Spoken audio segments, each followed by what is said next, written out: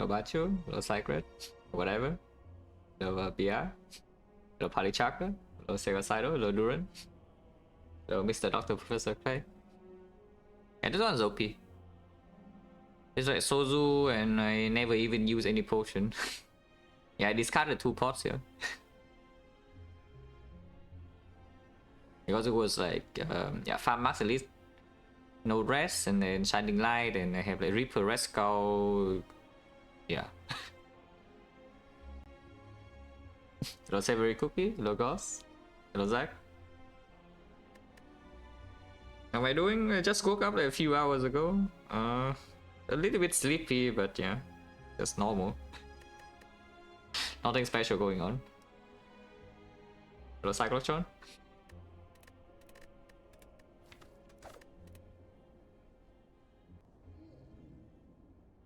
Transform to probably fine into Guardian also, yeah, so we can go infinite. Path is a little bit annoying in the sense that if you want to take the early elite, yeah. If you do not want to take the early elite, you go here, and here is like force burning elite, which maybe is fine because the burning elite is really late. But the early elites could be, if you want the fire before the early elite, then yeah, it's a 1 elite path. You can technically take the snipe. There's a 4 elite path on the left, but no upgrades. You can actually take the 4 elite path from here. Yeah? It's like 1, 2, 3, 4, and then silence broken. But yeah, taking snipe, first of all, the chance to snipe is not even guaranteed, and then the snipe part is committing into a very aggressive path. So if the snipe fails, well, sucks to be you. Or you just take Transform 2 and then re-evaluate the pathing. Because we can do many things in this act. Like you can farm elites, you can get burning elite here, you can get like just a lot of upgrades and maybe build a very strong deck leading towards infinite.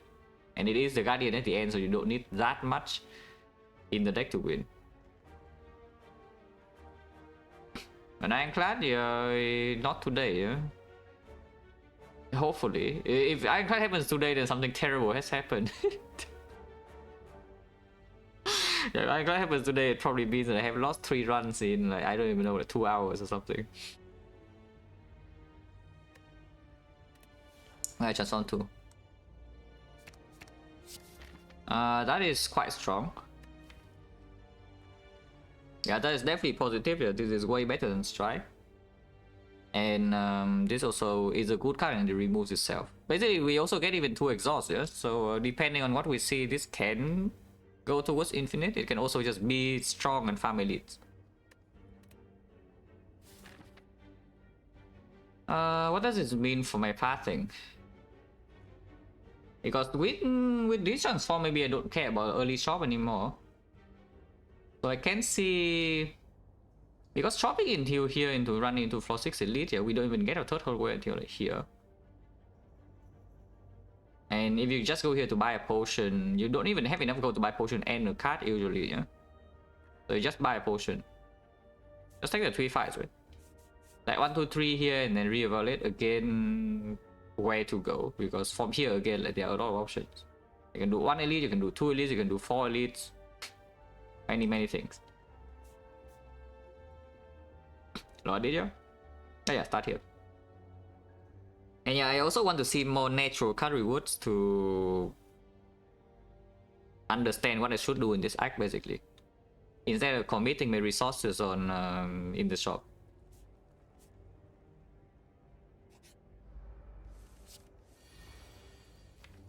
Okay, I'm sorry. I guess I'm taking 7.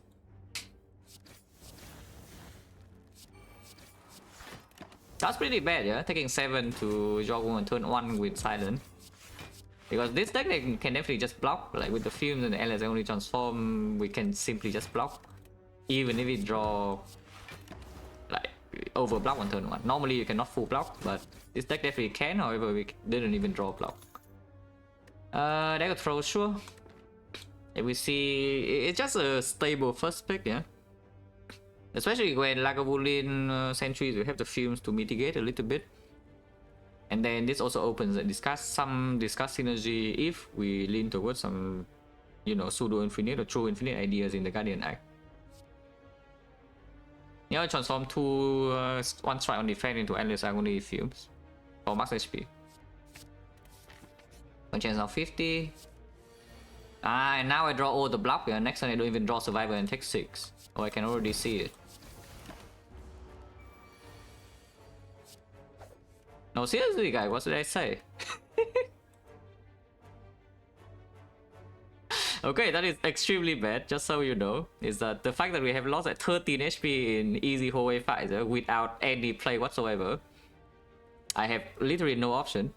This HP loss is essentially forced. And yeah, that is very bad because it makes, especially without potion drop as well, it makes like this potential for elite path very difficult to do.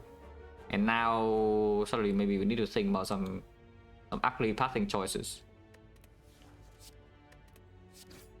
Yeah, like draw no block on turn 1 against the Jawa, and then draw all the block on turn 1 against the cultist. That's just perfect, no? Isn't it perfect? I play a fume so that I don't take cheap damage this turn, yeah, basically. So that I actually draw a freaking block because I will kill it in time either way.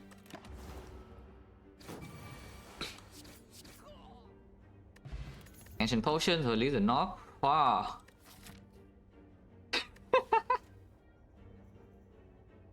Ah. Well, that is definitely a choice. Well, this is when we decide, yeah? Do we give up on the 4 elites or not? Because if I take this reflex, we basically are giving up on the elite farming plan, and then we change to another plan, you know? And the other plan is not bad. We are fighting the Guardian. We do have transform 2 into 2 exhaust, and the first card is Dagger Throw. Okay, I'll declare. Yeah, look at this. Can I try to kill this by next turn? Because we have 24 damage here, so kind of yes with Alex only. Yeah. It is even dead on turn 1 over. Yeah, it is dead on turn 1, and next turn we are not failed, so we full block here.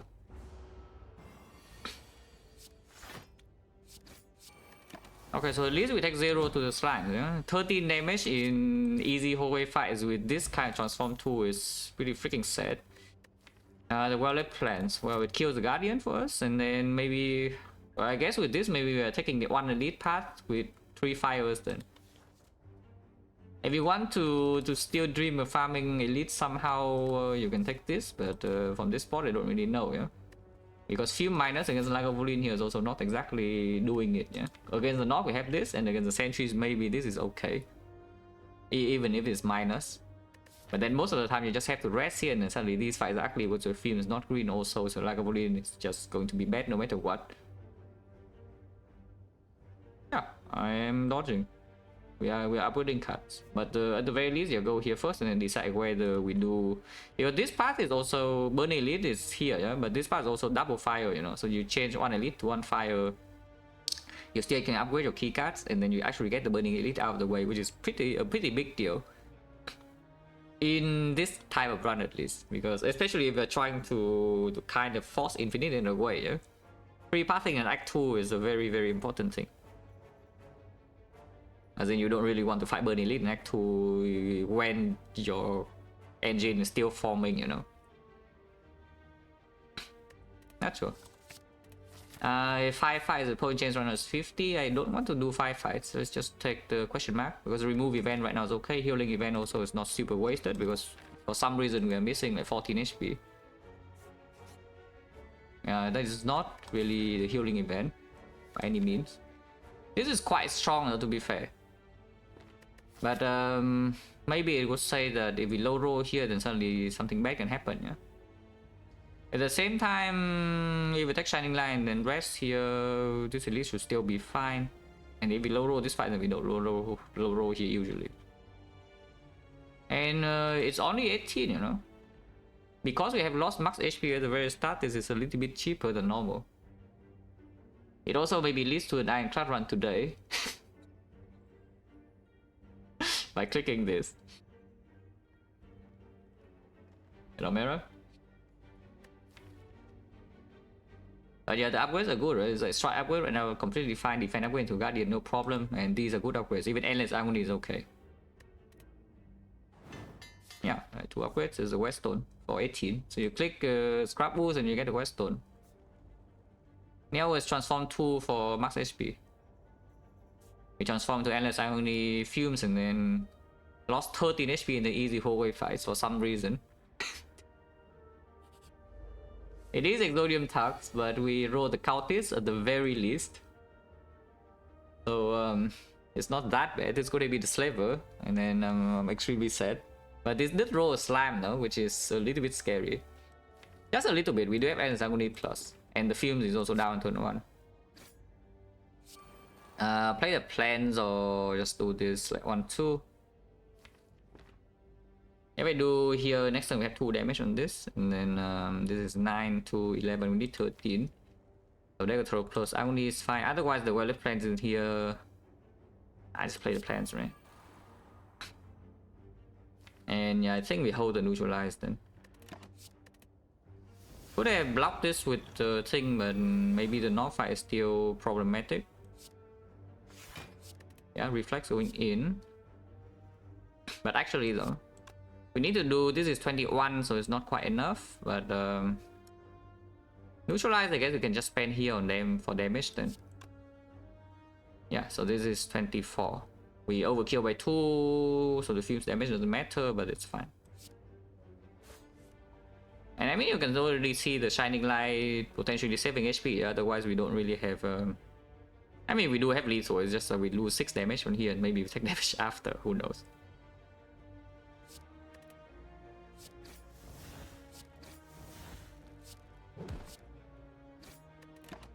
Next turn is 11.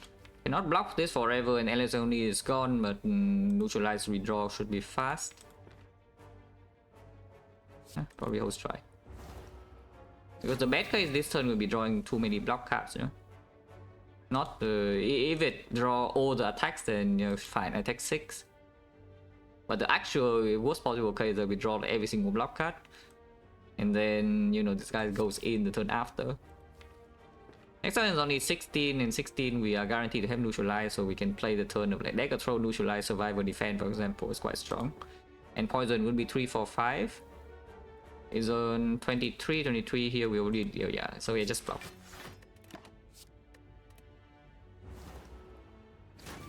This turn we full block. Shuffle in survival and reflex if you want to. I want to shuffle in a dagger throw instead though. Shuffle out the block is fine too. And I mean you can already see the reflex in this deck actually will play even very early game. So we take 1 damage against Exodium Tux. That's absolutely no problem on floor 4. Okay, potion drops, so now potion is 40. Blood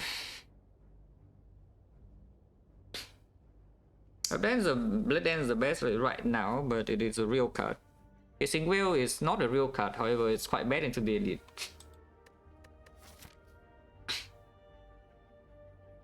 And I guess now we ask the question, are we fighting Burning Elite or not? Because I can simply 27 against Nob, but we have the Ancient Potion and the Wallet Plans. Because yeah, menu upgrade, what do we want to make? This is one of them, but at the end it's more needed. Right now it's not super necessary. The Fumes upgrade is actually more important, yeah, for Lagavulin in particular. Because right now a matchup against the Lagavulin is definitely not the best. And if we see Nob, then we have Ancient Potion block turn 3, and then we have Explosive Pot against Advanced Soulway, or you can even have 10 reach against the Advanced Soulway as well. 10 reach against the Nob as well with the Explosive Pot. So I think we do Fumes upgrade first, but I should probably still take a little bit more damage. Is it Blade Dance though? Because if we take Sucker Punch, then the Nob can never kill us if we are not vulnerable, yeah? Otherwise, if we take Blade Dance and it needs to be played, then The knock also gets a bit angrier, and there's no guarantee that it's weakened on turn 3.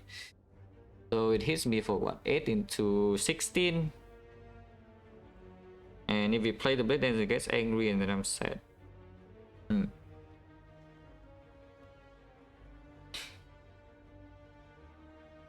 Yeah, what if we Sucker Punch? Because Sucker Punch also goes well with the plan of upgrading Fumes and then just sitting there, you know? Like we are blocking before the deck can go infinite. And then when the deck is infinite, the Sucker Punch is also better to draw than Blade Dance later on. So take Sucker Punch and upgrade Fumes, I think, is what I'm going to do here. Because the Sucker Punch just has a good matchup into, honestly, all the elites. Like, even the Sentries, yeah, because against the Sentries, the damage is Fumes. Yeah, let's take the Sucker Punch and then upgrade the Fumes here. And we take one Elite Act, but that's fine. Because the deck is strong, as in the cards in the deck are strong enough that if we just upgrade these, we do actually have like something functional. Especially when Sneaky Strike is also a common, yeah? Like prepare the common, Sneaky Strike is a common. If you upgrade like Reflex or whatever, suddenly your damage output can spike up like very quickly. Or if you find a way to block, then the Fumes can also deal damage for you. Yeah, here's the Sentries, but our Fumes is green, which is deployed immediately.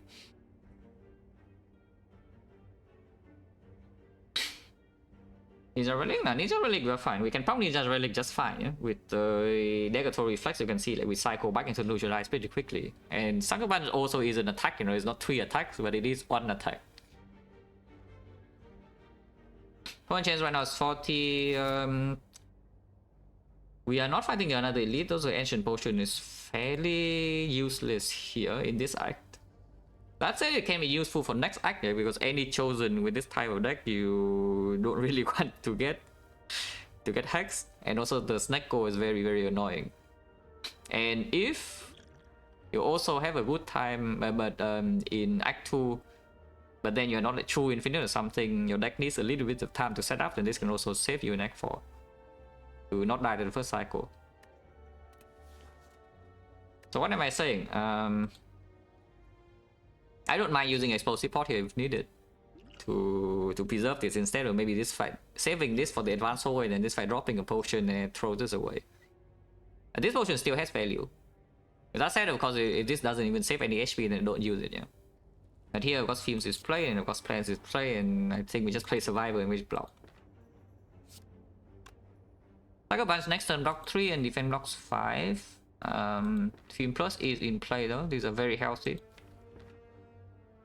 We can have Reach. You can also not play Wallet Plans, but that seems like completely mental. But yeah, let's say the Fuse next turn deals no damage unless I play Sucker Punch now, yeah. But we have 10 damage, is 33, 33, 26. 26 here is 14. Actually can sometimes kill the outer sentry still because we have like 9 here plus 6 here, 9 here plus 6 here. That would mean I take 10 next turn. Wow, that's okay. I can also just hold the defense. Yeah, I can also simply just hold the defense. And we say we block instead.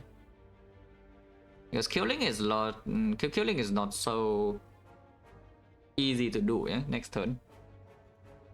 And even if we do not hold the Sucker Punch, we might still kill because there are a lot of attacks in here. I think I'm just blocking. Because if we play 2 defense next turn, we also take only 10, you know? It's the same. If we kill next turn with all our energy, we take 10. If we play 2 defense, we take 10. And then the Fumes can also deal damage. Let's hold defense. Yeah, like this, we block. Blocking. We can count some damage to see where this neutralize should go. Because next turn we have 3 damage from the thing. We want to kill an outer sentry, but over 2 turns, yeah? So the poison actually can be 3 plus 5. So that's 8 damage. 8 damage we need. We have what?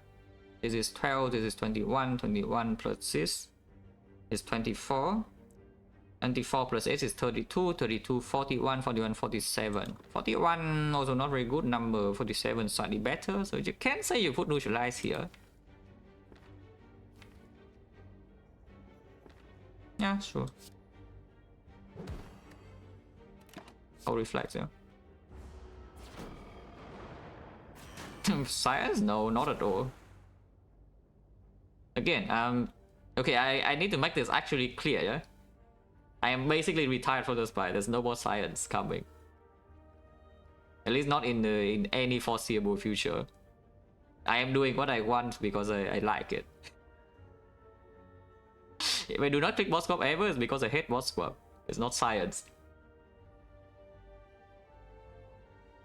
I am not making any more conscious effort in order to improve my gameplay. I mean, I will still get better naturally just from playing the game, but no more.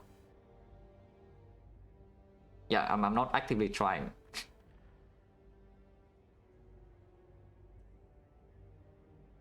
It's weird, yeah. Basically, I'm just I play the game seriously, yeah, but I'm not sweating outside the game. Basically, whenever I play seriously, but I'm not going to think too much like when I'm not playing. And yeah, we hit here.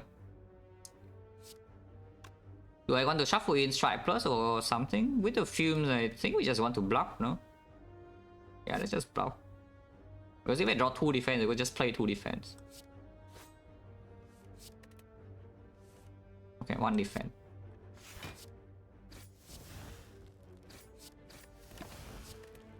This thing's dead, yeah? We get 3 more days because we don't kill it by this turn, but we have Fume Plus in place, so it should be fine. Because we don't shuffle that quickly. Getting Giga text. That is very bad, by the way, because it is advanced always, so we can die next floor. Because even with that shuffle, we don't even draw a single block card this turn. This also blocks, by the way, yeah? So this blocks 3, block 5, 5, 5, 8, and we draw 0 of them. With how many cards? I see 3 cards on the deck with throw reflex. And then I see another 5 here, so which means I see 8 cards, and out of 8 of them we have 1 block. Oh, that's amazing. And the explosive pot also doesn't even save any HP, so we don't do anything about that, yeah? Poison 5, 7, 9, that's 21. Next turn we most likely have full block though, and then the turn afterwards a full block again, and the turn afterwards is a blind. So full block, and then blind. So we want to kill here. It's 5, 7, 9.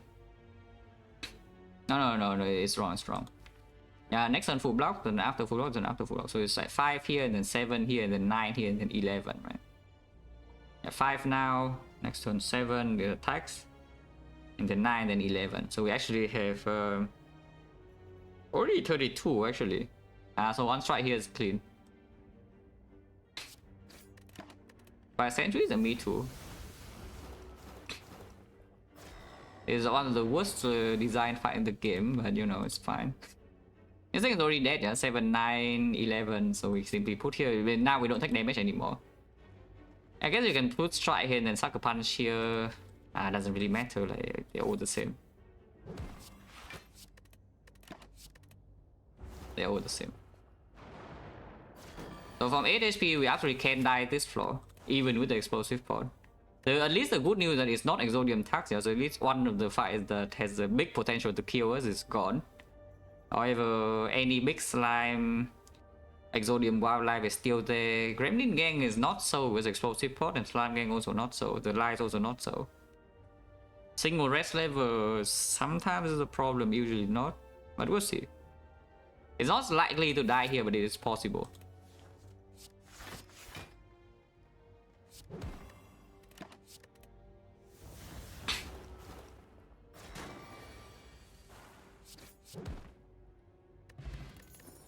Okay, and yeah, the ancient potion probably just goes now, yeah. This I don't think I want to take. If anything, maybe Slice or the Sneaky Strike is a million times better in this deck. And the Sneaky Strike is also common, the Slice doesn't even help us in the very short term, because our actual short term problem is that we walk into here and we die on turn 1. And none of these would help. But yeah, count this spot over Ancient if anything. Yeah, here we have this, so we are safe. Of course, if we don't have to use the potion, then I would like to not use the potion because our potion chance around is 30, and the Eternal Feather also is about to heal me like here, and then here, and then here. So in fact, we might not even need to rest a single time. Oh, transform 2. And what is incredible about this though is that you see the transform 2, right? It was Fume's Agony, so it was good. And I took 13 damage to the easy hallway fight without counterplay. Because I took 7 damage on turn 1 against Dragon and draw every single block card in my deck against the Cultist on turn 1. So turn 2 I took 6. With these transform 2, that's like incredible. Now this is on 33.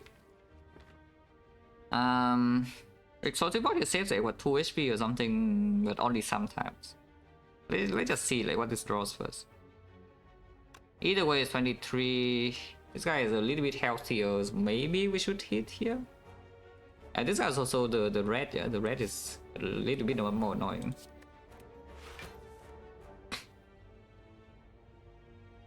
So yeah, it's like 9 plus 6 and we'll take 2 damage.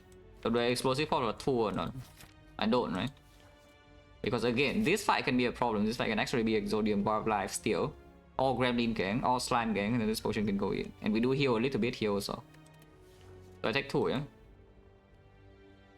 And we play, try Endless Agony kill this, and then Endless Agony here to open up a kill here next turn.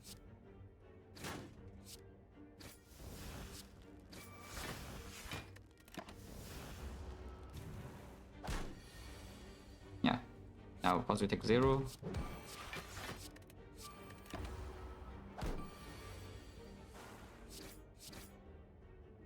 Now for chance 40. Oh. Damn.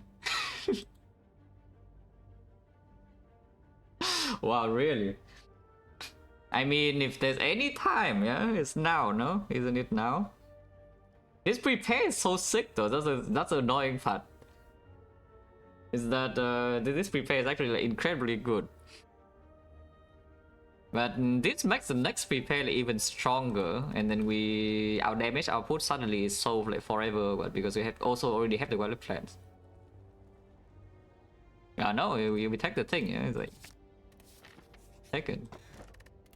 Panic Grand Finale, 200, 100 damage, boom. Endless Agony a little bit, and also this deck, if it gets to act, this is a random relic in Act 3 if you key, yeah? So this deck, when it gets to Act 3, I don't think it will have any huge problem, you know, if we already alive in Act 3. So of course I don't key that. 15, so we die from 15 or not. I can lose HP and then get stabbed here.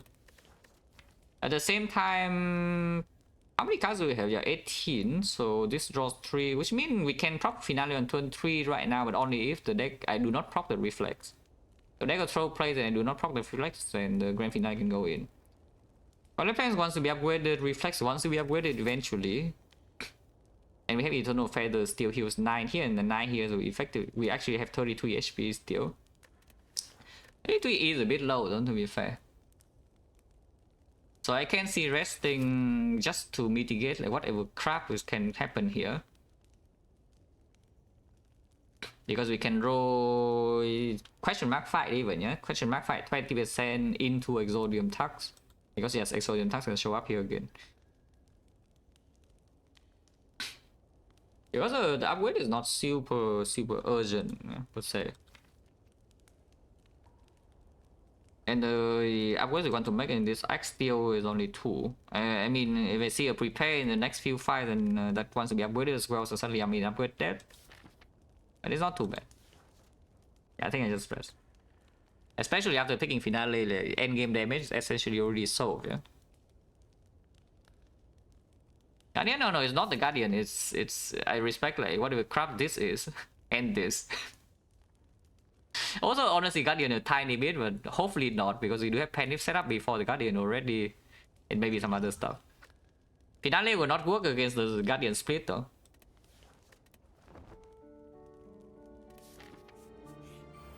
Exodium Wildlife. Any resters? And the fact that I only rested means I probably don't use this, yeah? Resting God of War? No, actually true. Scrap Ooze God of War can be taken now that we rested. Point chance at the moment is 40, I think. 1, 2, 3, 4, 5, 6. Yeah, 40%. This potion, the thing about this potion is that it's so good into Egg 1 advanced forward. So it's like here, if you want to use it to save HP immediately, you can. And it basically can prevent you from taking, if you're facing a fight that maybe you're taking at 22, you can suddenly cut it down drastically by using this potion on turn 1. Is it such a fight? Because we do see the grand finale is missing, but this is still here. And this turn, how much am I taking really? I'm taking 5 damage. So we use explosive pot for 5, if anything. Point chance 40. So we get 40% here and then 50% here. Which means the chance to meet with 60 into 50, 70% of the time we get at least 1 potion here.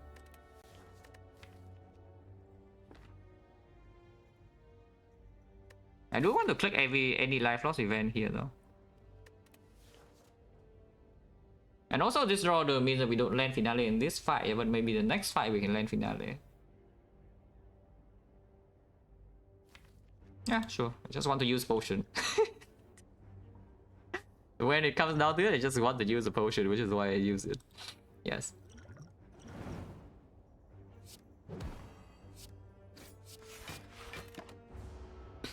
Plugging.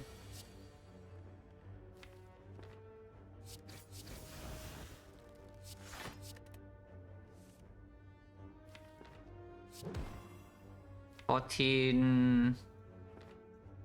Otherwise a 17. Yeah, like this. Yeah, now we kill. You can try to get Penny on 9, but honestly I cannot be bothered because we don't even play Wallet Plan, so next turn I can take damage. Can I take damage? It goes to 10. 1, 2, 3, 4, 5. Yes, I can. Okay, fine, let's kill. No potion, which is 50. This of course is skip. And yeah, we want upgrade still, yeah. We did get a 20% fight. Not the ones where explosive pot would do something insane though. But we did get a 20% fight.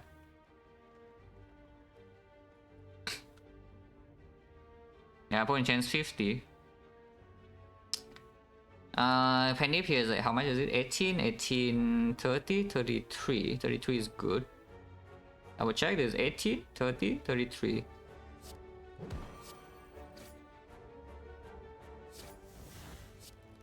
We leave Agony in, yeah, in the redraw. The Frail will split this turn. And you see it, yeah? Is this happening, guys? Next turn. 5 out of 6.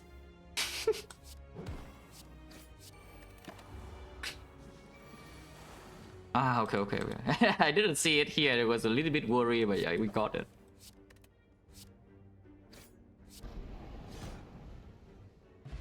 No potion, 60. Okay, fine. Facing Whale can be taken. Front root block for Act 2, delaying for the powers a little bit. Not exactly a super amazing draw to split the Guardian with, but maybe you don't care because we're healthy now. Gotta plans upgrade first and then reflex. Or you can do reflex first. If you see prepare, you can upgrade prepare also. But I think Gotta plans green is probably still stronger than green reflex, even if you have a prepare. Yeah? I'll probably do this.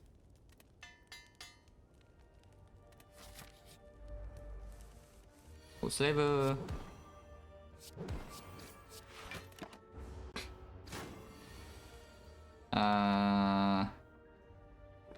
Taking 9 he will not be the best, yeah, I will tell you that. Taking 4 is still not the best, but unit is better than taking 9.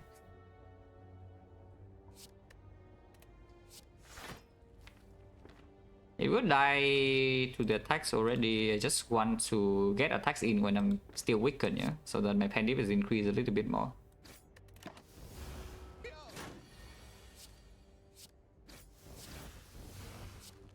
You can actually still stay here because neutralize weaken can be played, and then you can put it to 6, but you can take damage next turn, so let's not. Ah, potion. One chance now back to 1, 2, 3, 4, 5, 6, 7, 8, 60, yeah. Acro. Yeah, Acro we take. 20 cards, so we draw 17 my turn 3. If we acro, we have 20. Or if we dagger throw into reflex, we also have 20. But the thing is that I want to upgrade either the reflex or the acro right now, and then it will mess the other thing up.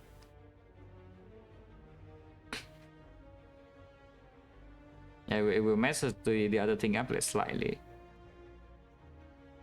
I mean, of course, we take the acro, but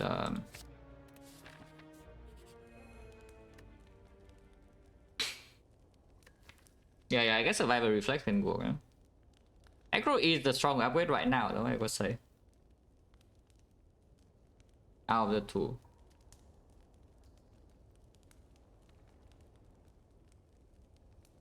But how much stronger is it really? Because we have 3 activators in this deck with the reflex, and then in the redraw. Yeah, reflex being 3 and acro also being 3 means that in the reshuffle, manipulating is a little bit more difficult, yeah? Just a tiny bit. But it's probably still okay. I can do reflex first.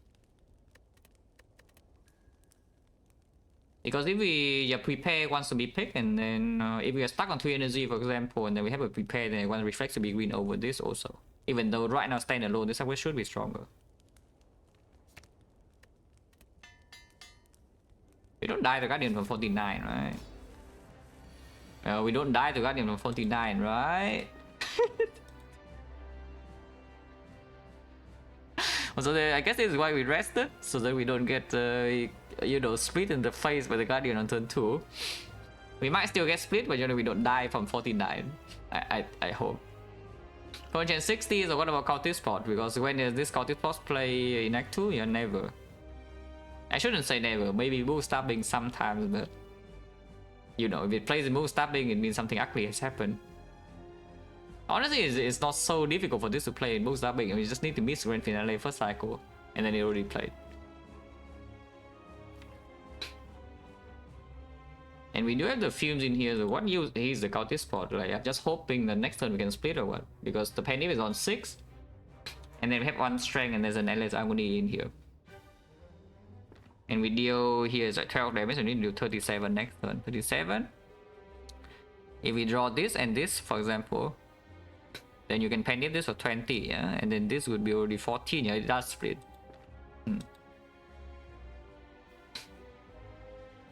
Do this right? No, please do not. I would take 36 to my face before I use my dupe pot.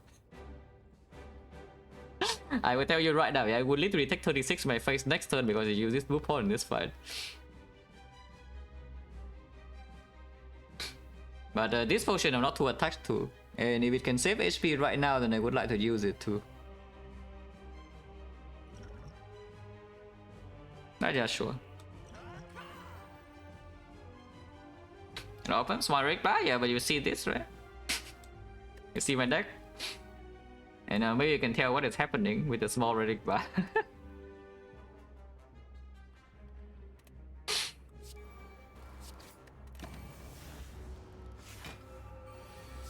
Yeah, look at this. And now we can pen him, and it splits, and there's no problem. Yeah, the split. I pen him the dagger throw because if I draw to. Yeah, I pen him dagger throw, yeah. I did not draw into wallet plans. It's fine. I meant to play the strike to advance Penny, but you know I misclicked. Don't worry about it. We are taking a little bit of damage this turn, unless I play like boom, boom, boom, boom, and the next turn we break. Let's just take damage and play wallet plans, yeah?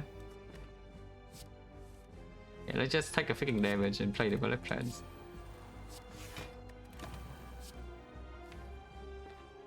We can get finale next turn if we draw dagger throw reflex.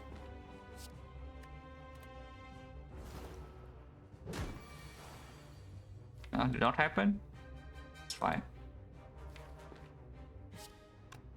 Do I will this turn or not? Otherwise I hold again finale well and then we take 0 next turn.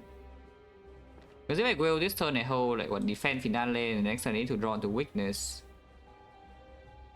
Not a terrible chance to draw weakness, and if I draw into the defend, I take 2 because I can survive a reflex. That's will now, right? Basically, that's will now.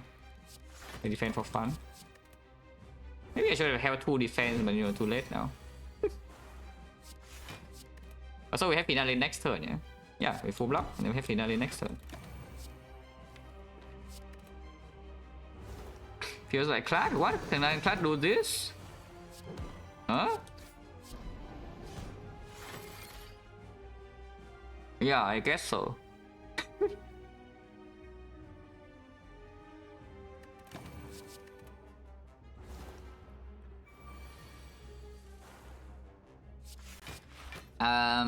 Can finale again next turn. If we draw survivor. What? Oh, I'm even taking more damage, yeah? I fail to land finale and I also take damage. Drawing acro also works. Because I can simply acro, defend, finale and the thing and I take 3. Instead here I take 6. What the hell? It's fine, I guess we take 6. Ow. That was rude. Penny 1-9. We can finale next turn again.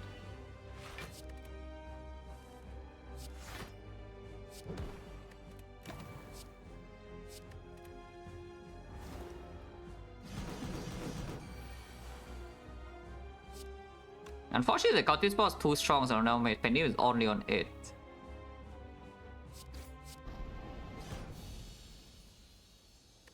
Ah, new potion. Oh, liquid memories as well with the grand finale. Yeah, 1 time in Act 2. One grand finale is so good. Yeah, probably don't need anything here is die, but unfortunately, this is not adrenaline. It's not after image. It's not tools a threat. It's not red form. Yeah, red form probably also still good.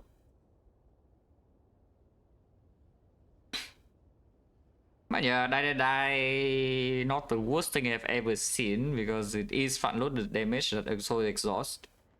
Works okay with the Penny. Act 2 has a lot of, you know, nasty things that if you miss your grand finale in the first cycle and you don't add something like this, die, maybe you die. And then way down the line doesn't really get in the way too much. It's like one of these exhausts. Or you can simply take a second finale. That's fine too. The thing about taking second finale is that you really need to make sure that your draw pile is empty at the end of the first cycle. At the very end of your first deck cycle, you need to make sure your draw pile is empty, otherwise you're in trouble. But the whole point of the second finale, yeah, is just that you don't need to top deck your gauntlet plans to land 1 finale, but you need to, you know, freaking land 1 finale. Otherwise, in boss fight, you never even need 2 finales. Yeah? After you deploy your powers, you can see like we play grand finale essentially every turn. And 1 is enough, we don't need 2. Oh yeah, I take the die. Take the die. What is this? Yeah, I transform 3 cards. Yeah, talk about King finale. I did not talk about it. I did not say anything. I just click the card. I think what I said was that yeah, if there's any time, and then I just click. But yeah, Ectoplasm no tanks, our deck develops removes, and the Bell no tanks, our deck head curses. So we take the Astrolabe and then we transform into like what?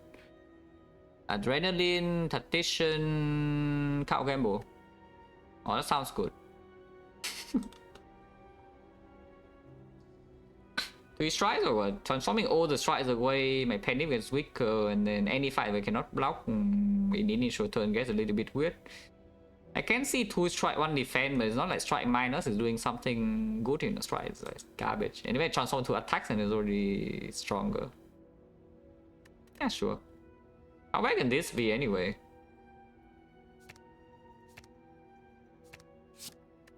Infinite. Yeah, how bad can that be?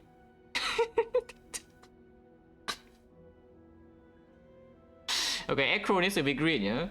I tell you right now, this Acro wants to be green ASAP.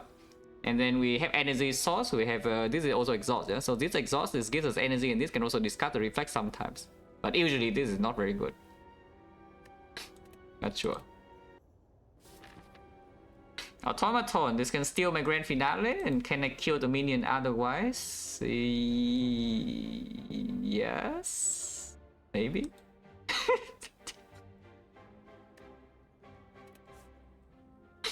Okay, the game plan in Act 2 is very clear. Yeah, we go to the shop and we remove cards. So I see a path with 2 elites forced, which is maybe not what we want to do, but at the same time, this is the only way to go to 2 shops in this act. So we start here, go to this shop, and then fight elite into fire here into second shop. Other choice is like this shop, but this shop is so trash because this 1 elite act 2. Which is honestly not the worst thing I have ever seen. You know, on Elite Act 2 in this run, but at the same time it also doesn't even give me fires or a second shop or the burning elite. So like, what am I been doing? Let's just go double shop, right? Yeah, just going to remove. And then we see outer and then we die. Wow. And we see the thieves and then we die. Wow. Speaking of dying, there's the die in my hand right now, which can be panicked.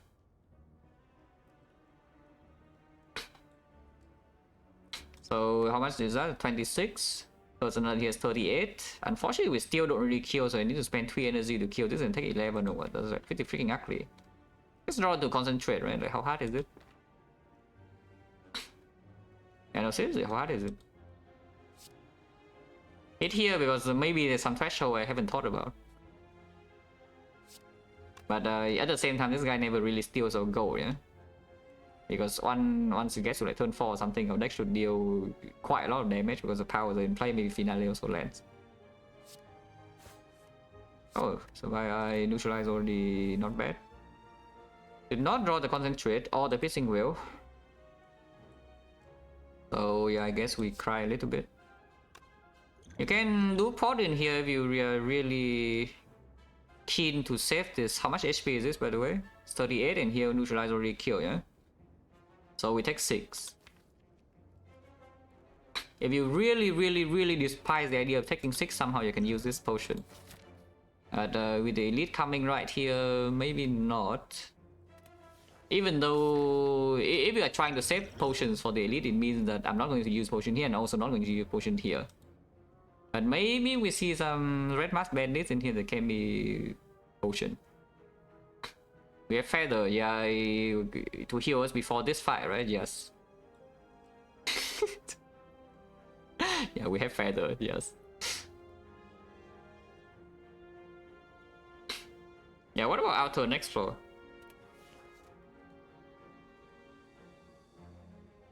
Because honestly, I'm not very thrilled of the idea of taking 6 damage right now, you know. But with potions 40, and this potion also does roughly the same job as a duplicate. I hate taking 6. And here, if we do that, die is also perfectly lethal on this, you know. It's like, what can you do? It's perfectly lethal. The game's telling you, screaming at you, like, okay, do that. If not, then this guy would have 40 HP, yeah. But he has 39. 39 is perfect. Okay, fine. Clucking. I just need to not randomly die in the early floor of this act here, basically, is what is happening. Which is 50 leg sweep, if anything.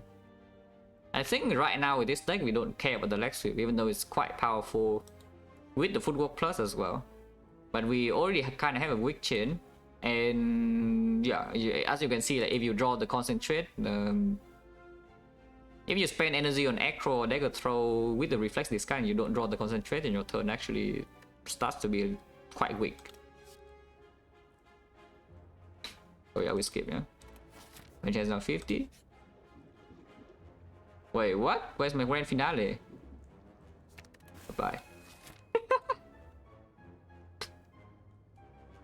Unload is so good, guys. Look at this unload. Yeah, unload is amazing. By the way, where the hell is my potion? Can somebody explain? Can somebody explain where my new pot is? Because I guess it's no longer here. It's just like the unload. Interesting. On sale. Okay, first things first, remove is always happening. These relics are absolute hot garbage. And we want to go to the second shop and also remove there. So yeah, remove first. Strike plus, I guess it can stay, so we can remove like the defend, even with the footwork. How many real cards do I have, by the way? 1, 2, 3, 4, 5, 6, 7, 8, 9, 10, 11, 12, 13. 13 only, yeah? And we do have a concentrate for energy. And now we have 12. Point change now it's 50. Next fight is what? The birds, the chosen, the baseball, and the avocado. Avocado is only damage on turn 1, and afterwards we are fine probably because we have like footwork or like plans, weakness, chain, and also damage output is, yeah, you know, sometimes we land finale and avocado dies instantly. The birds we have piercing whale, some weakness, and the fumes, and also landing finale is killing all of them even when they're flying. The baseball gives us time to draw into our power, so the, yeah, as expected, right? The threat is a chosen. What does it mean then, if the threat is a chosen? By the way, this eviscerate also is quite strong too. If you have tossed the grand finale away to the bonfire spirits, and then you have like unload, eviscerate, giga combo. At the same time, if I can get away with not adding this eviscerate to my deck, I would like to do that, yeah, instead. Because right now this thing is very strong, but then eventually is no longer needed when grand finale actually land consistently.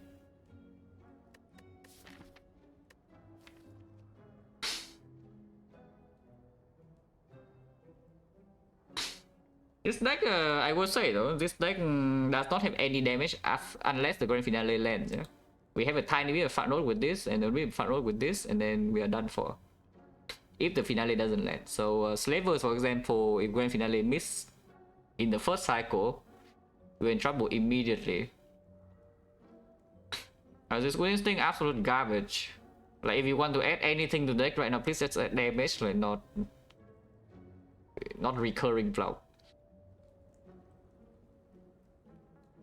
If you want to add block, like add something exhaust, like piercing wheel instead. But the threat in here is just that we face slavers and grand finale miss first cycle and then we are done for, yeah? It's a thing. Because slaver is shuffle in wounds and then the future grand finale is harder to land. And without grand finale we cannot kill them. I mean, that's not actually true if the penny is set up or the dead die sometimes, but it's not reliable. So the skill here is a card. Cards are bad. You want to remove cards, not add cards. But no, seriously, like, what about this? I mean, I think this should be bought, yeah? And because if it's a red, also combos well with the concentrate too, you know? It actually will be 0 cost fairly quickly here. If I shuffle now, we have plenty of ways to do it. Like, maybe so many freaking ways they don't even know to... Yeah, exactly how many ways do we have? Because first of all, you can even just do nothing until turn 3. We have 20 cards, you do nothing until turn 3, you play 1 acro, boom. You play survive until reflex, yeah, boom. Or you can go way faster, where you can get +3 here, +3 here, +6, +9, +10. But +10 you can overdraw, intentionally overdraw, yeah? Because sometimes you have got a plan, sometimes you draw acro reflex on turn 1 in order to manipulate for the finale to land on even turn 2. Yeah. I'm also thinking about the pot. Is that we just say that we cunning pot the slavers somehow. Because honestly, even if finale doesn't land, if the rest slaver still dies in time, you know? This is not the type of deck that you need to kill the middle slaver first, yeah? Unless it's on turn 1 or something, but if you can kill on turn 1, you just kill the rest slaver anyway. But after you kill rest slaver, you still do have passive damage from the fumes, and then the die deals like 13 AoE, so the blue slaver probably also dies at some point, and then we have well plans with the footwork with some weakness. And the Taskmaster will also just die at some point. Because I really don't want to actually add a real card to this deck, even though this thing deals 1,000,000 damage for 0.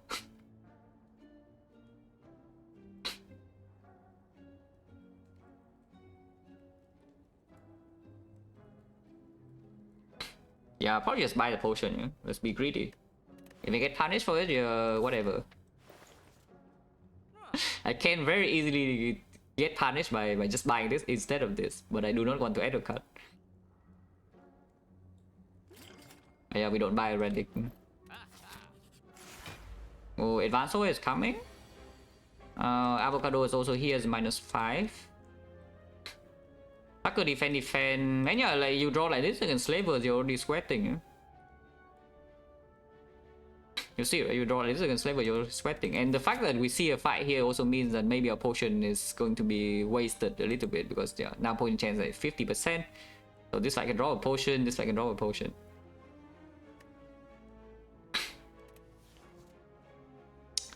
But yeah, defend, sucker punch, sure.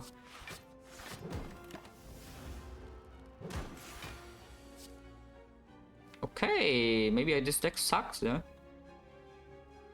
Guys, does this deck suck? If we bottom deck a Reflex and the Concentrate and also cannot play the Acro? I think so.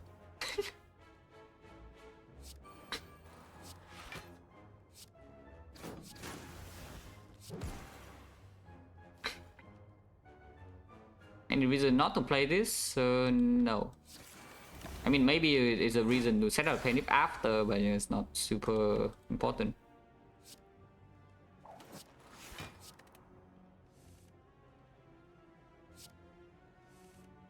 But you really need the Acro to be green. Honestly, both of them. You really need the Acro to be green. Next turn we can Finale. We are also not frail, so I guess defense is stronger to hold. I just play... yeah, we can even Acro now. Do not discard Reflex. And then we can play Hissing Will and then hold. Doesn't matter what we hold really. I do not panic Finale. I guess next time we open with Neutralize or what? Or with this.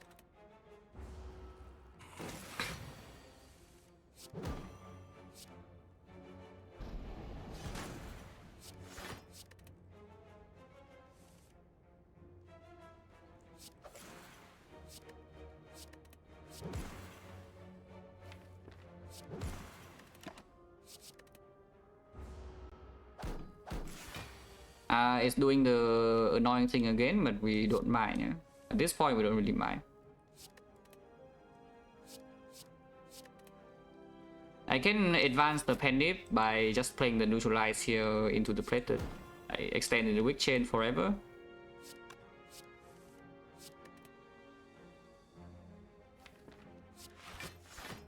Do not play Fumes.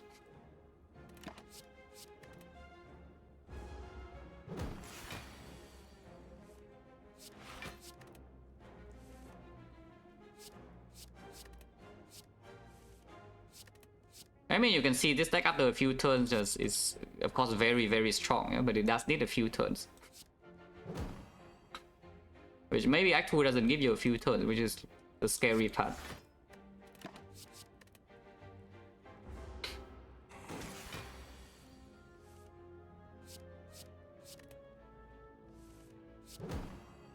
We do 1 on 9, yeah, we do 1 on 9.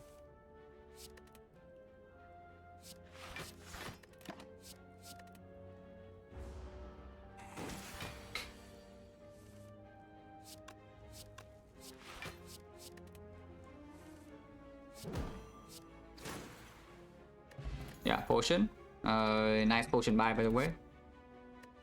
I did say that if you want to add block, add something that exhausts, like the piercing whale. So do we want second whale or not? Because the second whale also means that the concentrate is not landing as often, yeah, on the reflex or on the acro turn.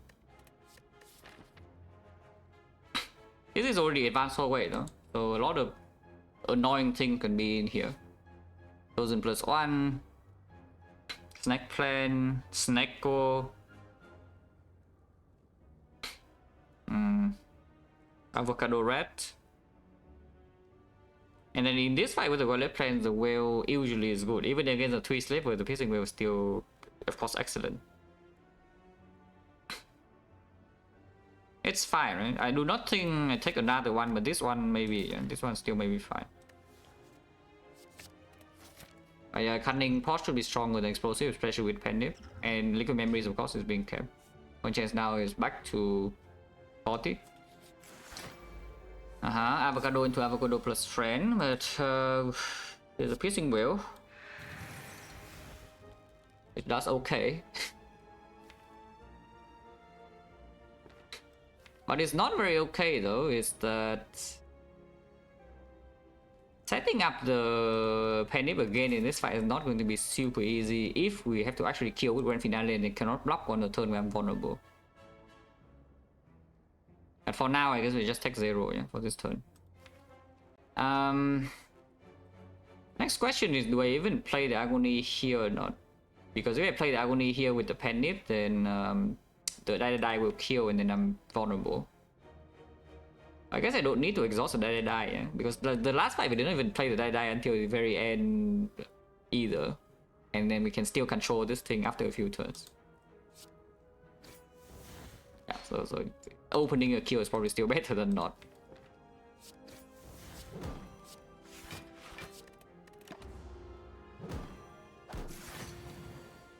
Attacking again. Oh, the piercing wheel. Yeah, 2 wheel for this fight. It has done its job. The powers are not in play yet though, which is pretty scary because next on this guy is always buffing and the fumes doesn't kill, so we do not need to be vulnerable yet. 2 turns from now it will kill guarantee, but then we also have some powers in play and the concentrate maybe. If I'm spending with this, X6.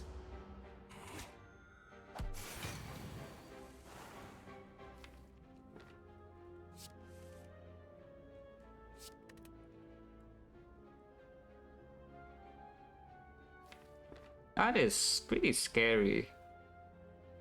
But I guess there's no actual good draw here, yeah. With if the reflex is missed by the basically.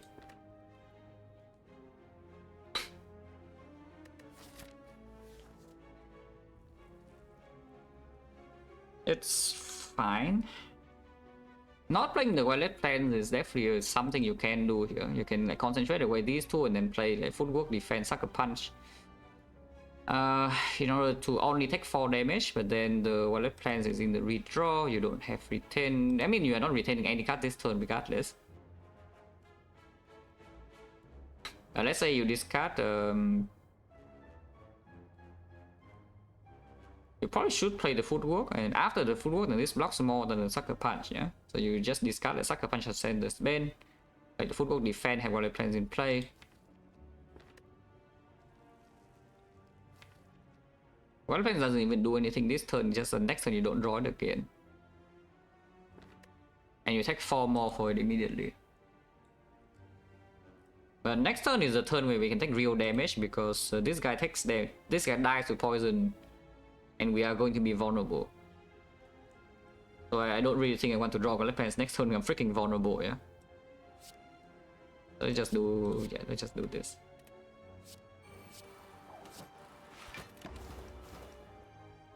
I mean, you can see what I'm talking about when I say early Act 2 is going to be pretty rough. It is pretty rough. But for now, I guess we are fine. We're not frail anymore.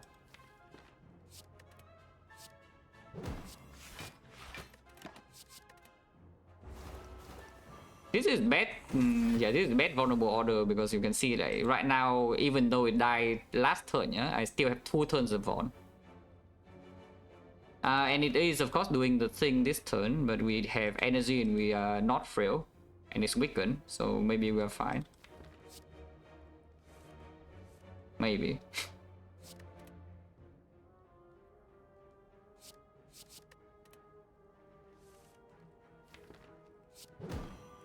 we are fine for now. Play that so I can shuffle back into the concentrate quickly, because we only need 2 energy to block. And this turn we have finale into some concentrate.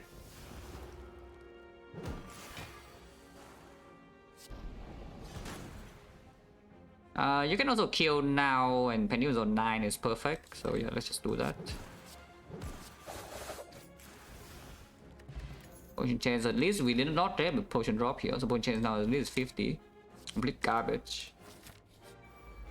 So starting we have 2 Pissing Whales. Yeah, play Acro. Oh, that's not great.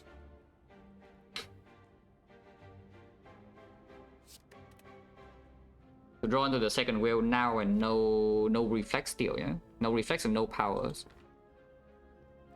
We can continue a little bit of course with a dagger throw. I don't think Pennipping on the die makes a huge difference in this fight in particular. So we can continue with dagger throw and see 1 card. That's not great. But you know, not much to do. We do play the whale here though. We get to exhaust all the cards and take 0 at least. Next turn, 21 damage coming and it's pretty ugly. But we can liquid memories the Pissing Whale if you really need, if you really want to.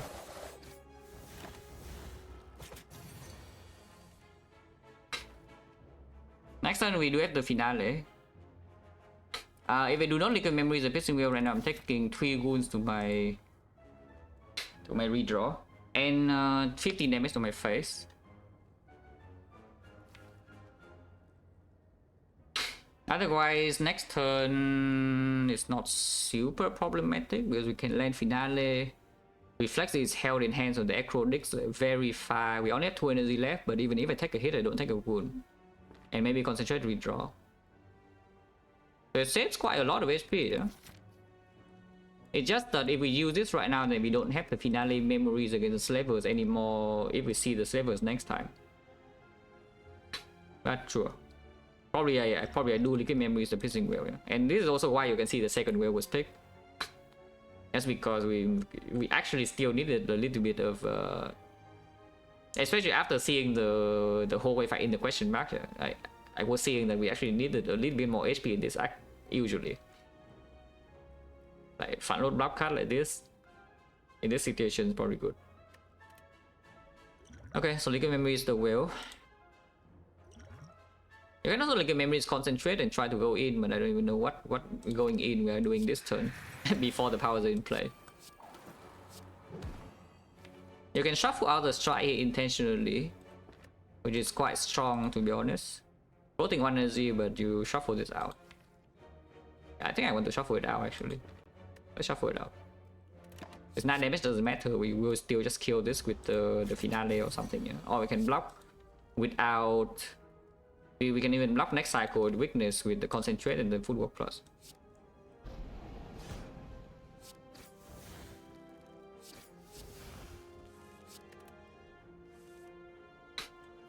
I said with the concentrate. But again, footwork plus does full block here at the very least. So I can survive or defend. And next turn is hitting you for a lot, but then concentrate is in hand. So it's not so bad. You don't need the whole finale here. You just hold like this or something.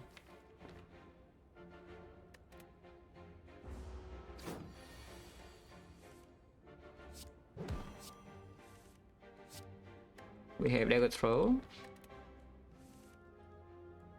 I said we have dagger throw. To be honest, but the Acro here draws 1 card, so we are fine. The problem with this is, of course, I missed my. If I kill it right now, yeah, which by the way is dead, my Penip is messed up. So is there any way I can make my Penip not mess up? That would imply that I need to play the films and block 3 turns, because so it's blocking this turn, blocking next turn, blocking the 24, and then the turn afterwards it dies. Which is honestly not that difficult, yeah? So I play this, go to 1 energy, and then discard, go to 3 energy, then take 6 immediately then for that. And then they need to block another. I take 6 and 2 wounds. And next turn they need to block 42. Yeah, without guarantee concentrate. Okay, let's just kill. Yeah, let's just kill. Yeah, let's just kill it. So yeah, play aggro, it draws 1 card, yeah, because my hand is full. Then this lands. So we get our penny exactly on 0, perfect. If it's already on 0 guarantee, might as well penny the finale to look nice, right? Actually, no, it's not true because I can get it to 1. I can concentrate away 2 things and then play boom 1, 2, and then finale at the end. Okay, fine. Penny to 1 is slightly better. Do not play dagger throw. Yeah, if you play dagger throw in here, you are going to be a little bit upset if you play this now. Oh, anchor is pretty good. Complete garbage, so we skip. Acro upgrade extremely important, so it's made like immediately.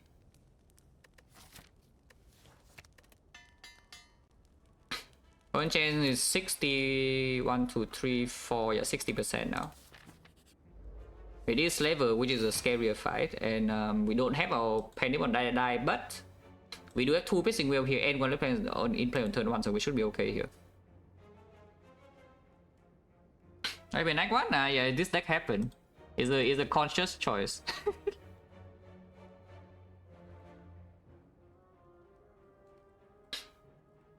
It's like partially forced because even after this transform 2, I took like 30 damage in the first 2 floors without any counter play. And no potion, yeah, so no potion, lose a lot of HP, no early shop.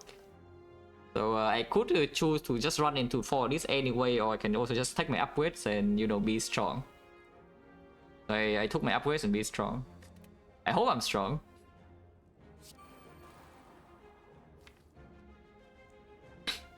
We need to land finale on turn 3. So +4, yeah? Or if we can draw +9, it would be good as well. And we can draw +9 sometimes. Yeah, we can draw +9 sometimes.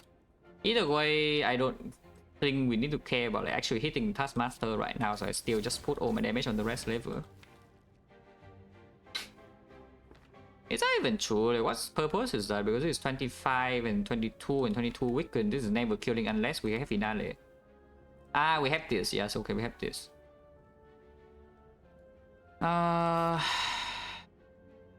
We are not going to fight this, yeah, we're going to the shot to remove another card. So I can see just using this immediately before we're weakened.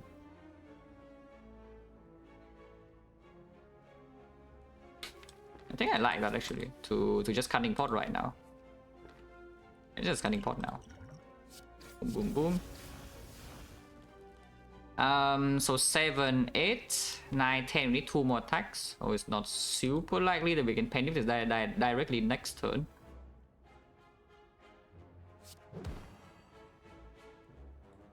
I mean, this is always played, you know, like these cards.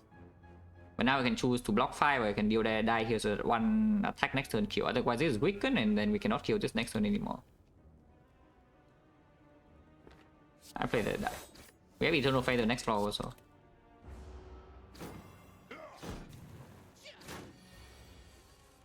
Yeah, so this thing's dead now. Don't think I want to try for finale this turn, so we just kill it here. Double piercing wheel here is taking 1 damage, and the next turn I have 3, so it's not guaranteed to get finale because aggro minus not in hand. So sometimes next turn we need to either play the aggro minus alone, or we can concentrate this reflex away, and then we have the finale in play. Otherwise we miss finale completely, and our deck has 6 or 9 wounds, but maybe the fumes can also do something.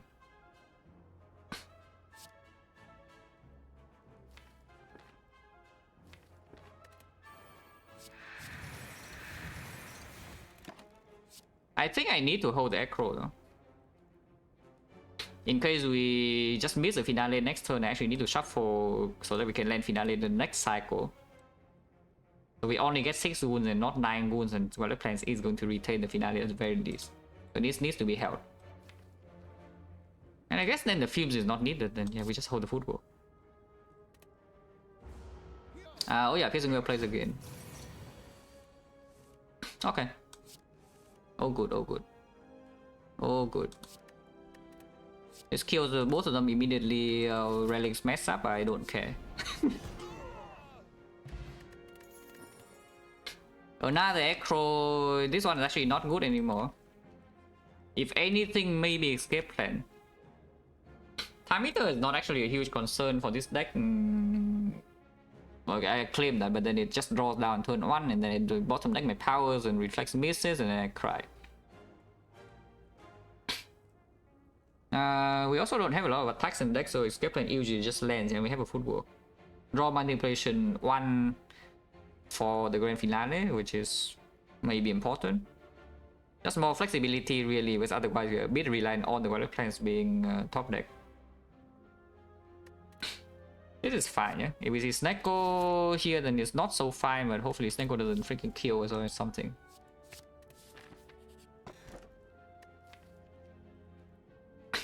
Well, that is interesting.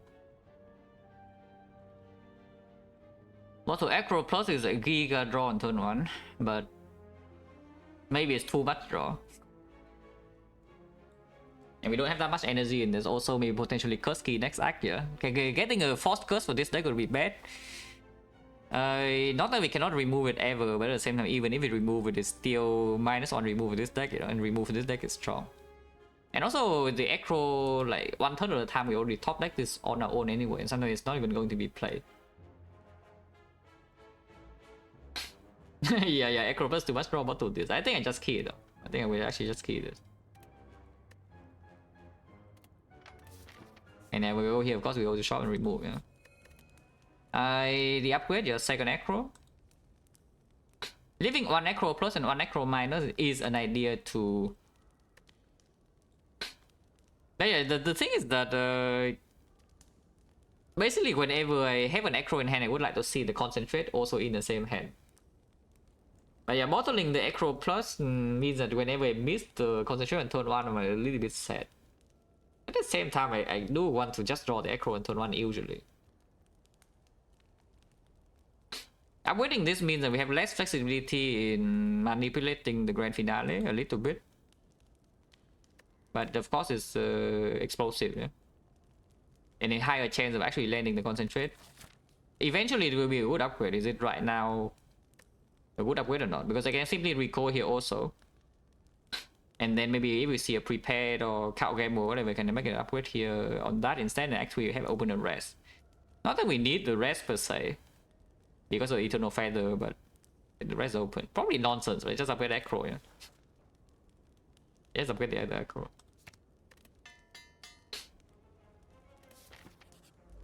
Oh god. Okay, concentrate is in hand, and maybe we can do something about this. This is one of the most dangerous encounters in the entire game, so let's be a little bit careful.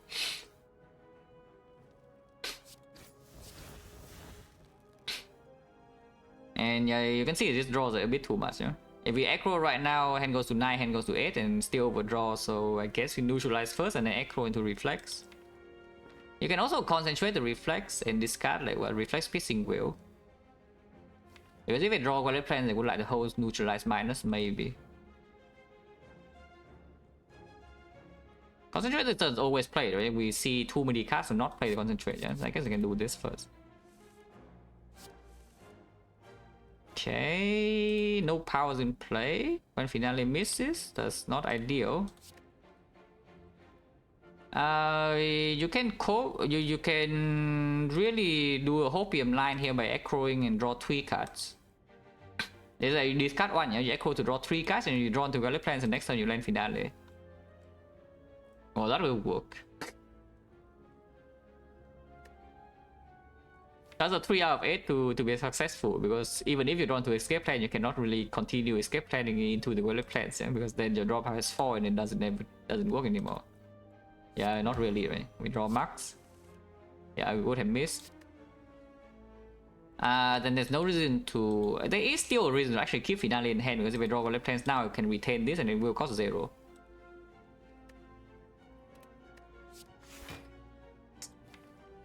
Bottom decking both footwork and left hands, not exactly... not exactly what you're going to see in this fight, I will tell you that. Because we kind of need to play both of them if the Finale is going to miss, so that we can block. But well, guess what? They are both bottom decks, so now with the random cost. Exhaust or die, then I guess. But yeah, this fight is very dangerous and there's not much I can do. Just roll cheap? Yeah, it's very cheap right now, thank you. They'll both be 0, yes, just in time, thank you. Exactly, they're both 0, as you can see right here. We can acro, we can play the acro though. Every single 0 cost at the very least. Now what? I guess you can just play like wallet plans into defend. Wallet plan is more important than footwork. Is that true? Probably true, yes. Yeah, wallet plan is more important than footwork. So I play wallet plans defend and yes, I hold the piercing wheel, I think. I can escape plan first and then concentrate away 2 cards and refund my energy and still play like this into this. Otherwise, am I even holding the footwork? Maybe I'm not, because redrawing into the footwork actually freaking costs like, you know, not 3. Yeah, exactly. Bottom decking both, yeah, and our deck is 22 cards and they're absolutely at the bottom 2. And we drew 20 cards on turn 1, yeah? We actually draw our entire deck on turn 1 except 2 cards, and yeah, those are the 2 cards, and then they both cost 3. Like, what the hell? Both costing 3 is already 1 out of 16. And then whatever the chance to bottom deck, both cards in here would be, you know, it's pretty unlikely to happen, but you know, it happens, so what can you do? Okay, yeah, escape plan now, sure. Ooh. Can we do something about this? I mean, this footwork is never being played, right? So I should just discard the footwork once we can hold this as well.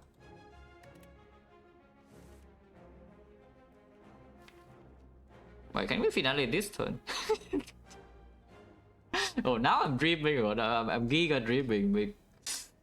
So we can acro into the deck and throw cost 0 and finale cost 0, and then we can play all of them and wallet plans. Okay, let's stop dreaming and let's just play the freaking wallet plans here. And then hold the acro plus, and next time with grand finale, and then play the acro, you know, it's an actual line instead of whatever crap this is to play this right now. Physical blocks more next turn, so we'll play defend now and hold these 2. Hopefully finale is cheap, because finale can be played here. Okay, 1 is fine. Wait, what? Wait, they will throw worse 1 cost. This is they will throw 0. This is 1, no? So if you play the line last turn, you could not play the wallet plans. I do not want to shuffle like, this in, yeah? So we just play this. Intelligent? No, it was intelligent, but only for our first turn. Maybe it's still intelligent though, because I'm not full blocking. Next turn is going in for 27. But who knows whether this thing's smart or not. For now, it doesn't look very smart.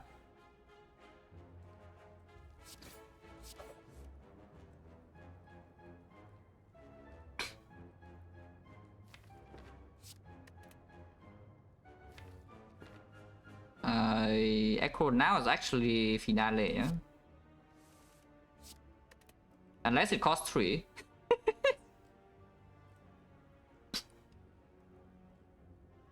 It's okay, guys, okay. We don't need to play finale here.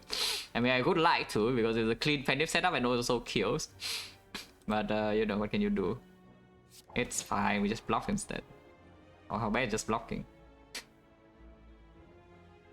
How bad just blocking anyway?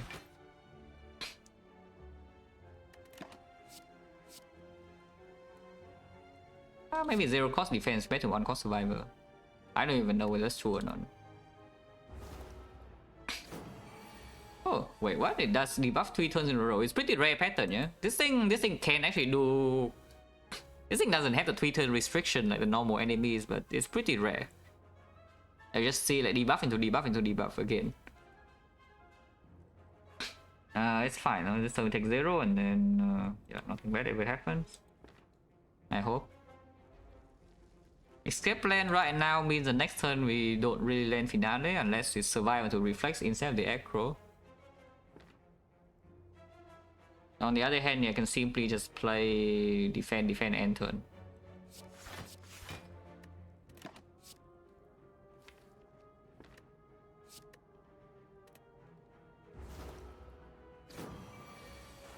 Oh, okay. We can play finale. By the way, it debuffs the 4th time in a row. yeah, we can play finale. Ah, okay, no 3 cost this time, so yeah, die. Okay, that could have been way worse. Let's put it that way. Because the attack pattern actually was tame. If it debuffs you forever, the attack pattern is very tame. You're not even frail. And then after the initial roll, Abyss roll afterwards was reasonable. Phantasmal Killer, absolute utter garbage. We skip and second escape plan. I don't think I want anymore. One escape plan was there because yeah, it's like slightly, very marginally positive. One escape plan doesn't really hurt us too much against time eater or the heart. And draw manipulation with +1 for the finale sometimes is good. Taking the second one though, suddenly maybe time eater becomes a problem, yeah? And it amplifies the low roll if the both escape plan misses also. And we don't need the manipulation for the finale as much now. Will attack terror plus only for time eater? No, probably not. Yeah, I don't think so. Because this deck is actually on track to... It's pretty close to being able to play finale more than once per turn. And if we can do that, I mean, we don't need terror for any fight.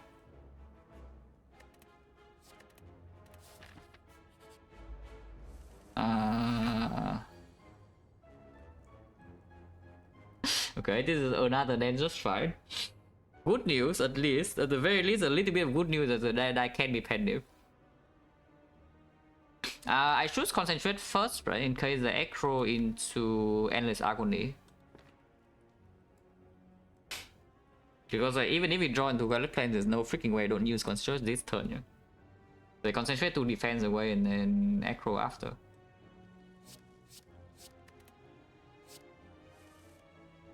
Okay, more aggros. We have another whale, even if I draw into the Valid Plans now. Same story, if I draw Reflex though. No Valid Plans, huh? And the escape plan doesn't work, but we can survive discard Reflex next turn and it actually props finale. It actually will finale.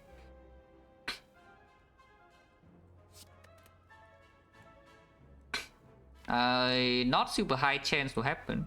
It can happen though, but we need to both of these on the same hand, yeah? Otherwise, in the initial hand. Otherwise, if you escape plan into this, no longer works because then you have 4 daisies. You have a forecast in the thing, 2 daisies. And otherwise, spending energy on deck throw is not even super appealing here because we can play footwork films that die instead, which I want to do. No damage in it except finale. If we land finale, that's already the good case, so I should prepare for the case where we don't land finale and Cortis needs to die in 3 turns. The poison is like 3 and then 5, we need 16. Yeah, sure. Just hit here then. I go throw. I neutralize 3 damage. Like can go here. But then neutralize redraw will not kill this. Okay, fine. Yeah, easy. Well, I mean, escape plan will land for sure, but yeah, we don't get to finale here. Oh, actually, wait. We do, no? We do. Oh, we do. Oh, this works, it works. Ah, oh, stupid. Absolute moron. Yeah, absolute moron. Okay, maybe it's not a moron next turn, but for now it's stupid. Yeah, because escape plan put the days in, but at the same time it also draws a card. Yeah, of course, like, sure. Normally escape plan push one card further, but with the chosen it is constant. By the way, getting a little bit old this turn. So maybe it's not so stupid, you know, like maybe don't be so quick to call your enemy stupid. How much does this block? Is hitting base 21, right? So this goes down to 23, so this blocks 8 and this blocks 9. 15, 22, yeah, it blocks 9. So Piercing Wheel is slightly better than Sucker Punch here. 4 HP, but Sucker Punch also advanced Penny by 1. Is that relevant? Not super relevant. I will say though, if we cannot get the finale in basically Weapon and finale on turn 1 against Automaton, something pretty annoying can happen. Probably not. Yeah, the only way is a concentrate miss and then we cannot even play the Acro, yeah? Because otherwise on turn 2 we already dig until the end of the draw power, the Weapon is in play and then finale will not be stolen. Okay, we just don't miss the concentrate then. How hard can it be? We even have a remove here. But yeah, play the wheel. Ow.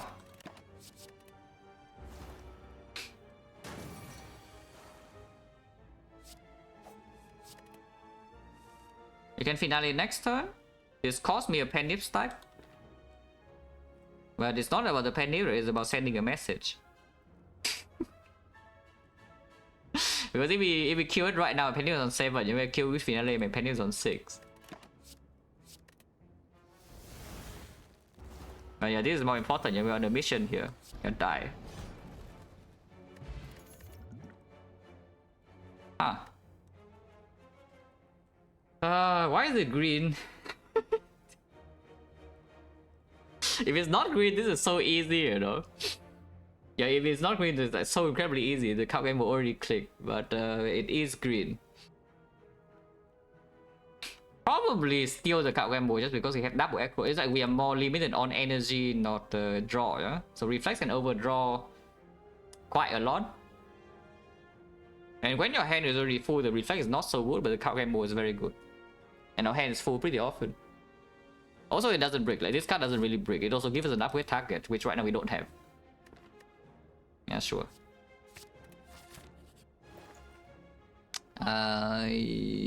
Block. Right now we don't have a super clean block solve against Heart. Prepare is also here by the way, but yeah, remove happens first. Escape plan now only fought the chosen, so I guess I can remove the strike plus. Yeah, I guess I can remove the strike plus. The Abacus is dealing with the Heart, essentially. It basically gives you neutral block with your cards played, yeah?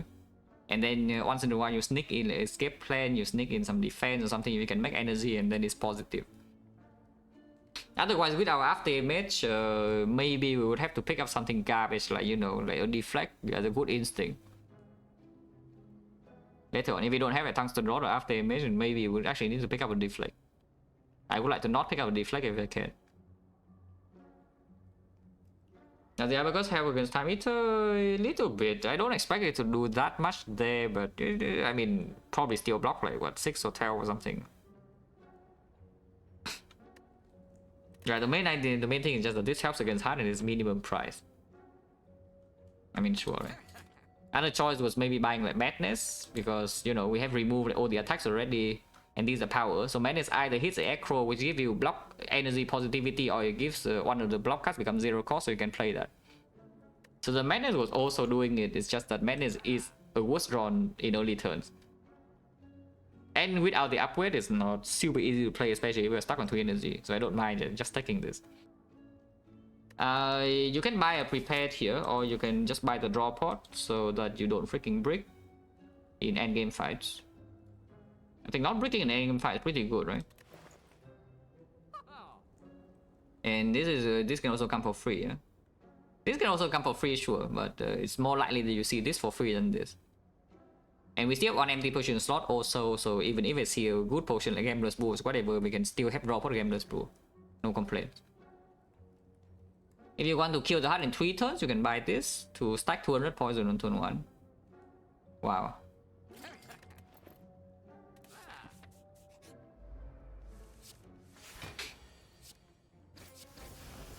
Maybe I should not even have played that, but yeah, too late now.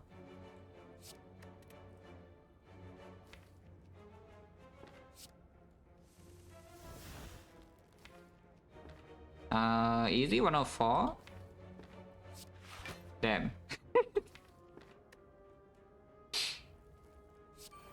That's fine.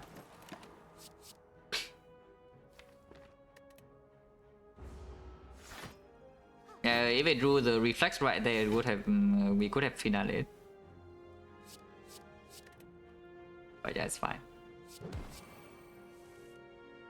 Maybe I should actually try to set up the Penny before the freaking automaton, because if my finale is stolen, I mean, I'm in a bit of trouble. But honestly, I cannot be bothered. Yeah, I actually just cannot be bothered. So whatever it lands on that, yeah.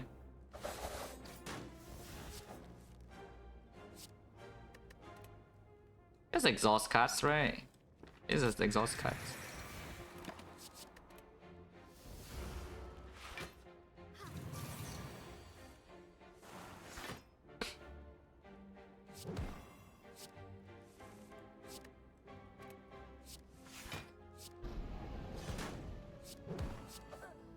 Five is okay.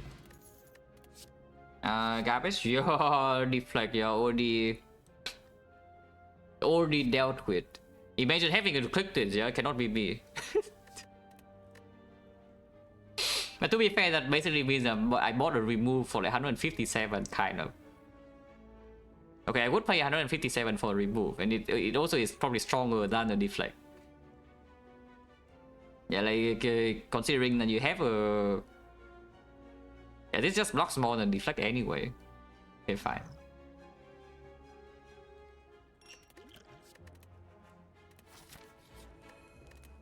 Yeah, wake up Hammer. Fusion Hammer is very totally open.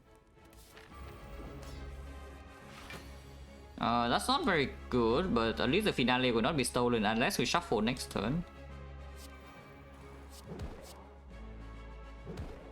Keep the die in so die can be stolen instead of the finale, or if the finale is stolen, then die can kill the minions. Burns and stuff, yeah, I don't know what the stuff is, but I'm not super worried.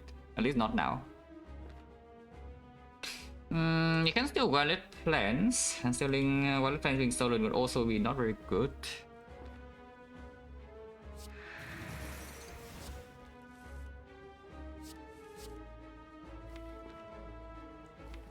Ah, so we can force them to steal both our rare cards, yeah, if we want to. I rated no, it's only rarity and then it's just random. Because if we discard the reflex in here, we draw until the end of draw power, so they will always steal the 2 rare cards. Is that okay if my finale is stolen? I kill with my neutralize, yes. Yes, I can. I can kill the thing that stole finale with my neutralize. Yeah, I'm doing that, by the way, just so you know. And we block 6 in here, there's no reason to take this damage, so we just block 6. A stop deck finale, easy.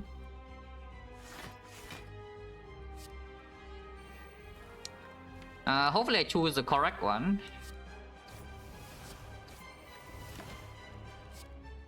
Woodwork should probably also be play. I guess we give the reflex instead.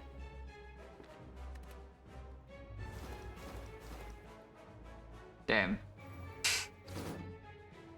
Already lost a 50-50. Yeah, already lost a 50-50. That's quite sad. But again, there's no problem here.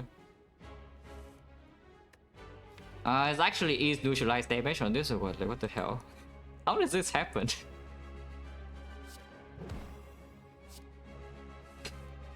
Yeah, how does this happen?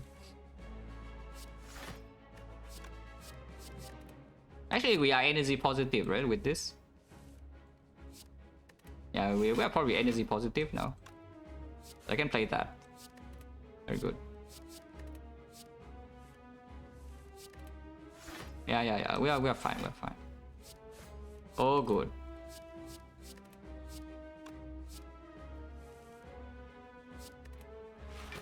Close? What? What? What do you mean close? Yeah, what do you mean close to? Like, can you elaborate? I see the energy is going up, yeah, it doesn't go down, you know, the number is going up. So like, is it close or is it actually infinite? Because I'm pretty sure it is.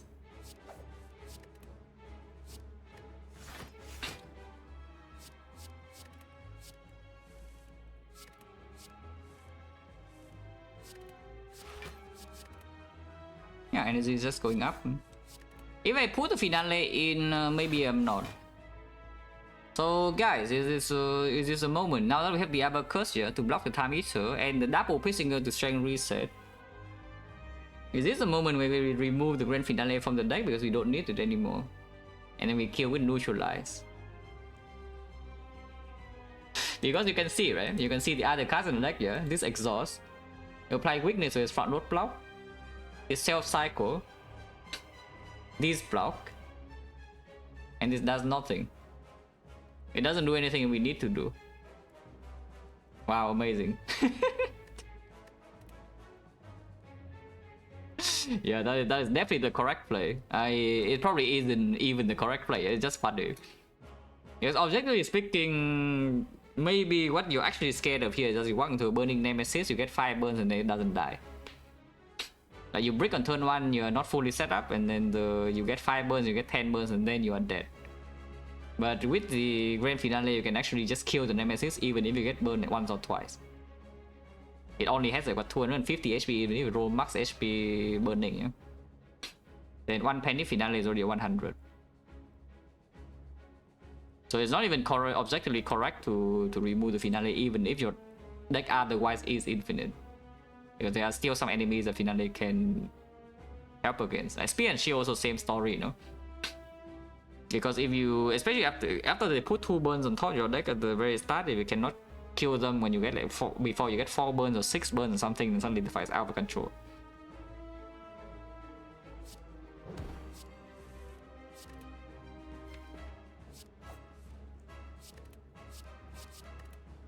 Okay, finale is finally freaking back to my hand.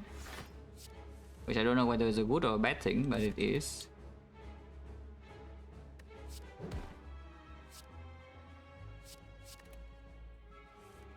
Now we can kill, maybe.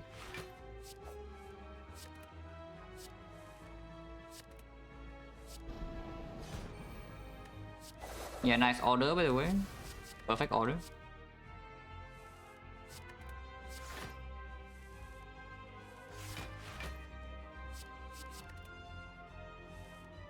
Honestly, something like blue candle here would not even be so bad, so I can exhaust Ascender's Bane on turn 1.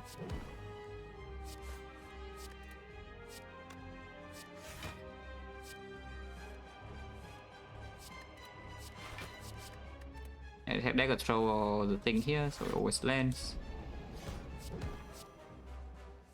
But here you see we are still infinite even with Ascender's Bane, yeah? Which means we are like 1 remove away from actually being infinite in the hard fight. Maybe we are already infinite in the hard fight even with the 2 statuses, but here you can clearly see that even with this card in the deck, we are still infinite. So like 1 more remove and 2 status from hard doesn't really matter anymore.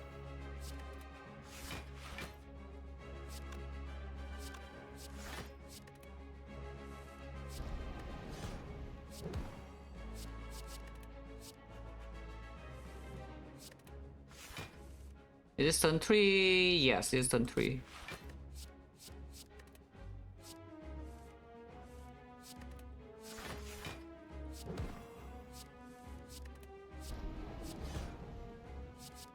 One more finale, perfect. 1, 2, 3, 4, 5, 6, 7.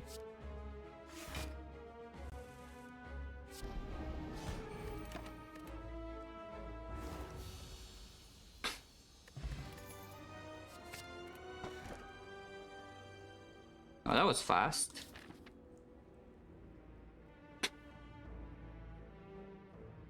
Yeah, not much to talk about, yeah, for these rewards. Yeah, good talk, exactly, good talk.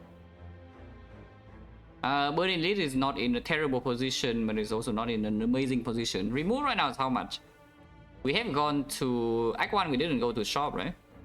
Act 2 with 360 went to 2 shop and remove in both. So remove right now is 125.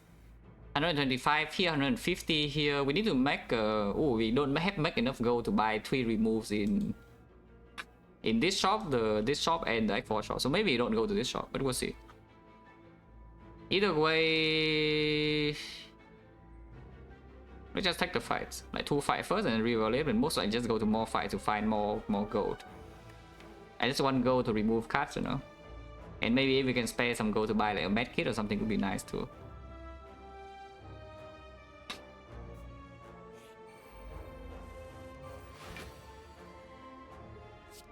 Now, something about pyramid though is that we are stuck on 3 energy a little bit, yeah. So whenever the concentrate is late or like this is also a little bit late, we could be in a bit of a problem. Upgrade in this act, if we don't go to this shot, then we have 1 upgrade which can go on adrenaline, which is massive. And the fighting elite doesn't really matter. So we'll see. A burn is shuffle in, is that a problem? No.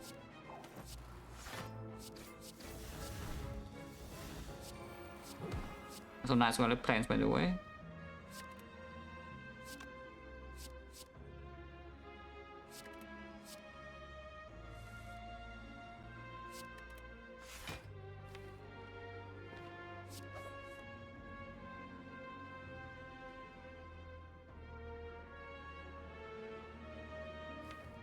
Can finale next turn sometimes.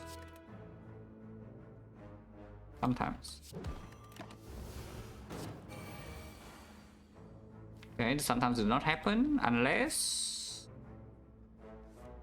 Damn.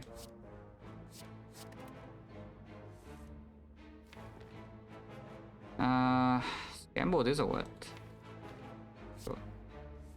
Maybe I should have just exhausted cards, but you know, I don't want to end my turn just like that.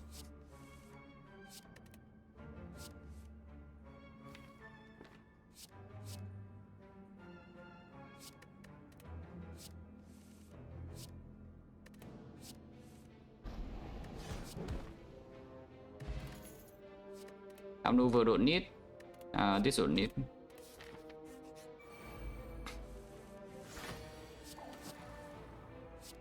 Thank you, escape plan, very cool.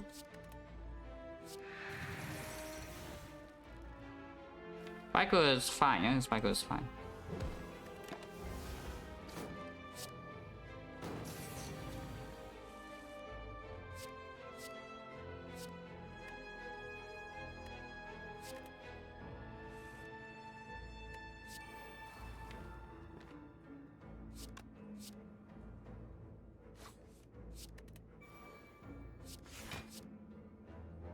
And if it's completely messed up, I mean we can make it mess up a little bit less.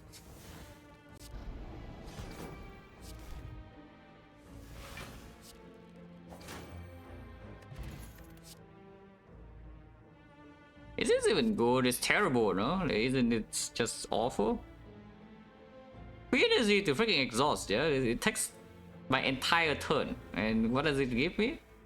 Yeah, more statistics in any fight actually can threaten me.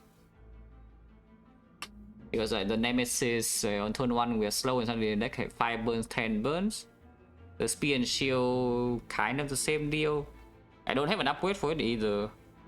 And against the hard, do I need this or not?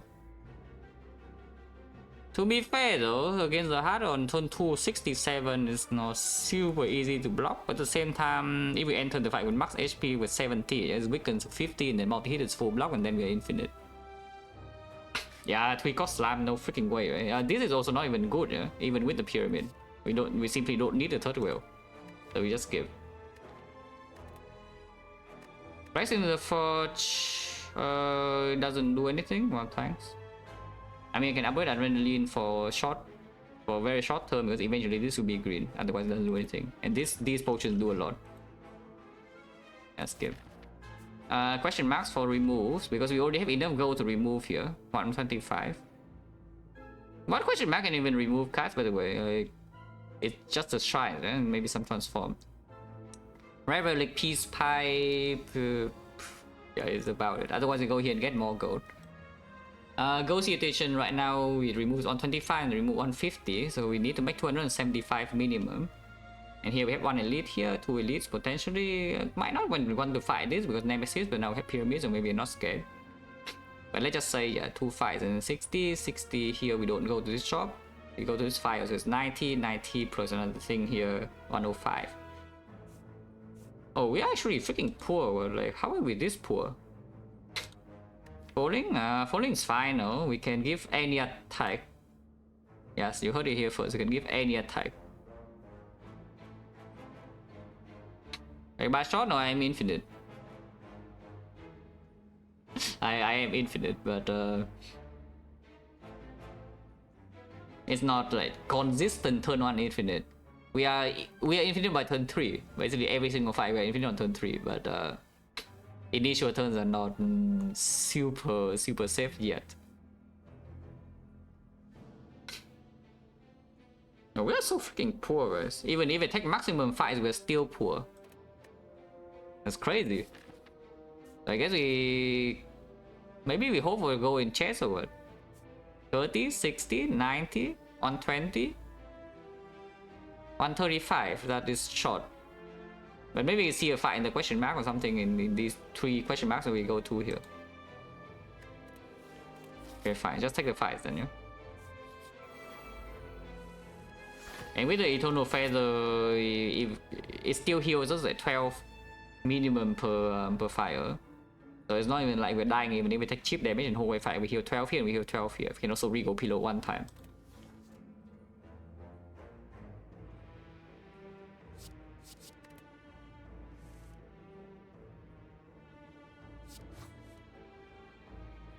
Gamble. I think we just will this turn.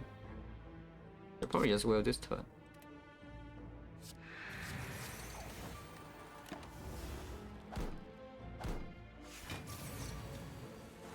And maybe we can finale now.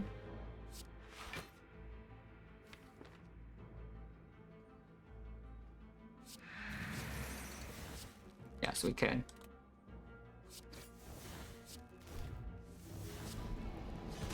They're all dead.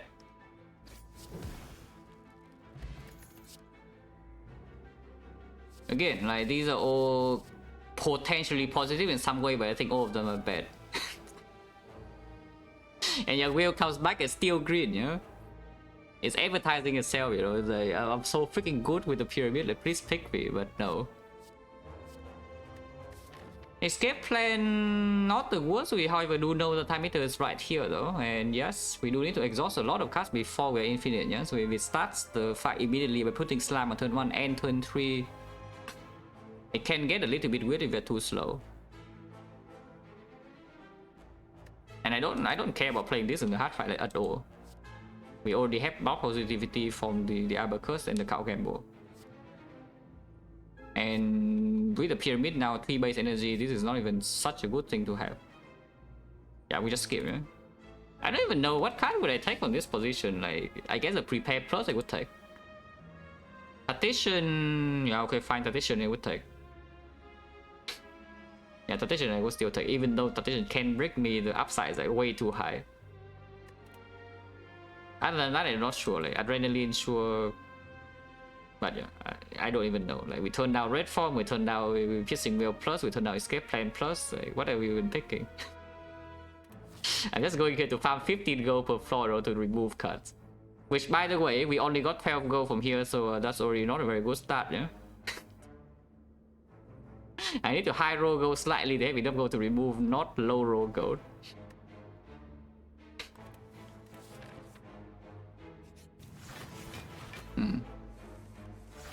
Okay, they're not doing it.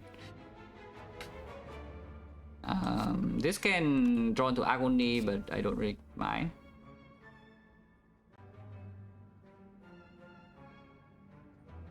That die doesn't really matter, right? So I think this turn is just something like this. I can even weaken it now to not overdraw next turn. Maybe we start the run with transform 2-1-1, 1 strike gone, and then we transform 3 strike with this, and then we remove the last one. They're going in, but we are also going in, yeah? So it's probably not a problem. Yeah, thank you, escape plan, very cool.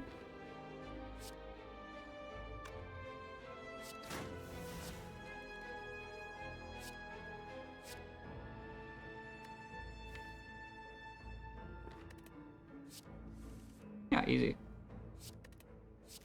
Even if we miss finale, this turn doesn't really matter too much because double pistol in hand and do have energy to block. But of course landing finale is like more comfortable, you know. 14, yeah, still low rolling gold. Average is 15, and we roll 12 into 14. Every card is green and every card is bad. Wow. So we skip. Yeah, remove 125. We already talked about that. Unless you tell me now it's time to buy the ancient potion so we don't die first cycle to the heart, but your remove is just amazing. Because if we are like a tiny bit faster on turn 1, that already prevents so much damage from happening ever, you know.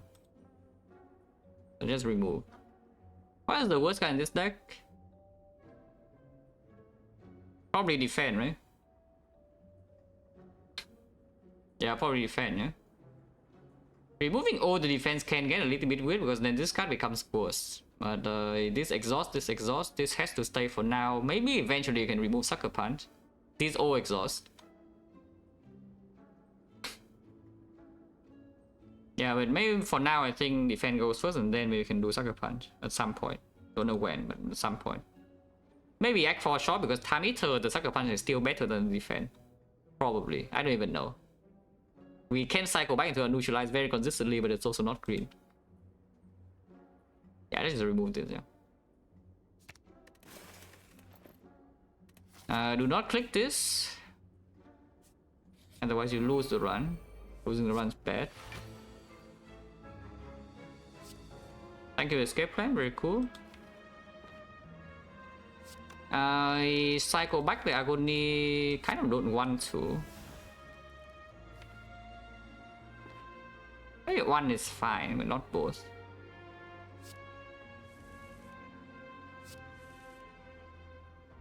This draws 2, right? Yeah. And then we finale.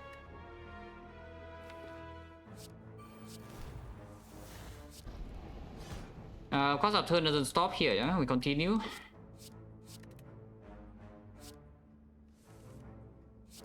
Also exhaust the cow gamble, so good. We just exhaust cards, the next time we kill her.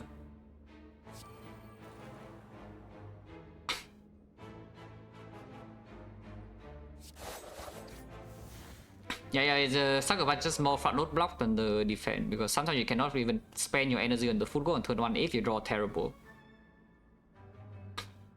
And sometimes even against Spear and Shield, the Sucker Punch strip artifact for the piercing wheel to block way more, yeah, than whatever the crap the defense doing.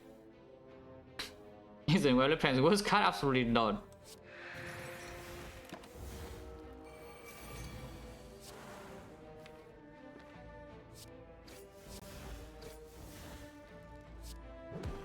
This is probably not a good play, but you know I have to do it like this. Oh, you have one freaking job, man.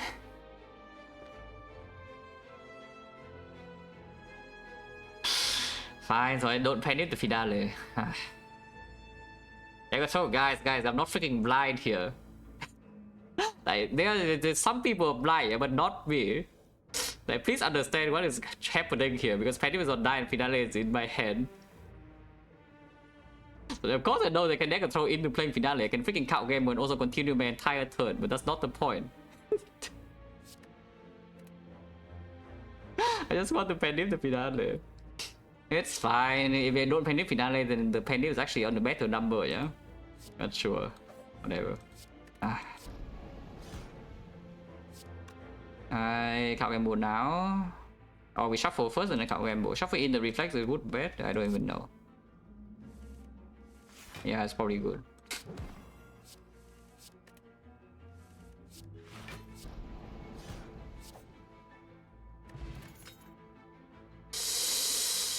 Oh, annoying. I mean, this is a good relic because if you set to 9, you draw +1 on turn 1, so you go faster, but it's also annoying for the finale because now maybe I just forget and then, you know, it procs. Again, it's green. And it's bad. So many good upgraded cards, guys. Like all the good upgraded cards just come, yeah? And even the unupgraded card was a freaking red form, and we skip all of them. We did not pick a single one. Unless you tell me we need the flechettes against, I don't even know what. Your finale lens every single fight. Why do you need flechettes? Yeah, with the pyramid, the reflex simply just not in, yeah? We skip. Does this do anything? What do we even want from here? Secret technique, master strategy. Dash cycles I don't really care. Like, what do we even want from this, by the way? Isn't this just -10? I mean, 10 is like healing back here, yeah? And I guess master strategy or whatever are still good. Yeah, master strategy and secret technique are very good. Panic button actually is fine. Oh, purity, yeah, your purity is like good to go really infinite. Yeah, that is like totally terrible, but it's fun. Yeah, not this unless you tell me it's this. Only if you draw turn 1 against the heart, which by the way will probably just happen. So maybe this is good. It is dies effectively, yeah, but it blocks vulnerable against the heart and it does nothing else. Kind of. Yeah, panic button. Oh, panic button with the panacea. Oh, that is a plan. Oh, is this good or what? Wait. Wait, isn't this good? They don't even think about this card, but it's quite strong, no? 6 block, yeah? And then upgrades to positive draw. Which right now we have 2 upgrades. Number 1 upgrade goes on the adrenaline, but the number 2 is still, there's nothing. So why not just take this? Oh, it's probably quite good, no? Yeah, I think it's quite good. Do we care about the heart or not? This is literally for the heart and it makes every single other fight worse. And it makes every other fight worse because the heart is slightly better. Okay, not actually slightly, yeah? How much does it block exactly in the heart fight? The hit goes from 50 to 33, right? So it blocks 17. Because the multi-hit we will, so we don't take damage. So we don't need to block vulnerable against the multi-hit. It's only 17 block because the heart and every other fight is worse. And if it costs me a turn in spear and shield, that is costing me way more than 17 HP, so it's just not be stupid. So this is just bad. Is this bad or good? Probably bad, right? Because we do just want to exhaust. And then the annoying thing about this though is that it's not a free exhaust, yeah? Because the Abacus doesn't just gain positive block against the heart, so like when can this be played? Because I really don't want to play it on turn 1. But at the same time I also want to exhaust my deck now on turn 1. And positive? Yeah, with this surely we are, no? We make energy, we have the footwork plus, this can also like land sometimes. And I am not even playing the card gamble, which is the thing. In most of the loops so far, I'm not even playing the card gambles once we are in truly infinite. But anytime I play card gamble, I gain 6 block in the hard fight. Because it just shuffle. Sometimes I even gain 12 block because I can discard the reflex and shuffle twice. But yeah, I think I just skip both of these. These are bad. 10 HP for deep breath. Yeah, this is more gold. It can be Nemesis, but it's more gold to maybe remove. It's not Nemesis. We can shuffle in the thing. Hello, with this, you think we discard the grand finale? Thing again. Ah, finale is still here. And again, 6 block. Not that the 6 block matter too much, but it looks nice. And it shuffle back in the concentrate, which is also pretty strong.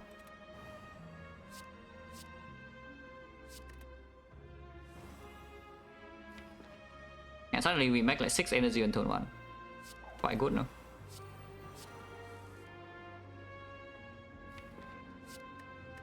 Immortal is here to finale this turn, and yes, I will do that.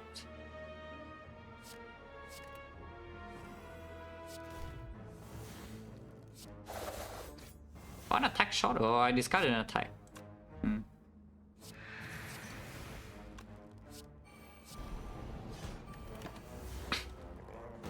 So now we are infinite on turn 2, yeah? On turn 1 you can still deal a lot of damage. I'm pretty sure you can play Finale twice on turn 1 if you really try to force the issue.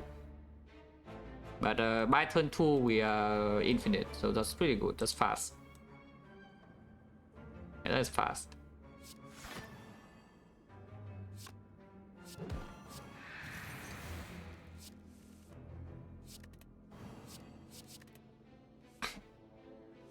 Of course, once the deck get to this point, the Deep Breath doesn't do much of anything, but at least it blocks. It's like it's self-cycle and then it blocks 6.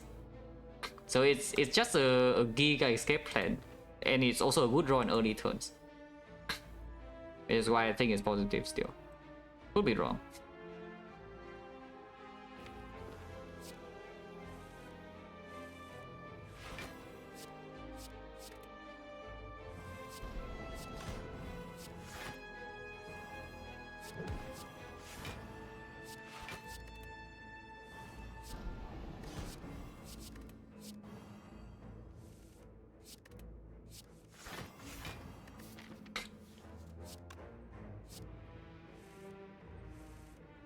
Best relic to see here, I don't even know. Yeah, there are many things that are like equally winning. There's the tough bandages, there's the peace pipe even. Maybe peace pipe is a bit too deject. Yeah, old coin to remove, old coin to remove, peace pipe is also 2 removes. But I guess the peace pipe loses the upgrades. Yeah, there are many things in here that are equally winning. Yeah, like that. That is also working, you know. Again, convenience. I know this, it's very good, right? Yeah, after image when we're playing a billion cards per turn against the Beat of Death against the Heart. So it's good, right? We have Pyramid, so we are safe. We can take this, it exhausts. It doesn't get in the way. Yeah, skip. We see so many freaking good cards in this icon, we skip all of them. Like the only thing that has gotten in my deck is a Deep Breath. I was gonna ask block plan against the Heart. No, we already gain block against the Heart. You just play this and you gain 6 block, you play this, you gain 6 block again. Beat of Death is not 6 damage, yeah? Just so you know, it's only 2. Plus 6, you also make freaking energy. Even without the Thunder, you are still making energy usually. And then you can play this sometimes 0 cost block, and then otherwise you just play 1 survivor once in a while. Survivor blocks 11 by the way, yeah? So we gain plus 9. This deck has no issue against the Heart after we are set up. We need to be set up first.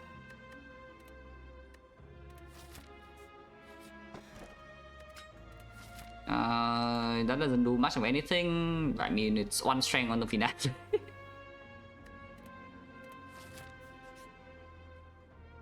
Duplicate card. Oh, damn.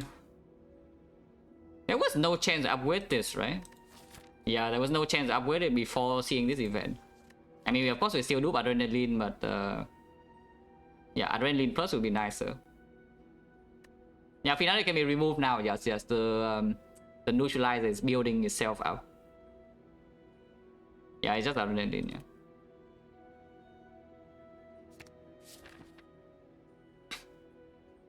We need 150. There is no way to guarantee 150 gold to remove. Yeah, there's actually just no way. So we need to see gold from question mark here.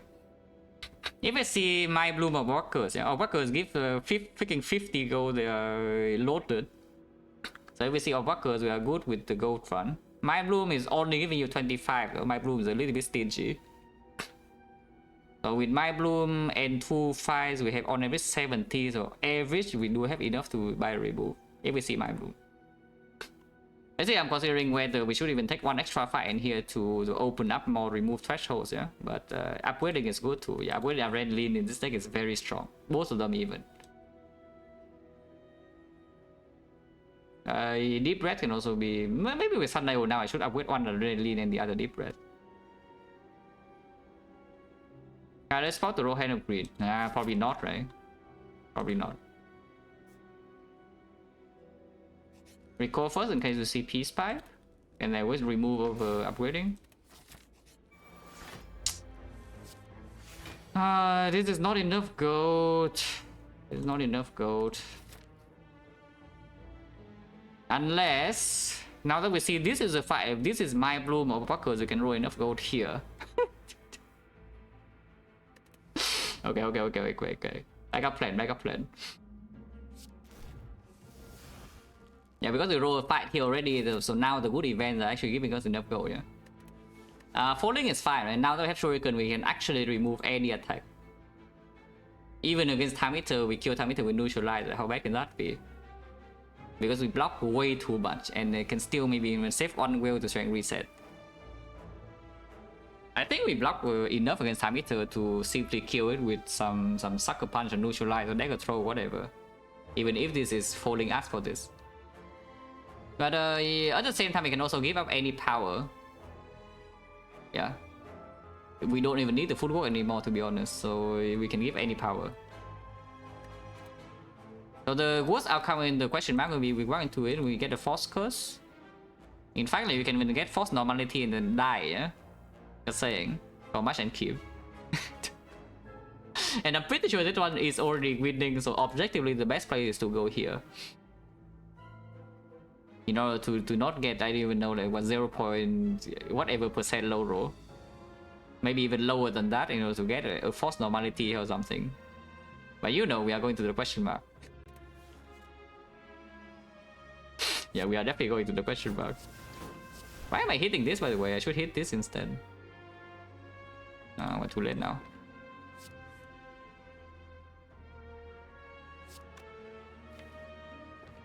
Doesn't matter.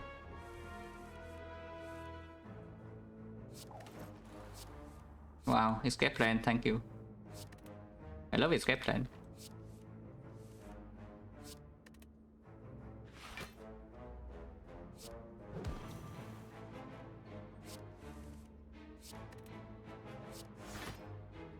Anyway, against Time Eater, honestly doesn't matter too much. Also, it's not even Time Eater next fight.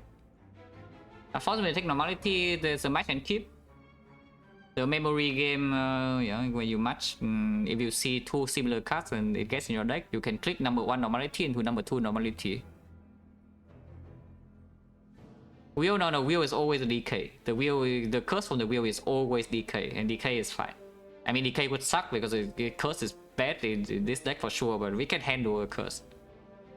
We can handle like, effectively any curse except the normality, and maybe you can say pain is bad, but I don't even know. Pain is costing us 1 HP every time we draw into it. And then the hard fight actually would be a race against time, yeah? Okay, pain would be also very bad because we don't have enough gold to remove.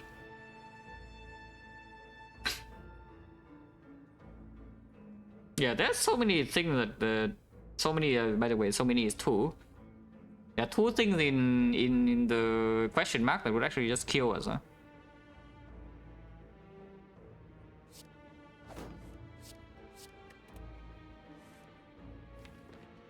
I was hoping I'd draw concentrate now, but whatever.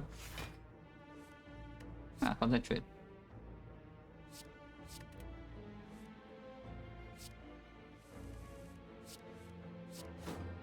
Oh, thank you, escape plan, very cool. Holy shuriken.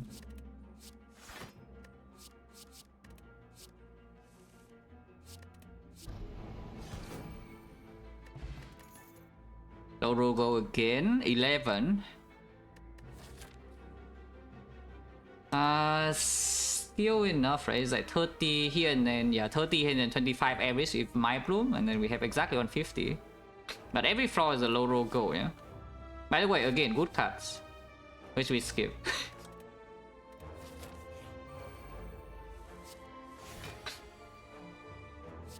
Penny is not set up, so suddenly now I take a wound or what? Oh, I actually take a wound, yeah, that's crazy. This is good, that's why we still have these 2 potions. So that if a draw order like this happens in speed and shield, we can just kill them, yeah, by using a potion. Otherwise, they can get like pretty ugly if you break on turn 1 like this.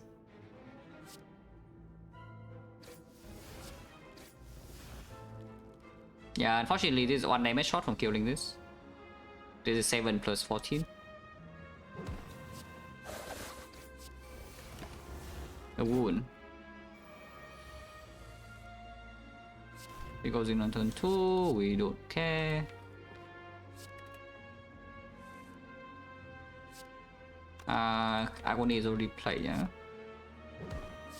Immortal is messing me up a tiny bit, but not so much because again I have a lot of manipulations. I even need to draw 1, I can draw 1, even need to draw 2, I can draw 2. No issue there. Interesting.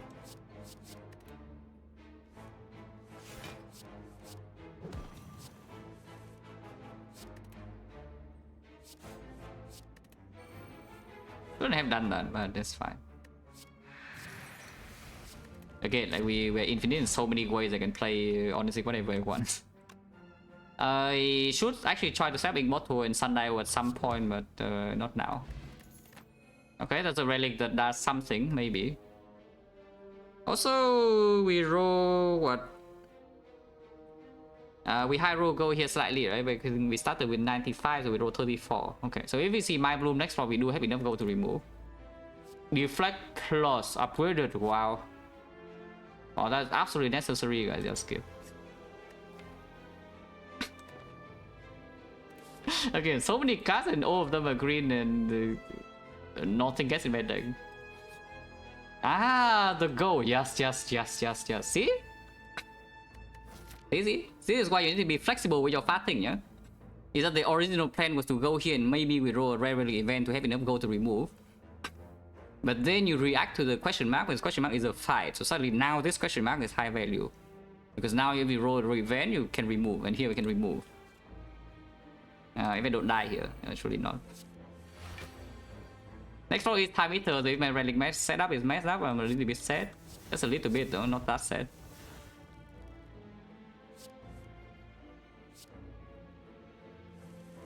Maybe you should have just played the wheel to exhaust it, but at the same time it's fine.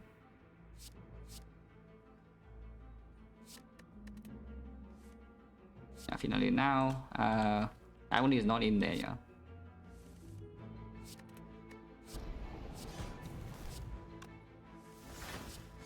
I guess the Deep Breath is pretty good at setting up the Sundial.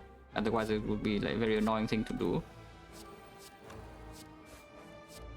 I should not keep this actually.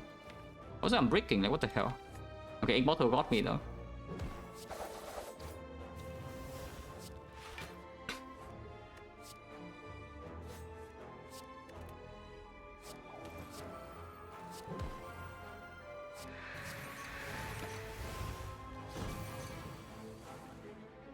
I can play Finale now and have it on 9. So like Acro discard and play Finale. Immortal was on 9, Sunday was on 1, but I think Immortal on 9 against Time Eater is slightly more important than this. Pennip is on 0, yeah, nobody cares about Pennip. Die. What are you? Ginger, yeah, thanks. But we have enough gold. Our quest to make 150 gold to remove a card is successful. Garbage, skip. So what is stronger? Adrenaline or Deep Breath? Because Deep Breath upgrade is stronger while we are setting up, probably. And after we set up, we don't actually care either way. So probably Deep Breath first. Yeah, probably Deep Breath first, because it's stronger if we have a chance to break in early turns. And with 2 Adrenalines and the Sundial and also the Concentrate, we probably are not short on energy while setting up. Not too short at least. And we still have at least 1 upgrade in Act 4, yeah, for the Adrenaline also. This event also put us over the Shop Relic threshold, so if we go into Act 4 and there's a Medkit instead, then maybe I buy that over removing. Yeah, like here we just shuffle the things in, no? You can save one wheel to strength reset if you really want to. But here you can see Deep Red, it shuffles back all the good cards in, yeah? And they give me 6 block this turn also. And advances Sundial. Yeah, exhaust cards. We just spend this turn to exhaust cards, really.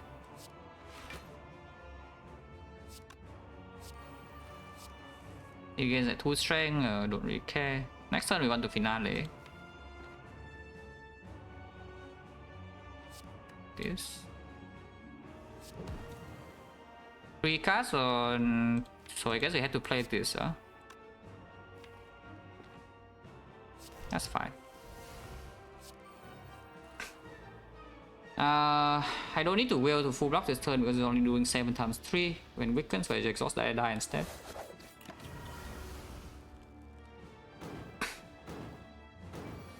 Okay, that's the thing. Everybody hates the thing, but it's okay.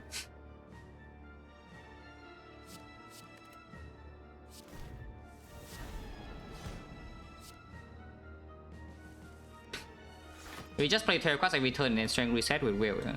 That's currently the plan.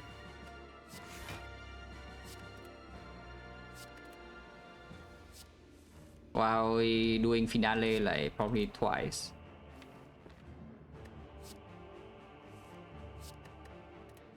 Yeah, probably twice in 12 cards.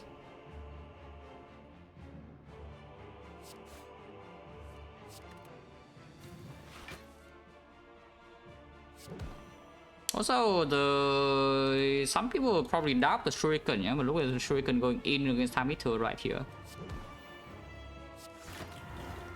I'm exhausted one wheel, to be honest. Yeah, it already splits. So it goes to 0 strength next turn, and it's set. I am not set, but it's set. So I can actually exhaust the other wheel now. Let's see what we draw.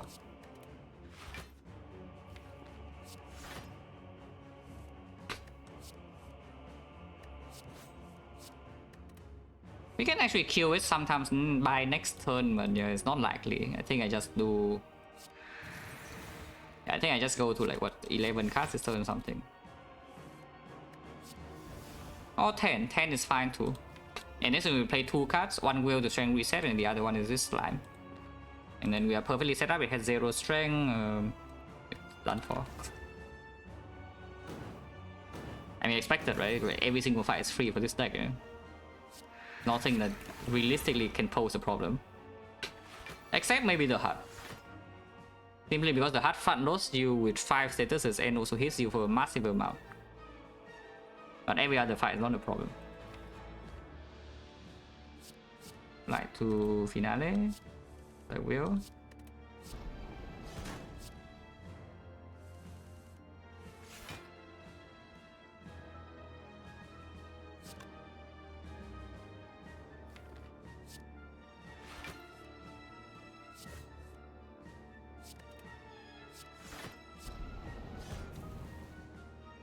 And you can see how second card mode, I mean, combo minus maybe just because it goes away for free. Goes away easily. It's not needed. Then the second cow gamble plus actually is bad. But I mean, you can see how much block we are gaining. Yeah, we play like 8 cards, we win 26 block, and they don't even mean to play block. I did play a defend, but I did not even need to play a defend. And then you can see we keep gaining block in here, because I play this card against 6 block,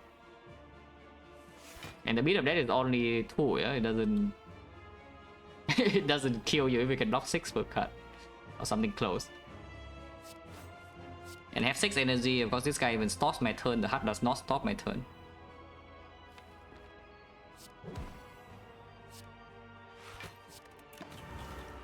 Excellent finale. I should want to kill this turn, finaleing twice.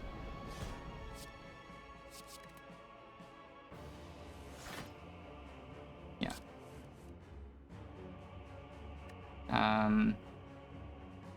And whatever. Yeah, one more, yeah. And we penny finale is perfect. Relics are perfectly messed up. I don't really care. Second fight is a joke. And X4 we have full heal. Now against Spear and Shield, I would like to set up my relics. Ideally 9-2, I don't care what the penip is on. You can kill either one. It doesn't actually matter. Killing this is technically slightly better with this deck, but it doesn't matter. Completely irrelevant. That, however, is a little bit relevant. Yeah, unfortunately. And take some damage here to make the fight less smoother.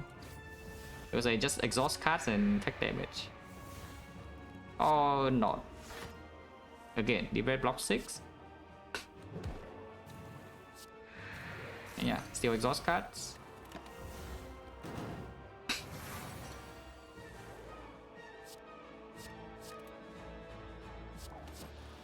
Keep exhausting cards.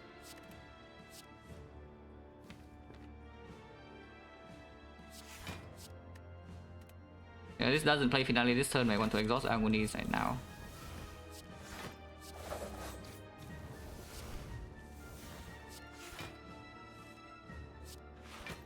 And we can just let the dice exhaust this turn and then kill next turn.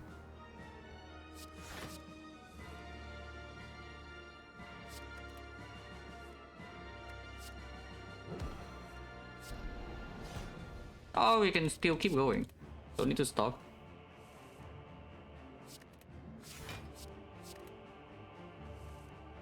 Yeah, I can see X4 removing Sucker Punch here. And now it's no longer like needed really. Yeah? Now that I have preserved both potions, the Sucker Punch is not needed anymore. If we need weakness, we can always play Neutralize.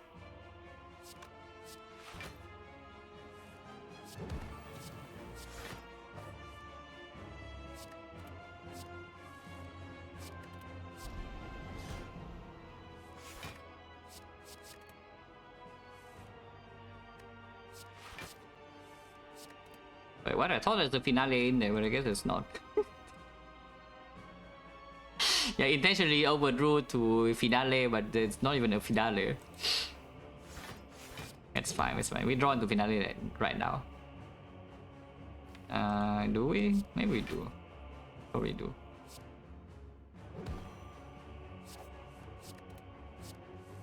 Yeah, Immortal. Should do that. Yeah, it's dead. We can also kill this guy this turn. If it's convenient on 9-2, then I will also do that. Ending turn is actually more convenient, right? Because ending turn, Penny will be messed up, but Sunday will naturally shuffle into 2, and then we just play 3 cards. 2 attacks is already killing, so we can just play a block with 2 attacks. And then we have 0. Yeah, perfect, yeah, 0. 9-2.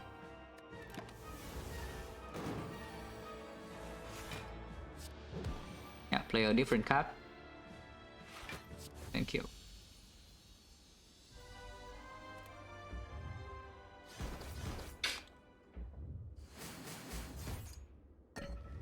Yeah, I mean, Transform 2 stays winning, right? In the past 2 years or something, I don't think I have lost a single Transform 2 Star on Silent, yeah? And a lot of those went infinite. Yeah, Transform 2 into Guardian Act, if literally anything good happens in Act 1, you probably would just be infinite. So with the first, wait, give me a second. I do not know how to actually do this, but I need you to put money where your mouth is. So I need to actually no. This is like a freaking free money. Yeah? If I put up a game, we'll book doubts and then it's free money. No.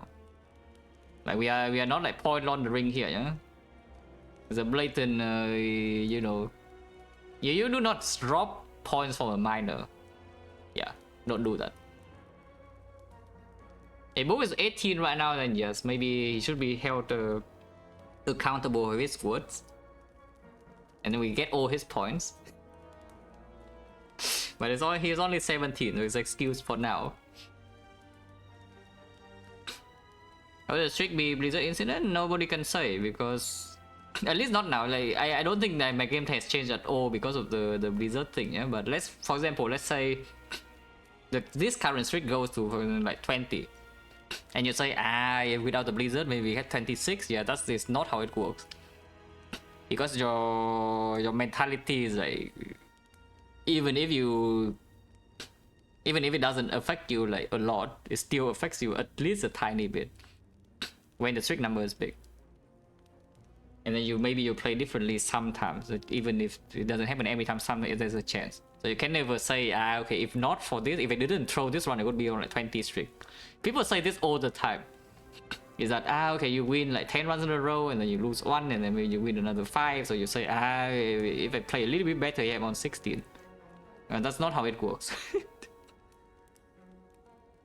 That is just coping. Yeah, that's just giga coping. Was if you're on 15 streak, maybe you just panic and then you lose from Neo, you know, because you do something completely stupid that you wouldn't do otherwise. So like any talk of that is just coping. Yeah? Is that if I didn't lose this one run, then my streak would be so long. That is actually just cope.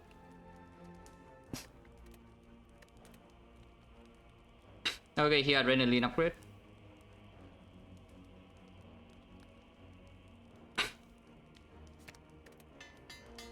If you miss it, I would definitely recommend you watch, because the full story, telling the full story is not super easy to do. That was like basically I would say it's like almost a perfect way to end the run.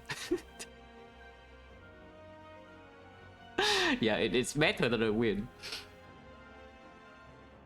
But that is the absolute maximum content, yeah. Like, content maxing. I'm a real streamer now, yeah, guys.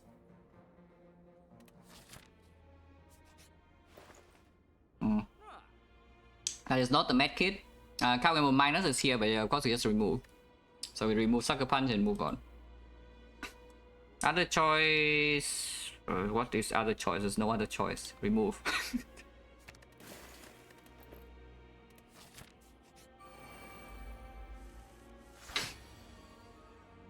Good thing our relics are set up, so we don't actually break this turn. I mean, I hope we don't break this turn.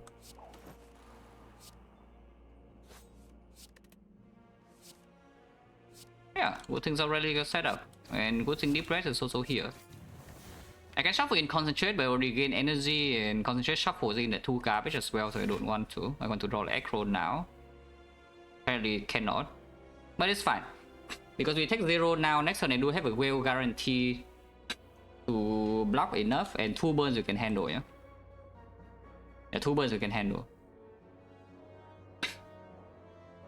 You're trying to convince Defect loss for content? Or did you watch it or what?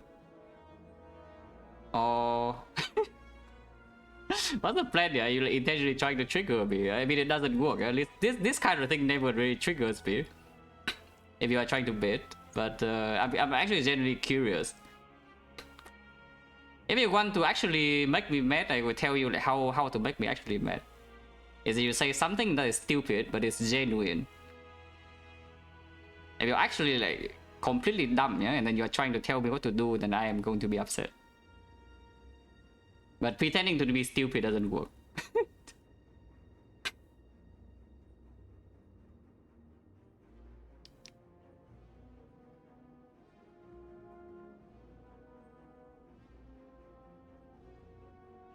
Watch it live or... Okay, sure.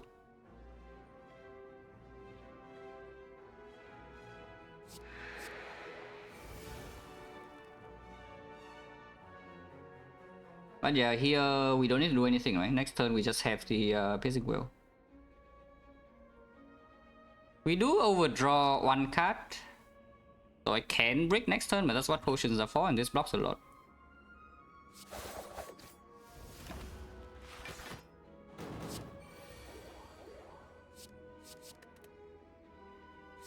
Yeah, of course we don't break, yeah. Because you can see the rest of the deck in here, like we already drew all the cards that didn't draw on turn 1. So now of course we draw like, all the draw cards and then we kill them.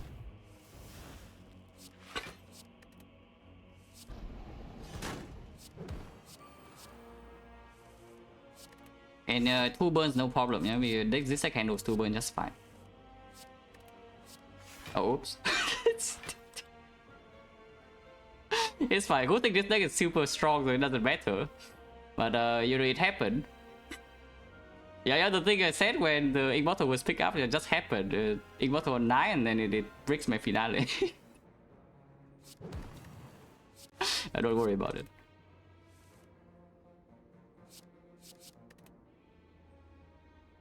Why did I do it like this? This cannot even finale. Because this gets back the shuffle, it doesn't matter. I mean, just keep playing cards, like why why worry about irrelevant things?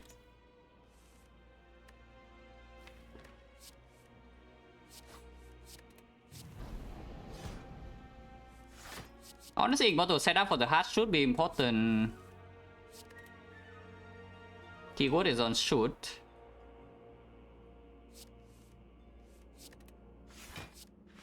That doesn't mean I would do it though, but it should be important.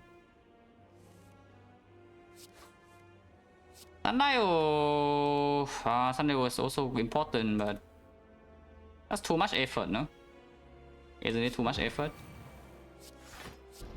I think it's too much effort. Yeah, complete garbage.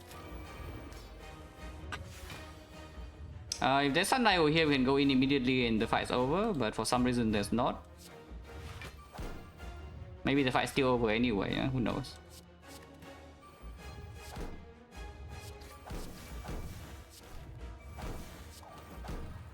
Yeah, 6 block. And that's why I deep breath after the concentrate.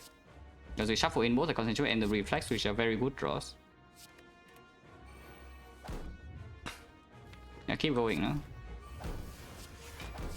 After we exhaust, we also gain block a lot easier with the uppercut procs like constantly. And finally this turn I don't want to lose HP, so I guess I won't. And we know the escape plan will miss. Because that's what escape plan does. You can play survivor. Let's just play this.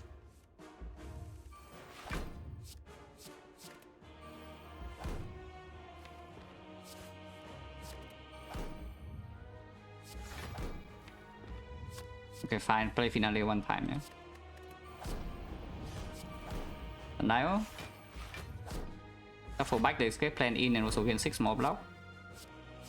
So we are infinite on turn 1 here, basically. You can, technically speaking, you should play neutralize at 2 or 3 times here or something, but at the same time I also don't care. We cannot exhaust on Piercing Wheel. And if you play Piercing Wheel on this turn, it doesn't gain strength. Because on turn 1 it doesn't cleanse any debuff. So you play Piercing Wheel on this turn, it doesn't gain 6 permanent strength. So let's play it. We keep 1 wheel to block first cycle and then we just win. I already maxed out. 9-2, it doesn't matter. This on 2 is important, but the other one is not. Yeah, this is fine. Let's take 5 status. I guess I can play this. Got the finale. I hope it multi-hits on... I mean, I played that just to deal 200 damage. I definitely should not have played that. But don't worry about it, like, nothing actually matters here. I hope multi-hit comes first so I can freaking exhaust this card. And thank you.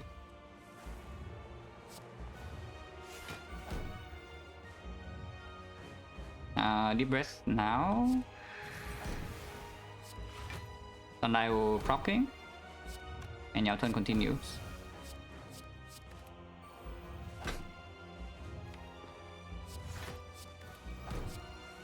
And this is without exhausting the void and the days. We still have some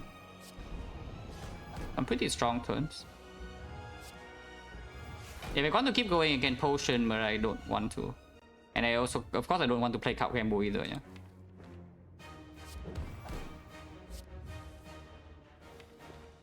Did not draw concentrate. That's fine, I can just concentrate next turn. Probably can win this fight without taking any damage, but this turn is not super easy to block. So we'll see whether that's true or not.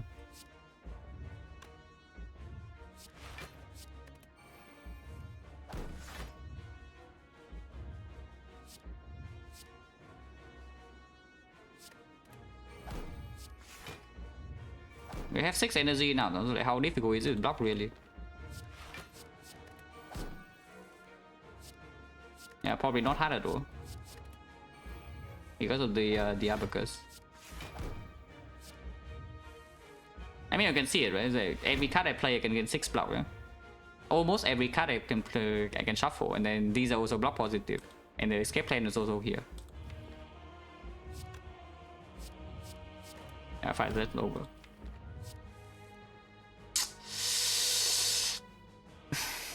Yeah, don't worry about it.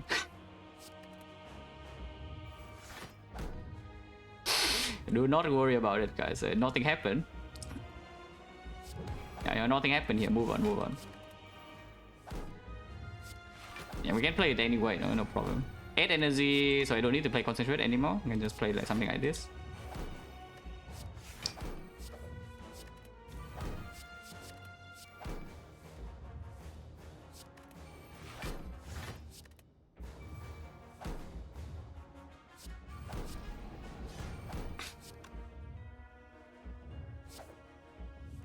I do like this, so the deep breath actually gains maximum block. And finally one more time.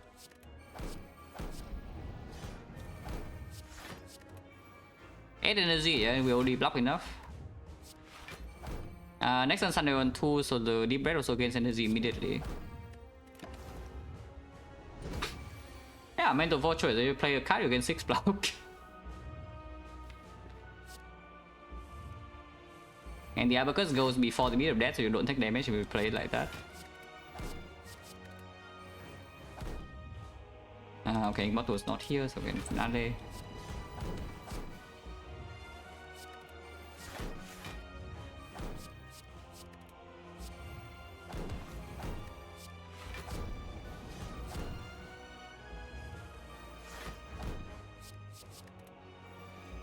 Max out this turn, and the next turn it dies. Eh?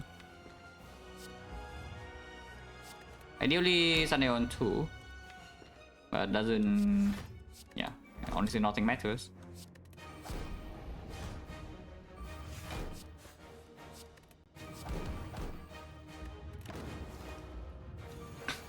So easy, yeah, this game is easy.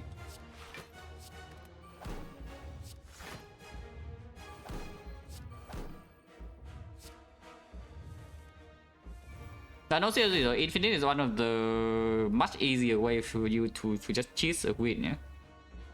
If you are having a hard time maybe winning maybe half of your runs on day 20 or something, you can simply just force Infinite. You will die. You will die a lot, but you will also win a lot.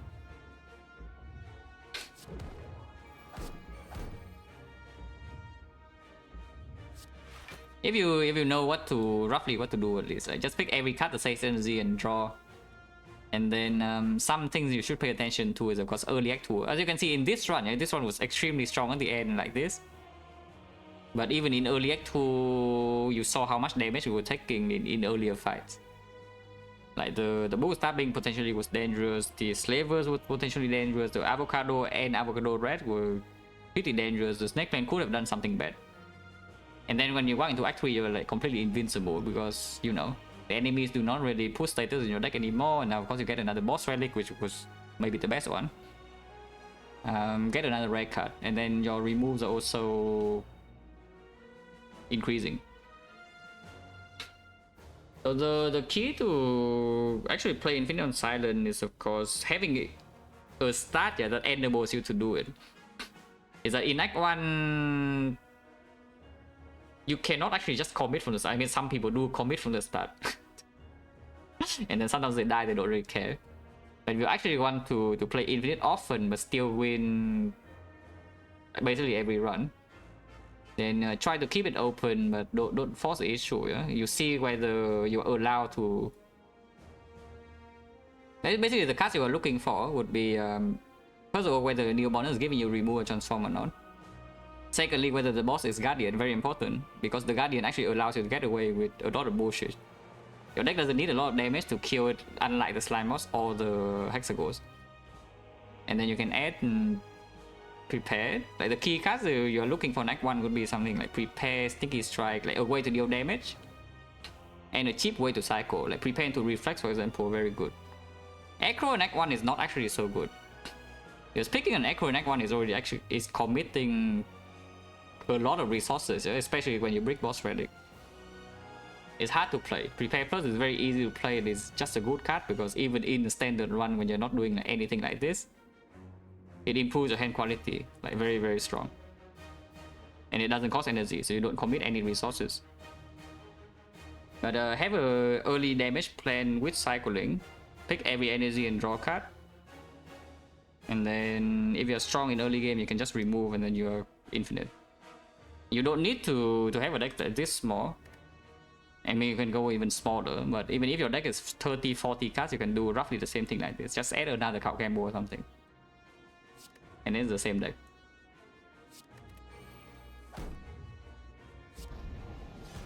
And it's a very easy way to cheese out wins because you don't need to play the end game.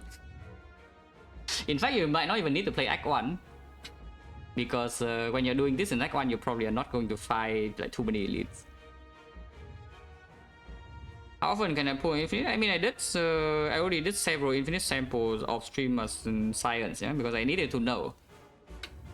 Because of course the infinite monkeys also win pretty often. So I'm like a little bit curious whether I actually need to seriously consider this option more often. So I did several infinite samples like off stream at different times. But basically my conclusion right now is that if you try to force infinite every single run, you probably win like 70% or more. Still. That is definitely not good enough, yeah? But it's a big number. You do, however, need to play early game very carefully. If you just want to force mindlessly, you probably can get 60 like super easily. 55, 60, zero problem. But you can win a bit more than that. But still, it's just not high enough.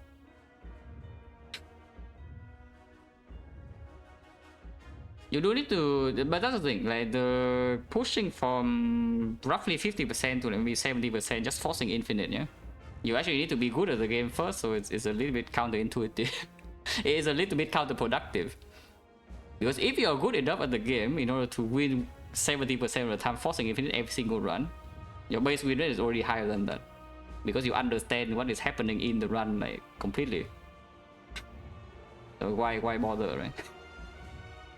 It's just a for fun thing. We had time taking Act 1, it's only 20 add many basic cards. No, if you add a lot of cards, then you better be able to fight elites. If you say that you add too many cards and you have a hard time, then you're adding bad cards. Because the whole purpose of adding cards early game is so that you can actually fight elites. So you can either not add enough cards and then cannot fight elites, or you add too many cards, fight elites, and then die later. But you cannot do what you are currently doing. Yeah? Is that you feel like you add too many cards, but you also cannot fight elites. That is the worst of the two, the worst of all the scenarios. So I would say early game. If you really feel like every run you add a lot of cards, but you're weak, then usually it's potion management. Yeah, I would say it's probably potion management.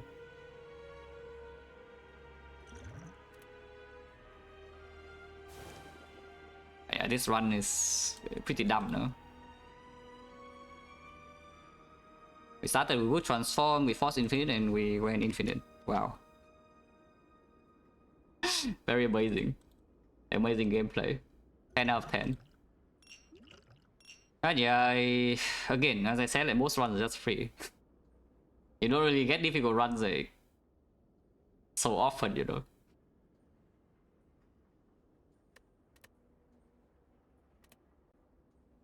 If I want to just have only Watcher tomorrow, oh yeah, sure, I can play Defect.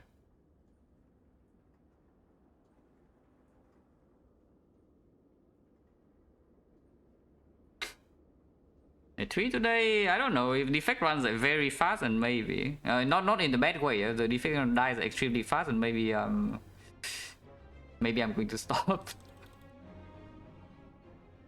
But we'll see.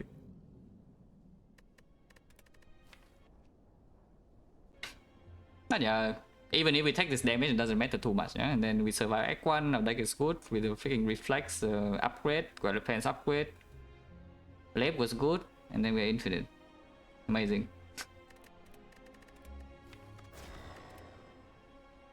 Yeah, that was not even a run. I mean, it was fun to play because the finale is always enjoyable to play, yeah, but that was not even a run. Infinite.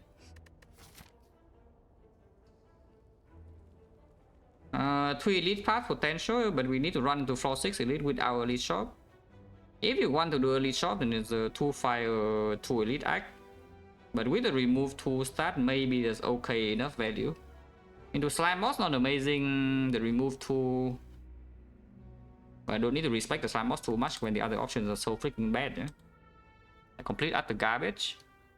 And then 3 potions, I don't think it gives us enough compensation here, unless you say that you can force this to happen. A 3 potion on defect is not so strong that you can just walk into here safely without shop. Remove 2. Remove 2 try, do 3 fight first and reroll it.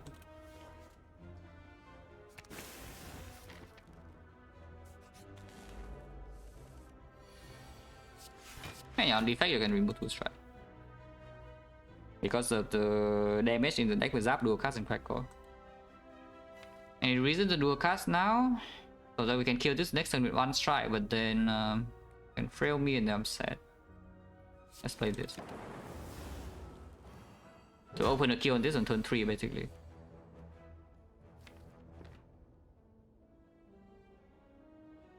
Either way, this is 8 damage. We are not frail, but yeah, spending a defense on this is complete nonsense, yeah. Because instead, I just play second strike then. So I guess you just do this.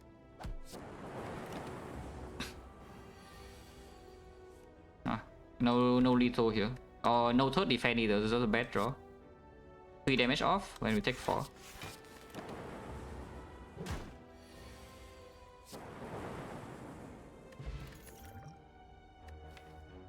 Remove 2 strike and the streamline spike again. Yeah, every time streamline. Yeah, first attack. Can something different show up, please? Like the bow lightning or something, you know, coast down. Charge battery is a way better card, and we are not going to fight the elite until pretty late in the act right here. Charge battery is still a better draw until here. Even if we see cultists and we add charge battery over the damage card, we're still fine. Against Zogum, charge battery is a better draw. Against the light, charge battery is a better draw. After you add charge battery, if the streamline comes back again over nothing, and maybe it can be picked, it's slightly better then.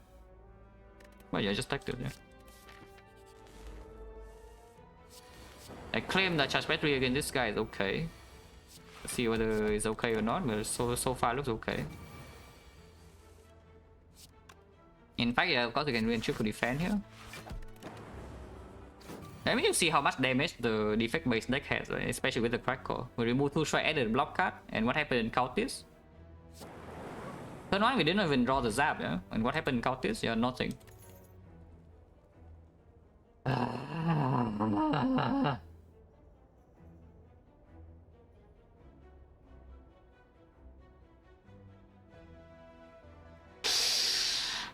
It's actually just completely haunted by the streamline, guys. I cannot get away. Every single run the streamline it just shows up in the most you know, opportune moment. If it shows up a little bit later, it would never really be picked if I already added some attacks. But it shows up early and it's up against garbage. And it added charge battery already, so this becomes a tiny bit better. It's fine.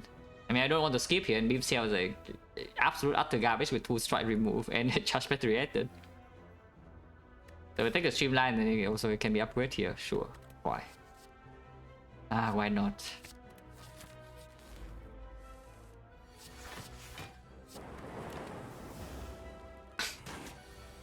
Thank you so much for getting in deck. Yeah, good question. I would also like to know. Why is there a streamline in my deck every single run? Yeah, exactly. Look at this. If this was in my deck from last fall, the streamline would never in a million years get in my deck, yeah, but it's already in. So now what, do I pick cool-handed or do I still take a Ribbon Tear? Because Ribbon Tear is a lot stronger right now. Actually a lot.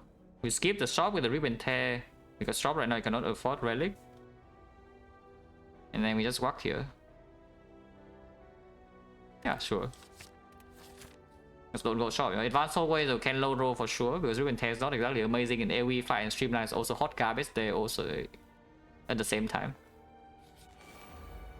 I shouldn't say Streamline is hot garbage in AoE fight. This one where Streamline kills here clean. Or you can play this and you hope the 2 out of 9 you can kill. 2 out of 3 and then another 1 out of 3 needs to hit the same target, yeah. So on the other hand you can play Streamline and take 8. Double block is taking 10 after Rip and Tear, so the punish is 2. If you try to roll for 2 out of 9, because if you hit then it saves. If you hit then it, yeah, you take 3, I guess sometimes you take 4. So you take like 3.5, kind of. And the other thing you take 8. You save 4.5 and the punish is 2. But the chance to be successful is only 2 out of 9, so it's not worth it. Okay, so we just streamline then, yeah. You can bet on 1 of 2 and play Rip and Tear there, but maybe not.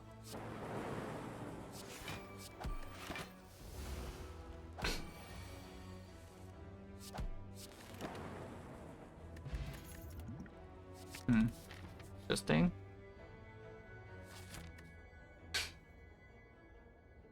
Yeah, of course we don't take Shining Light, yeah, but yeah, probably still up with Streamline, no? Upgrading Zap and Dual Cast gets a little bit better than this card in my deck. But maybe we should just ignore this card for whole wave fights, basically. Yeah, with a Streamline and then maybe even do it too, I can rest here. Point change at the moment. Yeah, 4 fights, 2 potions of 40%. You can also run into here immediately, but focus spot is not so strong here either, yeah? So right now we have like 2 pretty garbage potions. This potion can become very good quickly. But for now it's garbage. So going into here in order to spend your potion doesn't even make a lot of sense. Let's avoid this. And avoid the other one that's plus 4 also, the Rip and Tear. But after the Echo Form is down, I would like to Echo Streamline more often than the Rip and Tear anyway.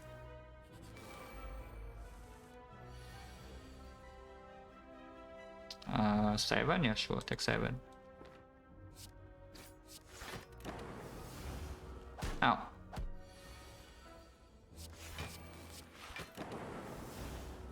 Could get a bit own this turn. Would I actually? Is it possible to get own? 1-1 here and yeah, no, it's guaranteed lethal. My chance 50. Oh, that is so freaking bad.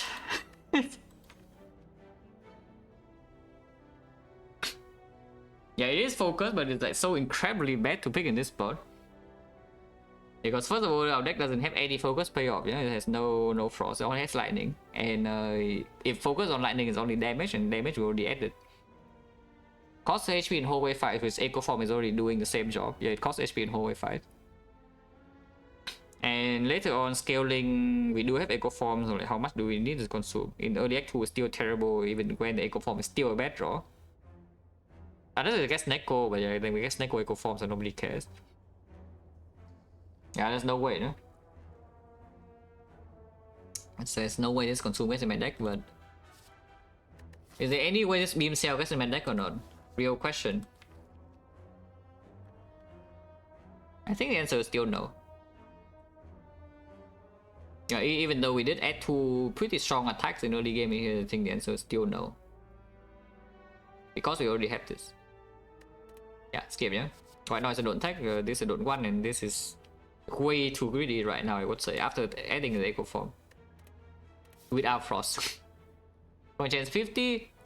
So you can go here to find something, you know, maybe find a Cell Repair or something would be nice. Or like a Glacier would be nice. Boost Sequence would also be nice. Equilibrium, basically a good block card or some sustain. Even like Cold Snap is good enough. And going here, live loss events, empty healing events is not wasted. At the same time, you can simply just go here and rest because the upgrades, whatever, really don't really care about the upgrades. When is White Noise Minus a pick? Well, when Echo Form's not in my deck.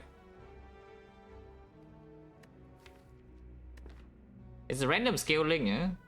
And it doesn't always scale you, it's random. Maybe 20 or 25% of the time it becomes a good card in any specific fight. And right now we don't really need to do that. Because you already have something to carry around, you know, that costs you HP every single time when it's strong in bosses.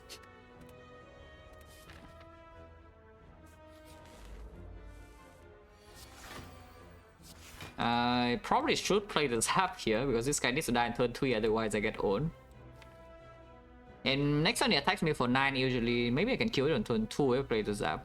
With 4 energy, 3450, yes. Pretty rarely, yeah, rarely happens, but it can happen. And only box 2. Did not draw the streamline, so we take another 4, but yeah, it's dead guarantee next turn.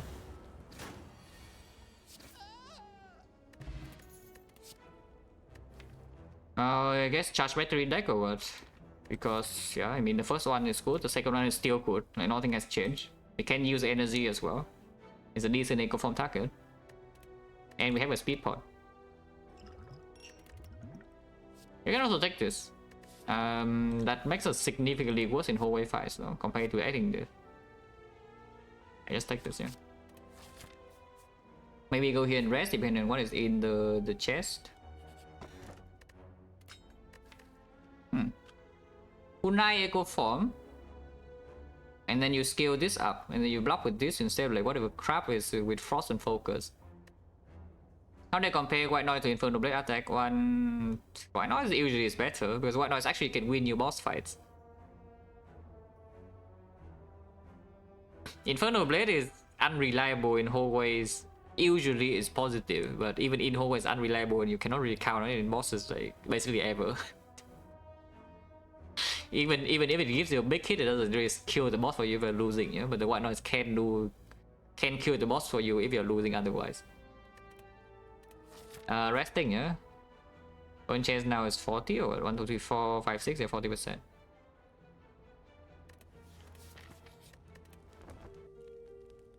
This is slightly scary, by the way. This path, this portion of the map. Even if you're on 56, but this can save HP.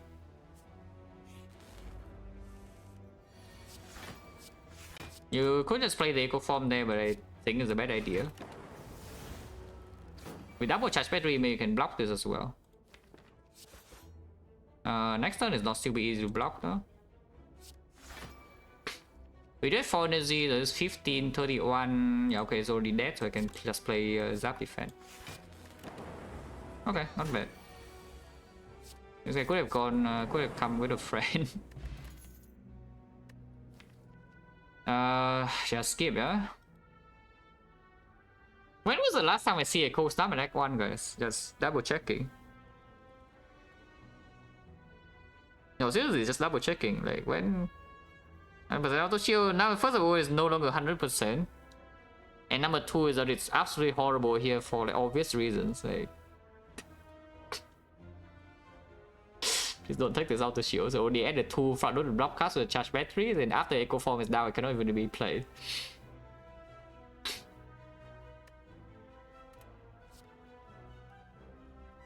But yeah, we skip, yeah. Point chase now is 50. Also, yeah, better against Knock, which is right here. At least we draw eco form on turn 1, though. So 90 HP Knock should still maybe be able to kill because we have like Streamline of the Gods. Next turn double Riven Tear is only 28 though. So it still doesn't die, but we can speed pot even. No reason to really play the Zap, right? If we top like dual cast, we can already do double Riven Tear to dual cast is lethal. Yeah, just play Strike here. Get a Kunai stack and wait next time we just block instead. Okay, I guess we are blocking. We do need to die next turn, no? So how is it if I double? Let's just say I do the absolute maximum block line, yeah? Okay, the actual absolute maximum block line is not even playing Riven Tear, but I don't want to eco form Riven Tear, so let's just say we eco form the charge battery instead. And then just play Riven Tear for 14. So 17 is on 21, 21 next time I need to do 18. Worst possible draw 1, 2, 3. Still have a strike and then maybe another strike, and this is already 18. And we also have this. So I can never really break by Riven Tear now. 21. We need 18 damage next turn. Dual cast cannot be Echo Form, but we always have another damage card in order to play next before the dual cast. Yeah, okay. So playing the Riven Tear is guaranteed. Yeah, not playing the Riven Tear is definitely not guaranteed, so we should play the Riven Tear. Which means this turn is double charge battery into defense. We play 3 skills. And this guy goes to +9 strength, yeah? It's 25, 37. Which means Speed Pot is actually blocking a lot. So we Speed Pot.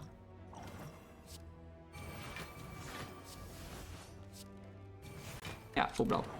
Speed Pot block 50 in the north side. That's a lot of focus for absolutely zero payoff for now. That is a lot of focus. Point change now back to 40. 1, 2, 3, 4, 5, 6, 7, 8. Still no payoff for the focus. Unless you tell me it's time to take the Halo Word, because Halo Word give me Frost, which is, you know, something. Otherwise, okay, it's either give me Orbs, which work with Data Disc and the Focus Pauser, or it gives me Block Cast that work with Kunai. Next base block card. So this Halo Word is not bad, yeah? Yeah, this Halo Word is definitely not bad. It can be a little bit dangerous to bring into Act 2, because at the same time, you can see, like, this card already costs us HP in Act 2 whole fight, so maybe this also costs HP.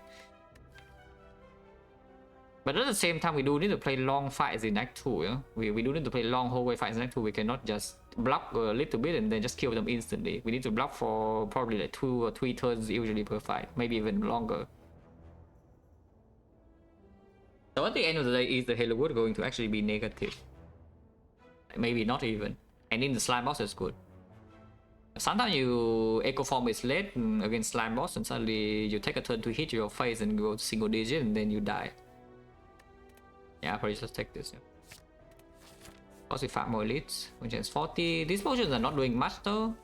At least the Exodium. Yeah, at least the Exodium Tux here is not rolling slime. I think we triple block instead, we're hoping the 25% Riven Tear kill here.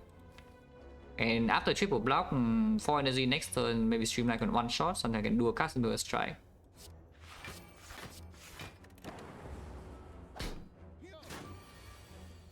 Okay, Streamline does 1 shot. Next turn we take 6 damage. There's no counterplay. There's no lethal ever. Oh yeah, Hello World, and then hopefully this is all the damage we take. Holy beam cell. Yeah, that's all the damage we take. Holy beam cell. But yeah, the zero cost attacks from the Hello World can also proc the cooldown. Like the beam cell, they go for the eyes, even the freaking claw. Ball landing is here. You can take the reinforced body. With the focus bot, the ball landing is a decent amount of damage, yeah. Reinforced body, of course, with the kunai, a little bit. With the echo form, also some combo. With the double charge battery, also a small combo. Probably still take ball lightning, no? You know, this run is trying to remove 2. So max HP, transform 2 max HP with the last run, the silent run.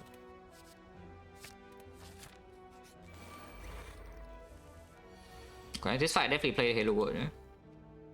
Because even if I play Streamline, it's still not really possible to kill the outer sentry. So I guess we are just trying to like block this for a long time at one. And this is going to be played. But now it's not so clear because you can actually still play a Streamline and take 10 instead. Playing longer, turn 4, 20 is coming in, is still not dead. And of course in the redraw, well, a lot of blazes, yeah, but Halo World is already in play. Yeah, maybe I'm just allow, yeah, to double block. Because if we take 1 extra hit from an outer sentry, that is the 10 that we're blocking this turn. So we need to take like another additional hit afterwards. Hopefully not too stupid. It could be incredibly stupid to do that, but hopefully not.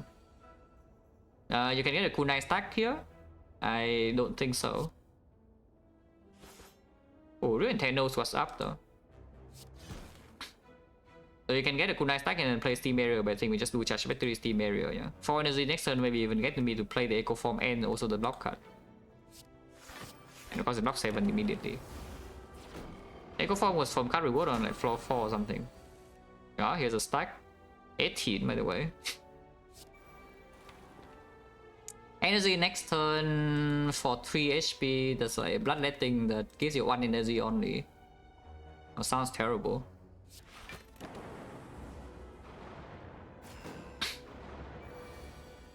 Yeah, leap.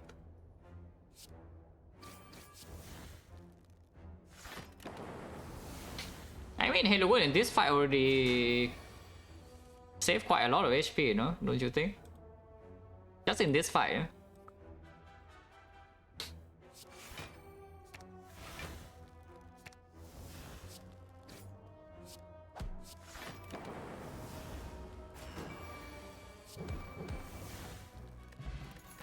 No, seriously though, like, if we can get some frost off soon, it would be nice.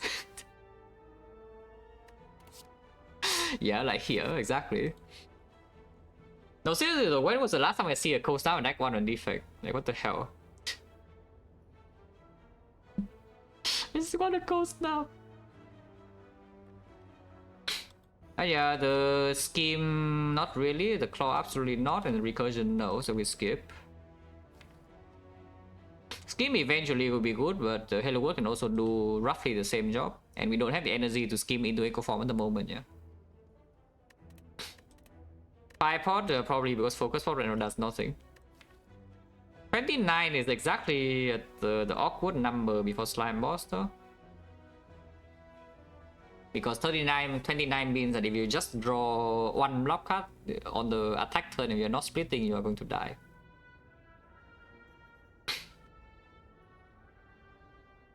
Could it pickers? I mean, if you know that you see data this and cables, then you're probably doing fine.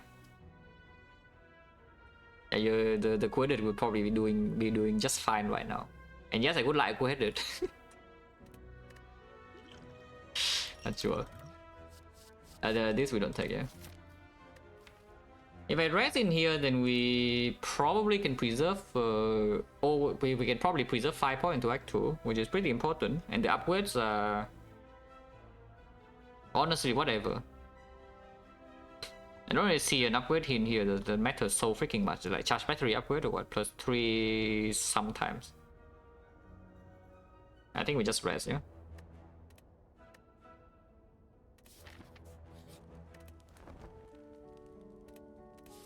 I consider Frozen Core here? Yes, I would. Set up the Echo Form Halo World potential or a Kunai stack next turn. If I already rested, I'm not going to use this. Yeah.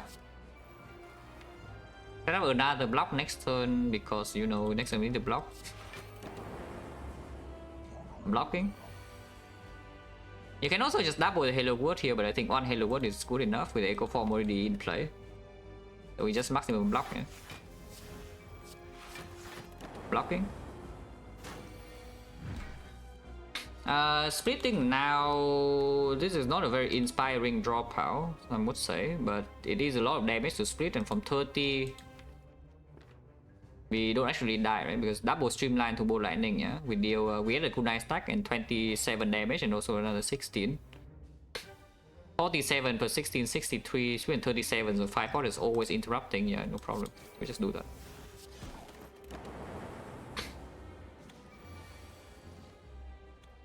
Oh, seriously though? This is what you always think about when you look at slime boss fight, right? That you draw 5 slimes after splitting. So we actually drew all 5 slimes. This is always the scenario when you're paranoid about, you know, it's what if you split and then being attacked by 18 you draw 5 slimes. Guess what? Here's 5 slimes. At least good news is that we have the Halo World in place, so it's okay, yeah? For now. But like, what the hell is this? Oh, seriously, what the hell is that?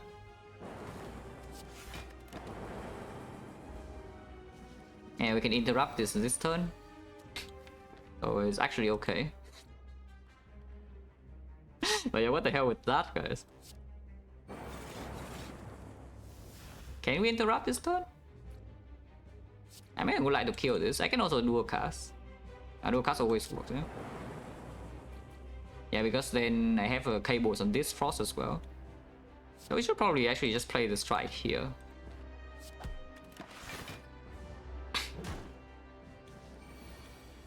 Yeah, they both attack because that's what these guys do, but at the same time we don't really care.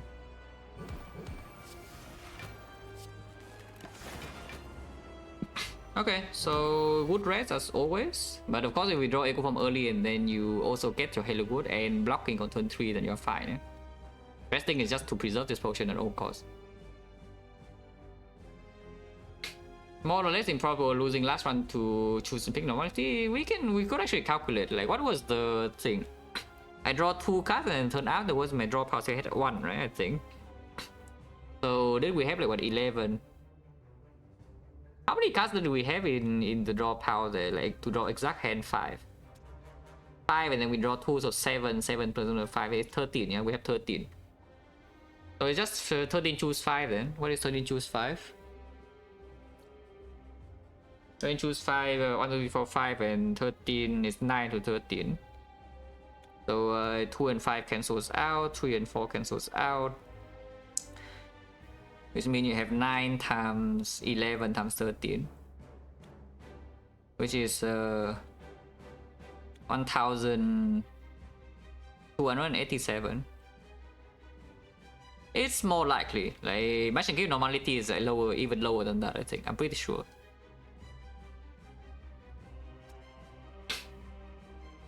Yeah, Match and Give normality chance is even lower than that. The chance to draw exactly 5 slam is only around 1,300.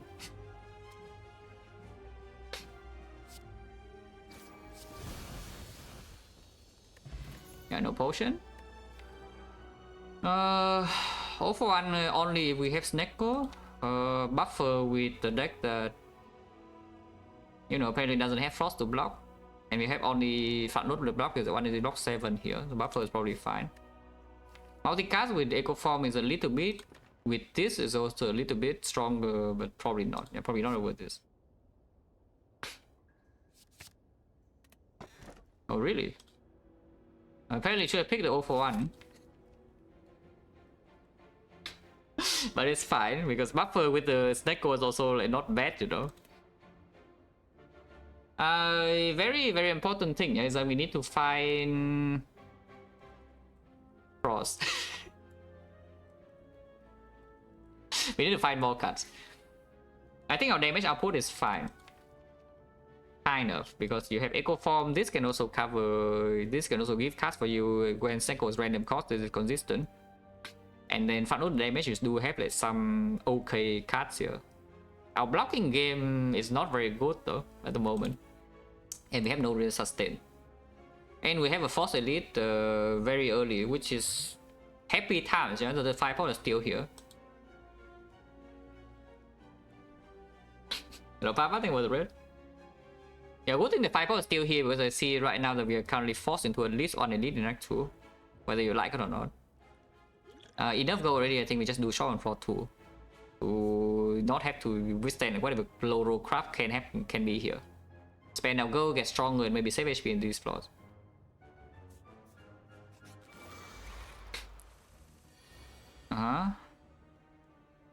Well, Echo Form is still play. I can tell you that. So we simply take 12 damage here. It should strike here so that Echo the Streamline is actually killing this, yeah? Ow. Okay. I mean, they talk about that, so we just do that. Can get a cool 9 stack, but I think we just do this. Energy next turn also good. Even though the block is wasted. And now we just kill this. So minus 12, no potion, minus 50. Not amazing cards. Compound Driver, first copy normally is fine, but the problem Number one is that we have Snecko, so the draw already is less likely to really matter, yeah? And of course the cost is random, so it's higher than 1 on average. The more important thing is that our deck only has lightning orbs. There's no frost in our deck. We don't have frost, we don't have plasma, we don't have dark orbs, so this compound river is like self-cycle or what? Random cost self-cycle deals 10 damage. Yeah, like no, yeah. We skip.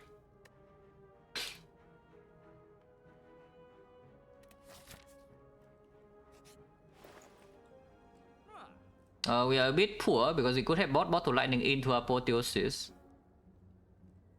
If you're a bit richer, you can do that, but we cannot do that. That said, though, it's not like apotheosis is suddenly bad or anything, you know, so we can still just buy the apple anyway. Yeah, buy apple, remove a card seems completely fine to me.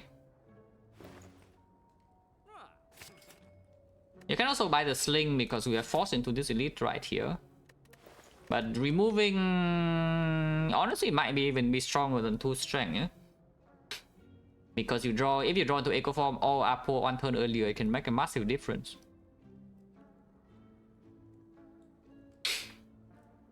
I still don't have Frost, by the way. You can exchange the Focus Pot for a Block Pot because Focus Pot right now is a hot garbage. And Block Pot actually saves HP and I need freaking HP. Before I die like horribly, I die a horrible death to like these flaws. Yeah, I think I want to do that actually. Can remove the zap. At the same time, the zap is discounted with apotheosis 1 time. You have 3 cost zap and you can play Apple can go down. And then this is working against the boost stabbing damage with the data disc and the cables. Leader, we have some time to set up, maybe. And after Echo Form is down, Leader maybe is not that scary. In fact, you can win Echo the buffer, and even if Leader charges up until 63 or something, you can full bluff down, yeah? Lever Zap is not the best thing to draw, and Bull Stabbing Zap is like fine.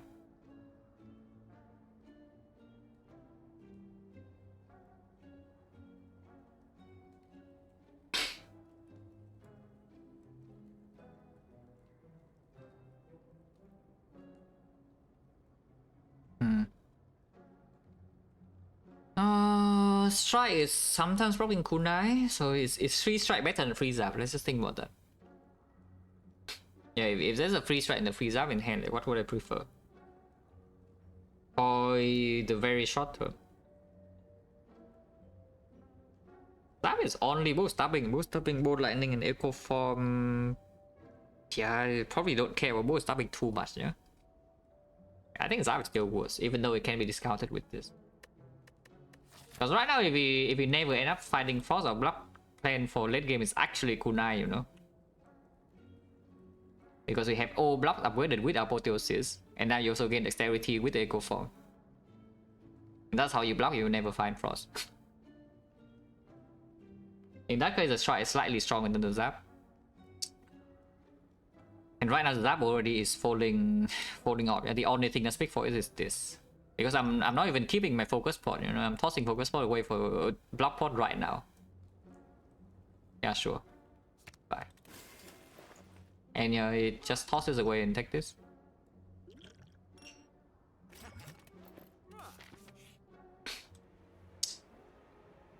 Yeah, right after the shop, yeah, 1 floor after the shop. Thank you. I love -6. Yeah, I absolutely love -6. Thank you very much. But we don't get the gold here. There's no shop upcoming. I have very high potential for late game because of Snecko Echo Form Apotheosis. And I'm in actual danger short term. 2 potions already here, so we don't take potion. Uncommon colorless with Snecko are completely worthless, yeah. It's only about whether you're taking gold or not. And I am not taking the gold, I need my HP.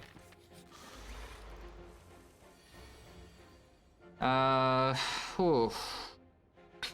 I think Halo was better than Buffer to play in this spot. Not 100% sure. Playing the buffer suggests the next turn I need to block the 12 if it attacks me with 12, which I can do. Always. If it weakens me into multi-hit, then it's worthless, but if it weakens into big hit, then the buffer is working. At the same time... Does this even... Yeah, how well does this fight go if I don't play this? Even with the Echo Form, which is not even played yet. It might not even be played next turn. Okay, I play this, yeah. And having a buffer plus and a redraw is good too. Yeah, of course. 3 cost Apple, but I guess you just don't play the Apple then or what?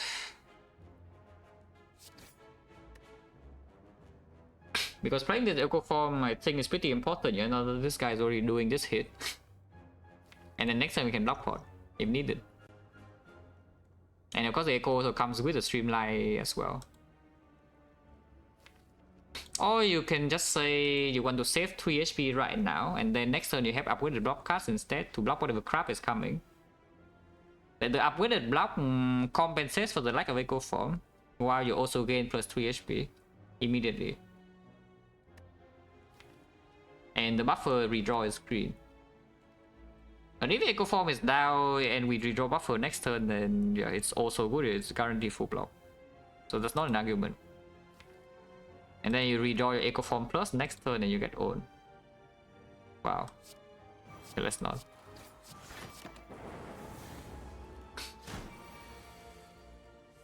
And yeah, maybe with the Echo Form you can even kill, you know, which happened here. Yeah, nice block pot. Complete garbage, still no frost. This deck does not want the stack. If we want the stack, the Hello World can make one.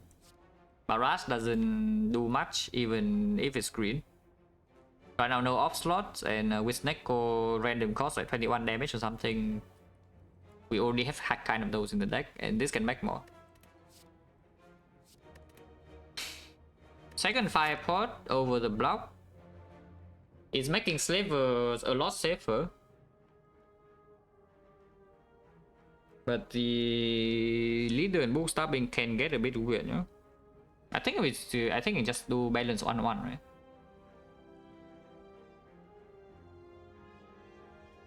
But I also think that we can probably try to do the 2 elite path instead. Not the burning, yeah. You can attempt to run the burning right now, but with this deck I don't want to. But I think I'm allowed to do this instead of just 1 elite this way. Fire is just rest because we already have the Apo in the deck. And fire here can be rest again. Yeah, sure. Point chance now 2 fights. 1 pot. Yeah, 2 fights, 1 pot. 40%. I need attack. Okay, at least I bought the block pot. Yeah, at least I did buy the block pot. Yeah, question mark snake flame, and of course the attacking is not very good. Yeah, nice question mark and act 2 by the way. Knowing skull -6 into a snake plant. Amazing. But at least it's not a focus pot, yeah, otherwise we are already basically dead. Okay, charge battery Echo Form, Snecko. Okay, now you're claiming Snecko. That is also complete fake news, yeah. Snecko is even rolling favorable cost. Snecko is rolling good cost.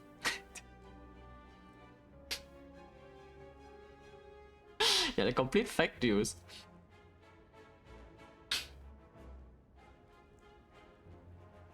Alright, okay. Echo Form, charge battery, block pot, take 5, and then suddenly now we can die on turn 1 against this or what? You can also block this without playing Echo Form, but I think that's completely stupid because you can attack again next turn. Also, this thing needs to die at some point too. Yeah, exactly. The Echo Form already save HP back. Unfortunately, we take another 5. Because you know, what can you do, right? Because he bottom deck 2 blockers and the Apotheosis. And he also attack. Oh, that is very dangerous. I mean, next time we never take damage because buffer can always be Echo Form, yeah? But that's very, very dangerous now. I don't even need the energy next turn. But at the same time, like, I don't need the damage either. Just double this. Reflex strike. Holy frost.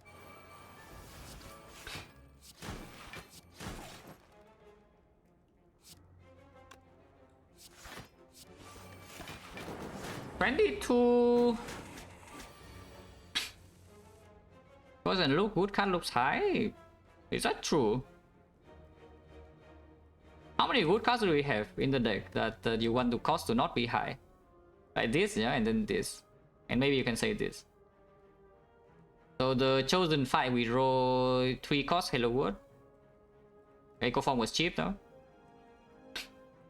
The Thieves fight, Echo Form was cheap.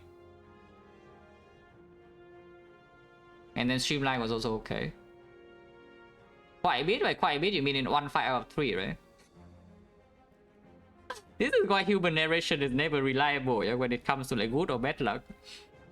This is the 3rd fight, and Echo Form has rolled 3 in 1 time. The other 2 fights were cheap, but nobody mentioned it. But now suddenly there's like this narrative that Neko is rolling bad. Do not trust people, yeah, when it comes to narrating their own luck or even other people's luck. It's just complete fake news. It's just an average Sneko roll. Like so far, I would say like a lot of bad things have happened in this act, but this is not one of them, not yet. Maybe next fight rolls bad and I die instantly. It can happen. But so far the rolls are average. In fact, it might even be slightly good for us. It's just that the fights were bad and the event roll was also terrible.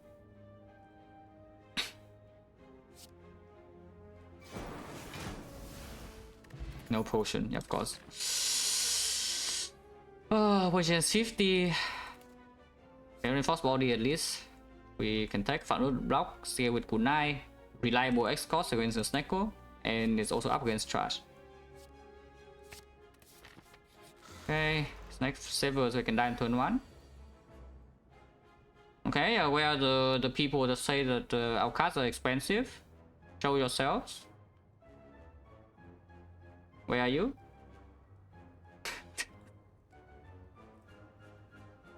And Snake was so bad, right? That said, though, are we even alive this turn? I mean, we are, but are we even alive next turn? Let's talk about that. Yeah, Apple cost 3, completely terrible. It's unplayable.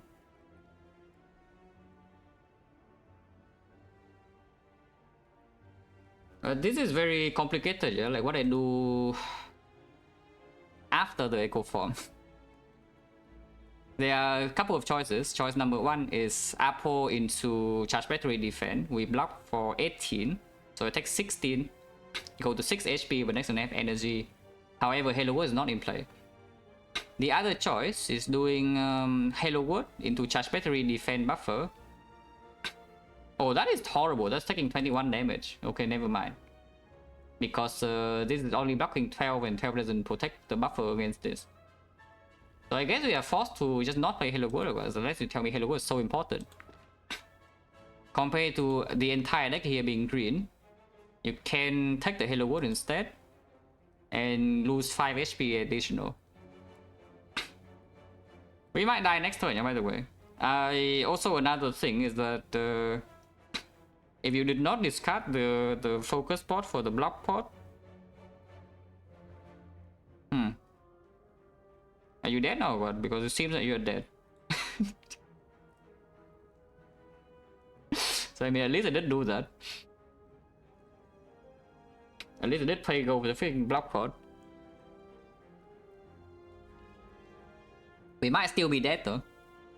Yeah, we might actually still be dead because the only time when this actually can die is immediately in early act 2 or late act 4, yeah? When the fight goes long enough that you get on, or when the fight is too short and you also get on. And right now in act 2 the fights are too short and good things have not happened. Like everything has been bad. You go into 2 events and what happened in the 2 events? You just lose. How much HP? The knowing skull is -6, yeah, and Snake Flame we lost 10 and rock was 22. So you lose 28 HP in 2 question marks, and you gain 1 reinforced body in the deck. Wow, that was worth it.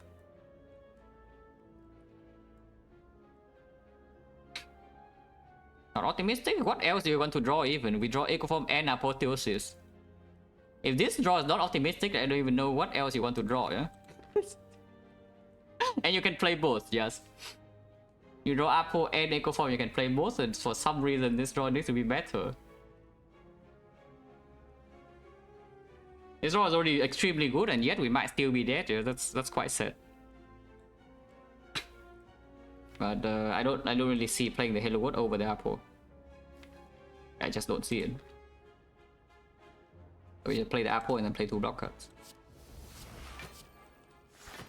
Then cry.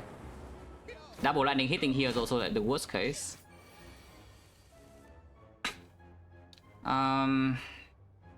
This is fine though, for now.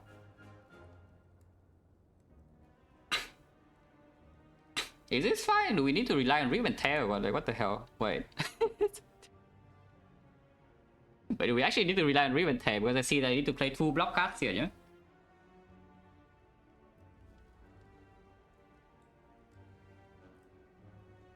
Because the lightning did not hit here last turn, so if I do double warning and then strike here, it's 1 damage off. And I need the lightning to hit, otherwise the 5-4 doesn't even kill. If I double streamline, then I'm dead. That would not be very good if I'm dead. Ah, no, I can double defend. I can double defend first and then play 3 attacks after. In that case, I block for 16 and I'm taking 5 damage and go to 1. And then I'm fine.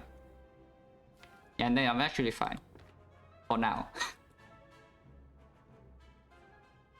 There's no guarantee, right? There's no guarantee. If I play like double ball landing into a strike, I gain a cool 9 stack, but I cannot guarantee that I can kill the rest level. And then double block is blocking 18, which means rest of it must die right now. I am dead. So yeah, it has to be double defend then. Double defend 1 cost, and then we play Streamline Ball Landing on the right side. It has 20 HP and we 5 pot. Into last energy, we should probably spend Rip and Tear over the strike, because honestly killing either one would be good, and Rip and Tear is just plus 9 damage. Yeah. So double defend. Streamline here, Ball Landing here is a 20, and then we boom. Throw 5 pot, kill this, and then play Rip and Tear last, get a cool 9 stack. Deal 18 damage here, get a lightning and passive the thing. Now the bad thing about going to 1 HP though, by the way, just so you know, is that there's another elite in here. maybe this was better if I know the question mark Snake Flame and we are in this kind of situation. They would have maybe just accepted the 1 elite attack and go here instead. Because the question mark would have been like so good, you know. Instead it's Snake Flame that eats my block pot and my HP. Yeah, exactly. Like overextending that 2 again, yeah. Fighting 1 elite, yeah, what the hell. Okay, I don't see a different line, so we just do that. Double block, 16, we face 21. So I don't die. Hit here and then hit here. Boom, and then yeah, Rip and Tear, get kunai.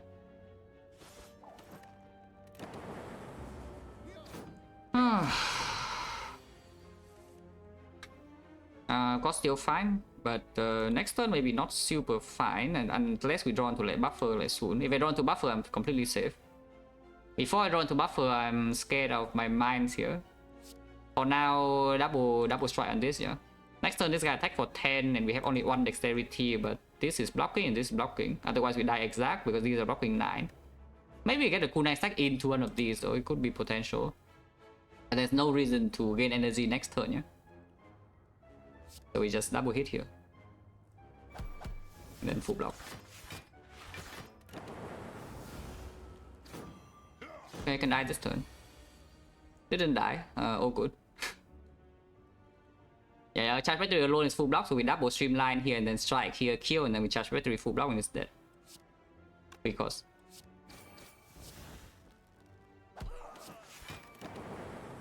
Oh, good.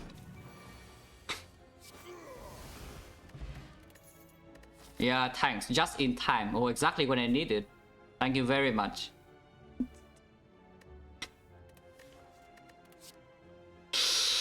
Hot garbage.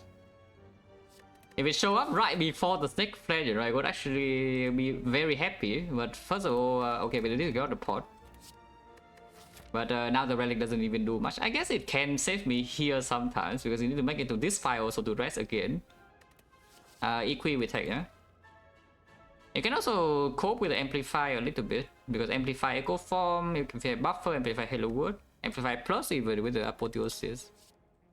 Equi with Neko, not exactly the best thing I've ever seen, but the first Equi is still okay. If you take 2 Equi with Neko, then you get like a little bit of a problem.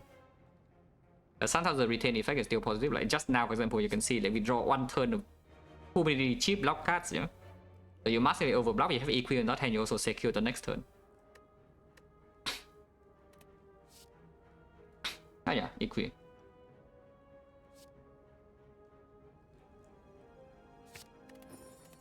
Resting. 20 HP can easily die here. It does the better attack on turn 1, but guess what? The Snecko is screwing us again, guys. Look at this, look at how screwed we are with the Snecko. And by the way, a terrible pattern, of course, expected. What can you say there? But Echo Form at least is on turn 1. Again, on 0. So we have a chance. We have a chance to not die here. The pattern is better. If pattern is the normal and we draw Echo Form on turn 1, I'm actually already kind of relaxed, yeah? Unfortunately, right now immediately I take 12 damage and next turn it attacks me 21 and it attacks me 28 and the buffer is also not doing much. So yes, we probably just drink the potion immediately even though it's only 2 damage this turn. I am terrified. Next floor is not even the rest yet, by the way. We need to take 1 more hallway fight here. So we also roll a 15% pattern, yeah? Okay, strength potion, block, strike, and maybe die next turn, maybe die next floor, maybe die in the next floor.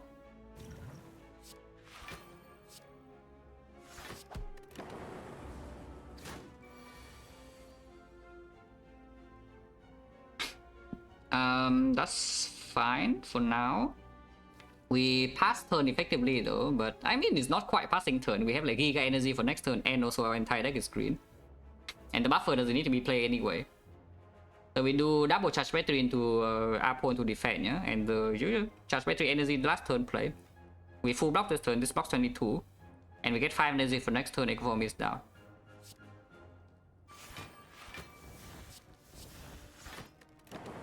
That said, this guy is scaling, I don't know whether we are scaling fast enough.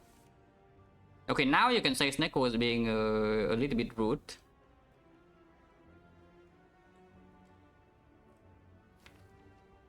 Next turn is only 24 though, it's a small hit. We do not need to double Equi here ever because the reinforced body is here, yeah? And I cannot play the Halo Wood. I mean I can play Halo Wood if I take 1 damage. I double Halo Wood into playing the reinforced body, but I think we should deal damage.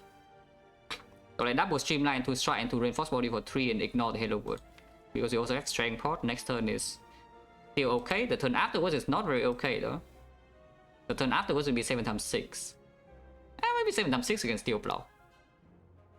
Especially if we have like 3 buffers or something left over. Okay, fine. Just hit it, yeah. Yeah, kunai stack, so to protect us from the wound and the 1 damage. It's only 24 damage. Okay, no problem. I mean, I see no problem. I see no problem. Yeah, it's dead. Potion barrier, exactly perfect timing also, does nothing.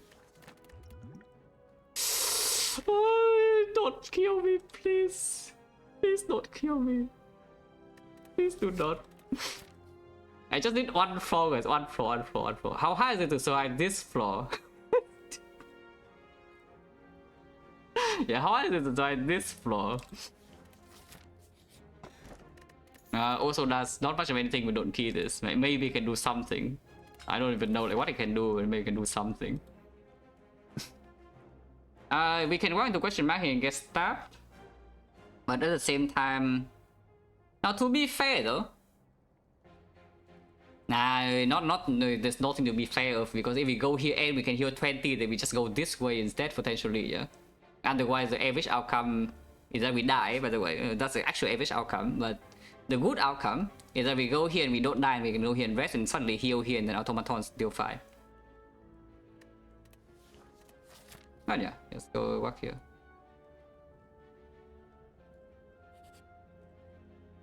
Lose 6 HP, yeah, that will work. Okay, at least it's not actively negative, but you know, there were a lot of good things here potentially still. Apparitions, for example, right now I would take, even though Apparition Snecko normally I'm not a fan, but Apparition right now I would take. And Library, I would actually take the heal unironically here.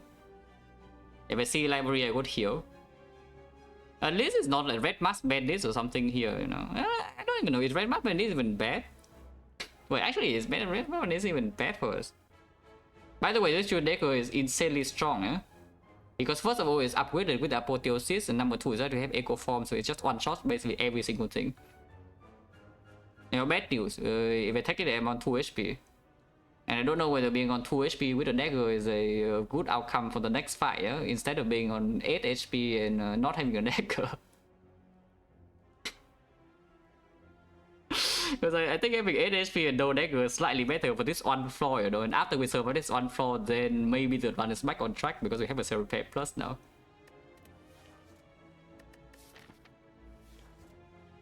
Okay, don't kill me, just can die on turn 1. Oh, the Snecko is screwing us again, guys. Oh, look at this. Look at how screwed we are with the Snecko. Oh, always expensive. Oh, every single time, always expensive.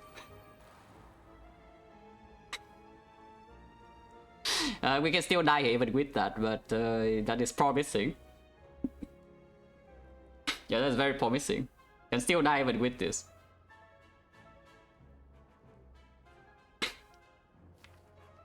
Yeah, we can deploy Halo World also, very good. You can play this, but I don't even know why on earth you would do that. You can dream. Are you dreaming? I am not dreaming. I think I just play the Cell Repair here, and then whenever I can kill the Chosen to get the hell out. Because next floor we can simply just go here and rest, yeah, we don't need to over heal, we don't need to heal to 20. I just need to survive this fight, heal 10, and then go here and freaking rest, and then maybe we can do something whatever comes afterwards. I am terrified. This is to die, so let's just play that. The dual cast, however, I'm not sure whether it's actually positive damage or not, because it deals 18 now and I lose 8 damage from here and 8 damage next turn, yeah? Unless I also play the bolt lightning, which is not guaranteed. The nice thing about dual cast is the 75% it hits this at least once. And if this hits here once, then I can kill with double streamline. I don't need to block the 6 next turn, which, you know, 6 HP.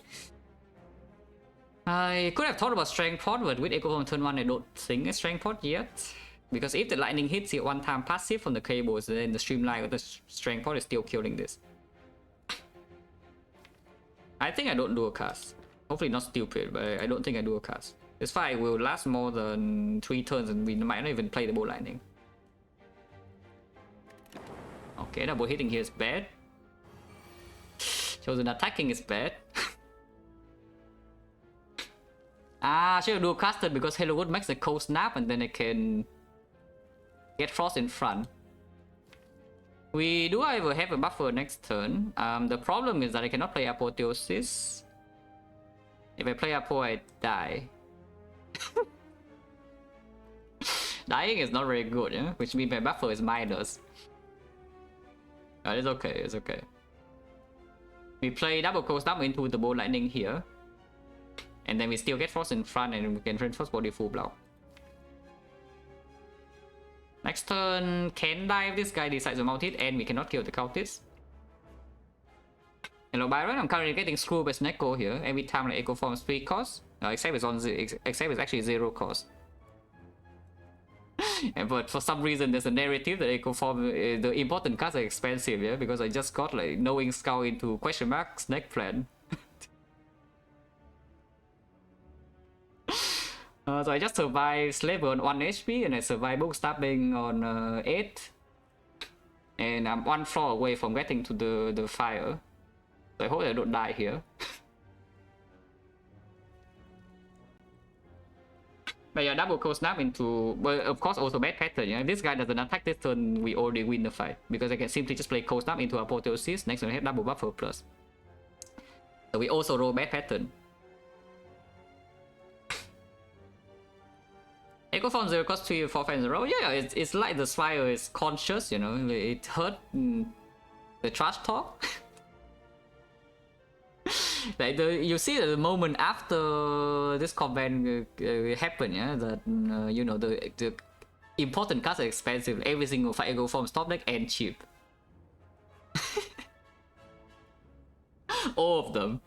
And we still barely survive, yeah? Even with Echo Form turn 1 every single fight. Really funny. Now seriously, the spy has a good sense of humor. I mean here we cannot play apotheosis. Like if I play it, I die.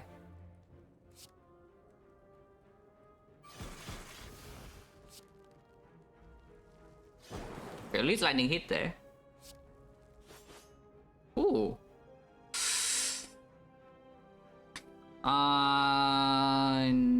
No? Yeah, no. It only died to bronze skill. Yeah, so it's just good to play Retros body still. We take 1 damage, yeah? But 1 is fine. So what I currently see here... Wait, what? Oh yeah, lightning also hit 50-50. And yeah, it does a big hit, so the buffer is protect. What I do see here is that... You could pick the ritual dagger or what? Maybe not, because the buffer is the absolute last card. So you pick the ritual dagger and then you don't draw your buffer here, then you die this turn and you're set. Okay, maybe you don't do that, yeah. It's actually true, right? With this cost roll, if you have one more card in the deck, but assuming draw does the same, it will be different. But assuming same draw with just one added ritual dagger and buffer still at the very end, you die this turn. It's 10 HP? Yeah, 10 HP I don't know. Like this fight is not nearly over yet, yeah, so let's not talk about like doubling the cell repair. We are on 8 HP with 1 buffer stack, yeah. And this guy is like, very healthy still. But we do have an echo form.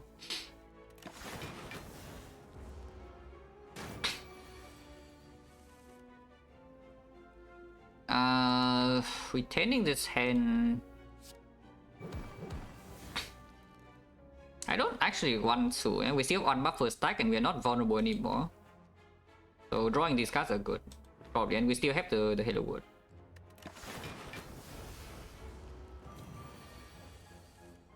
Oh yeah, 24 we already have buffer, so we are like completely chilling.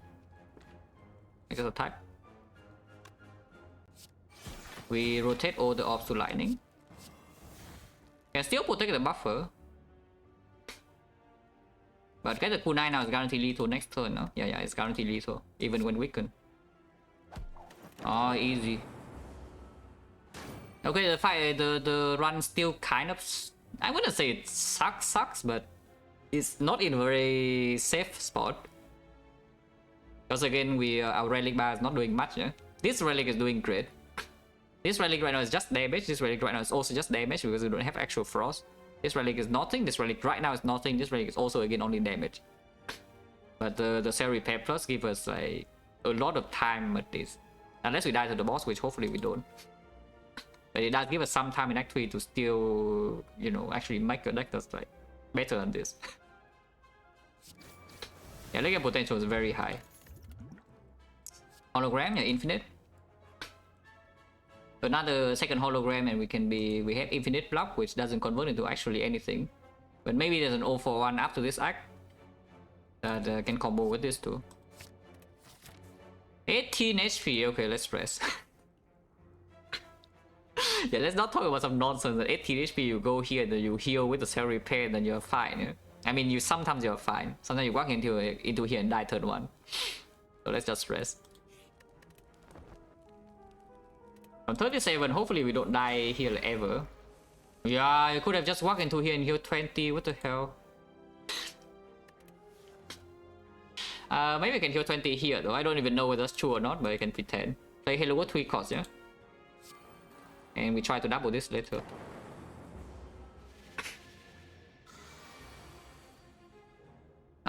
Punish not believing? Yeah, wait until next turn first. We do, however, always have the buffer draw, so... Yeah, it's fine. We always have the buffer draw.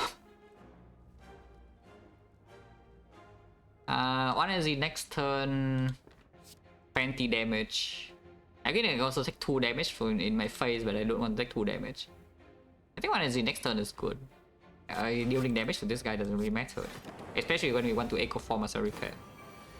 His turn buffer always blocks. Oh, expensive again. Oh, not like this. If we die now from 18 we can. From 18 we absolutely can literally just die on turn 1. Avocado Red is still around. Even Centurion Mystic hits you for like 23.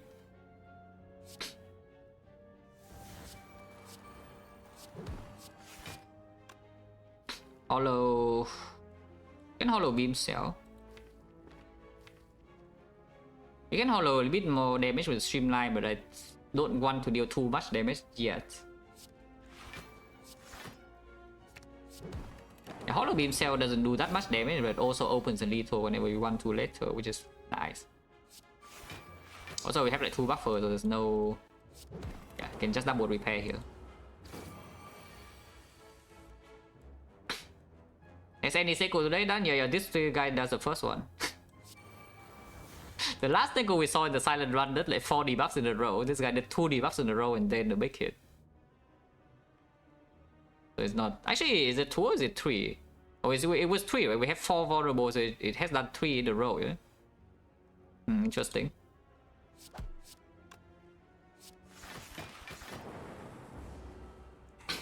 Okay, now we kill. 20 heal, no potion, was fine. Doom and Gloom. AoE card, which we currently don't have. Full cost with the Snecko, yeah. I mean, high impact draw. AoE Dark Orb is also good with the cables. So we take.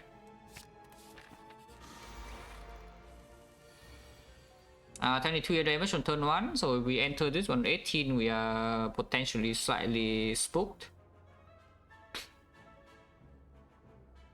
I think I just play Apo and then Defect, yeah, and we take 15, and then maybe we are not full HP into the boss, but I want my Apo in play. Other choice is just playing the Charge Battery Defend, and then we hope to double set repair later, but Apo is not in play, and then maybe we can take extra damage in these turns as well. Play my Apo. Shock Cycle, I mean, if Doom doesn't cost 2 and it also doesn't cost a draw nearly as much, then I don't mind the Doom, you know. Doom and Gloom with Neko is just kind of good. Even if you take away the Dark Orb part, yeah, it's still an okay card, it's not the worst. 10 AoE. And it also comes with the Dark Orb.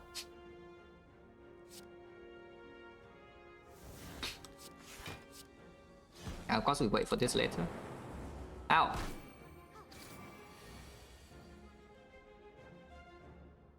I said I've been playing the Doom because I kind of want to just play the buffer.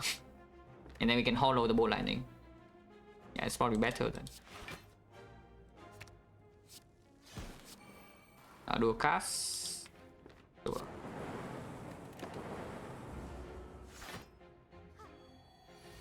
$14 we have buffer. Echo Form once again is 0 cost. Interesting.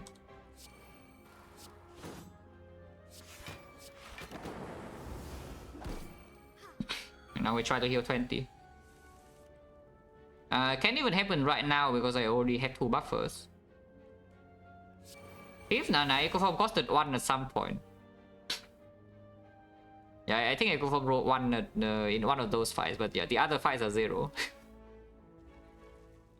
But I have not been keeping track too much, I just know that it's just freaking cheap every single floor. Yeah, I think it was one time I rolled 1, right?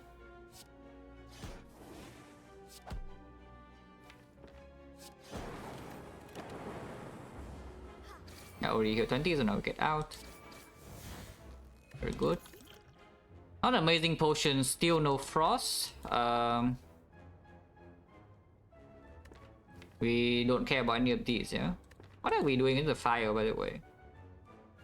And I can see hologram upgrade, I can see buffer upgrade. I can see recalling.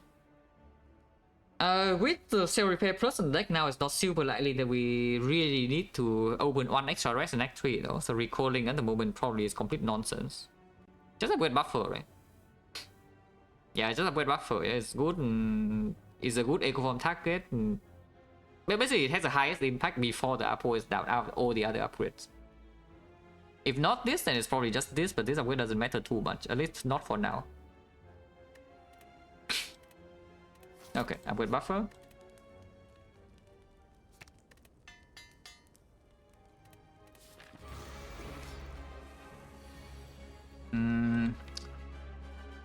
Oh, if my eco form stolen, it will cost 3 though. Yeah, if my eco form stolen instead of being drawn, it will actually cost 3, yeah? And then I'm sad.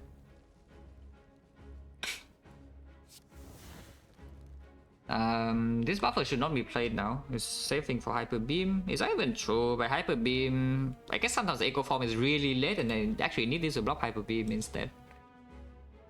Okay, fine, just play this. I mean, I played it either way, but yeah, I don't think I'm playing buffer.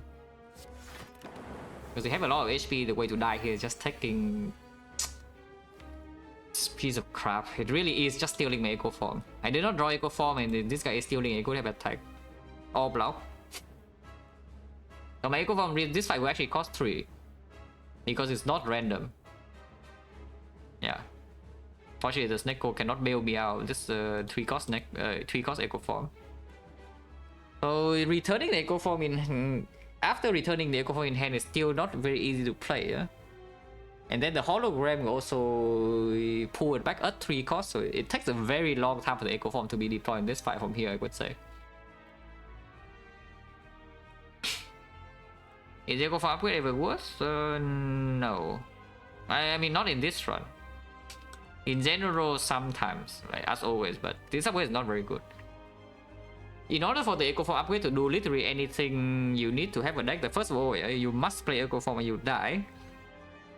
And number 2 is that you can play the eco form right after missing it the first time. So usually it's with Pyramid.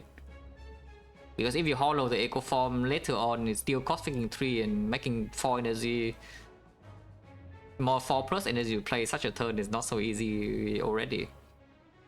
So usually it's with Pyramid, the eco form upgrade becomes like more reasonable. Upgrade stolen card, I don't actually know. I don't remember. I definitely knew this at some point, yeah, but right now I don't.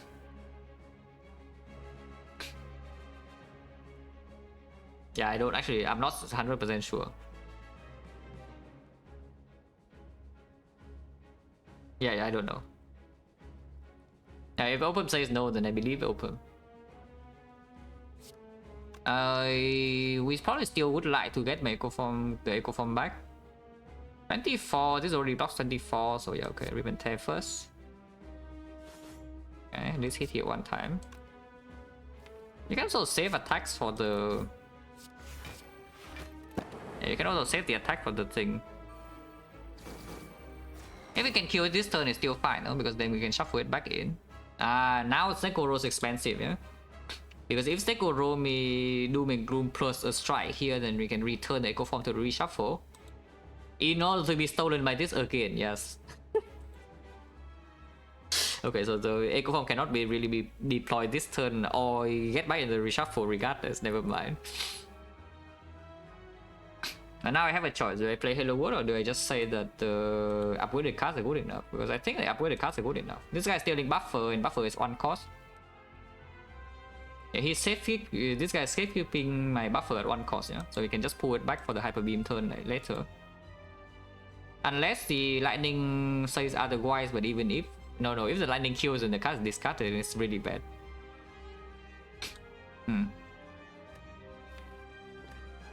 Whatever, just play this. Oh, it actually... I was about to say this could actually have a 50% chance to steal buffer then, and then the eco form's random cost and in the draw pile, and I have a safe keep. Yeah, but no. But no, of course not. It's fine, don't worry about it. Yeah, just block this turn, yeah. Don't see a reason to not full block. Guys, the Echo Form is almost here. In fact, like, this is 0 cost, so I can play it now. Oh, easy. 3 cost, bomb, easy. Next turn buffer always, so we take 0 damage, yeah. So at the end of the day, what happened? We play Echo Form on turn 5 in this fight. And how much damage are we going to take? I don't know. So far 0. So it looks like it will stay 0. I mean, it definitely looks like it will stay 0, yeah, because it's dead like next turn. Yeah, good rest by the way. We do not need to rest before the snake water. At the same time, the upgrade doesn't really matter. So the only way you get more value of this arc would be you go here instead. If you go this way instead of the fire, you are getting 1 card reward. And maybe a potion. Yeah, please believe, exactly. I don't even know why double cell repair, but you know, I already did.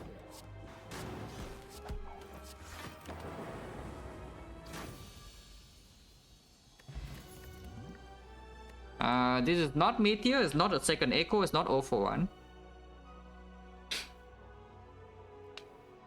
It is, however, cautious with the potion belt. And right now we still have 0 frost orb, yeah, I'm just saying. Like, our entire deck does not have any frost.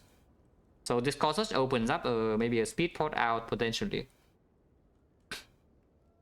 Sick with Snecko with this deck, not really. Right? Apo is also not even green. Like, we are not going to upgrade Apotheosis either, yeah. So what are you seeking for? You seek for Echo Form is 3 costs. You seek for Apo is 2 costs. You seek for Buffer also 2 costs. You seek for Halo Wood sometimes, I guess. Sick of a skip I probably still take because you can simply just leave the Sick in the reshuffle as well. It's not like so terrible.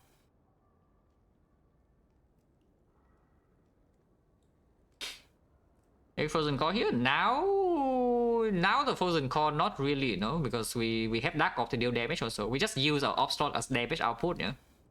And we block with Dexterity and Buffer instead, and maybe the Potion Belt. Bottle, yes, Bottle is simply just putting the card on top of the draw pile, you still draw them normally. Yeah, Corsage, yeah. Unless you tell me it's Fusion in order to evoke the lightning easily and then you put the Dark Orb in front. Now Frozen Core is here and it's probably bad. Fusion Hammer is here and it's probably free. On the other hand, there's also a Nuclear Battery with the cable, so tiny bit, where we just take the hammer, yeah. And this is actually a Kunai deck. Unironically, is a Kunai upgraded block cast deck. Deck has no frost, it also has no focus. No frost, no focus, but we block with Buffer, Dexterity, and Kunai, and Echo Form.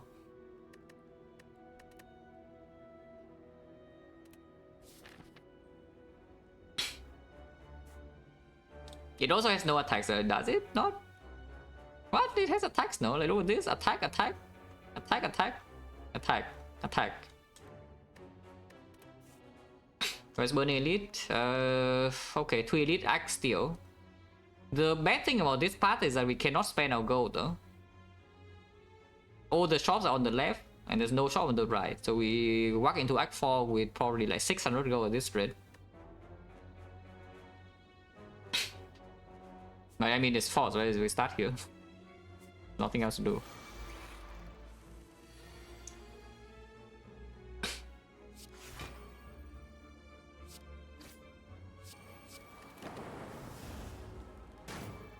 Use the question mark to shop? I'm pretty sure it cannot. I'm pretty sure Zeus will always give you an event. It can give you a shrine because shrine are events, but yeah, it cannot give you chest, it cannot give you a shop. I'm pretty sure.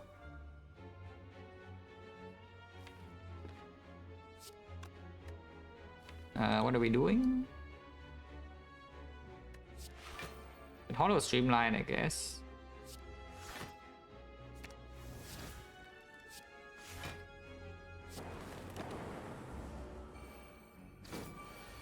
Dodge chain is not super high, even if you try to max question mark, which by the way I don't want to do. Because card rewards the snake go good and replacing potion by potion bell is also good, yeah. Even if you try to max question mark, it's like 3% here into 6% here into... Maybe you want to avoid this shop, so it's like 9% here and 12% here. which in total comes to about 30%. Even if you go to 4 question marks, it's about 30%. It's not high enough. How big a priority? I mean, if I can do it without dying, then I do it. I mean, that's not true. In basically in early game, I just care about taking the highest value path that I can without dying. If the highest value path has the burning elite inside the path, then yeah, I take burning elite in early game.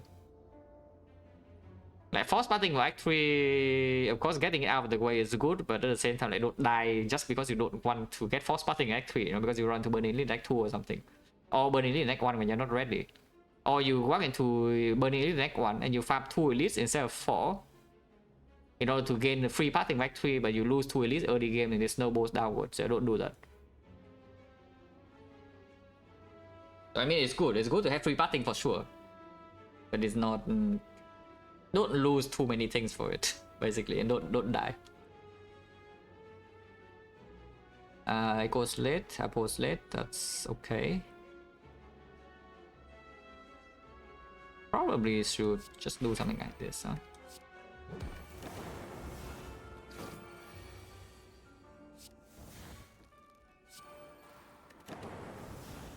I don't even know why I play that, because if this guy attack and I don't draw block this turn, then I can already take the hit.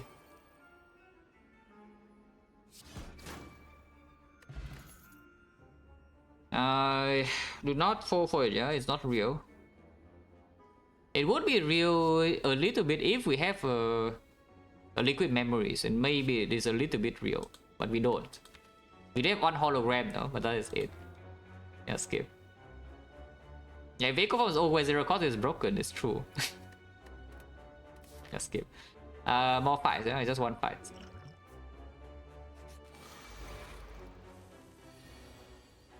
Okay. This sounds pretty good. Also, the core search at the minimum, it already can convert to 5 strength in one fight. If it's drawn turn 1 against the heart, I can block vulnerable, like very good. We do have power potion, which can be bias cock for our 0 cost, 0 frost, like very good.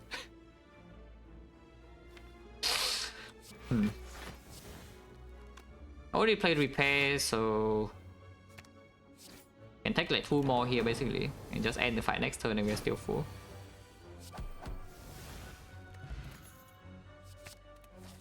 Frost.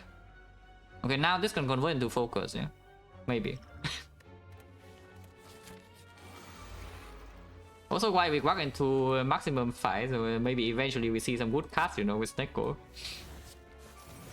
That card's pretty good, I would say. I think out of all the cards we could have seen, that card was pretty decent. Core search in the redraw is not even that bad. The artifact does effectively nothing. So I just want my 1 energy for next turn. Over the kunai stack, I want my own energy. Because, you know, it's bad. This fight is genuinely scary. Unfortunately, even with 5 energy, I cannot do much. We do have a buffer incoming, to protect us against 2 turns, yeah? Well, not much to do here, right? It's like dual cast defend. Double buffer? How do you double your buffer? You pretend that somehow you can play Echo Form next turn and then you play your buffer the turn after or what? I mean, it can happen. 30% of the time this is bottom deck and then this is also top deck, like 70%. If both of those happen and you also can full block with playing the Echo Form, then you can do that, and then turn afterwards you can Echo Buffer. So it can happen, it's not impossible. So we still take 0 though. Apparently it's happening, but I don't even know whether I'm playing this or not, because the answer is most likely no. 60, yeah? We can Hollow Rip and Tear, and that's better than just playing the Streamline. But I can Hollow 1 cost card instead. Bow Lightning is slightly better than Rip and Tear. Is Glacier better than Bow Lightning or not? I mean, it has to be, right? The freaking Glacier is like 10 here, 10 here is the same, yeah? And then Evoke is the same.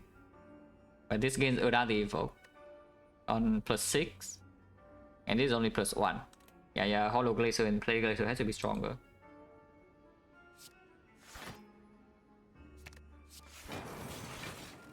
Ow! Attack 8, but this time we have buffers, we have time. Okay, and then we can also repair the Echo Forms in place, so we should be fairly safe. Cannot save the buffer stack this turn no matter what, so I'm not even going to try. If we can save buffer this turn, we're completely safe. Otherwise, we set up a good turn for next turn. This could be possible to save because I do double Equi. And then Beam Cell Bolt Lightning. This works, right? Double Equi, even triple Equi, yeah? Triple Equi in here, I play a 48 and 53. 53, 59, 59 plus another 9, 68. Yeah, it's definitely working.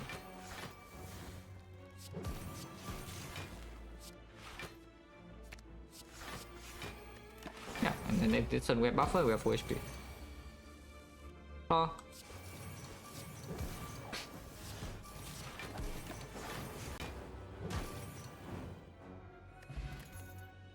Fusion Plus, that's worse than Fusion Minus. Because it doesn't discount to 1 when you play the Apple on the same turn. And it's also just a bad Meteor Strike.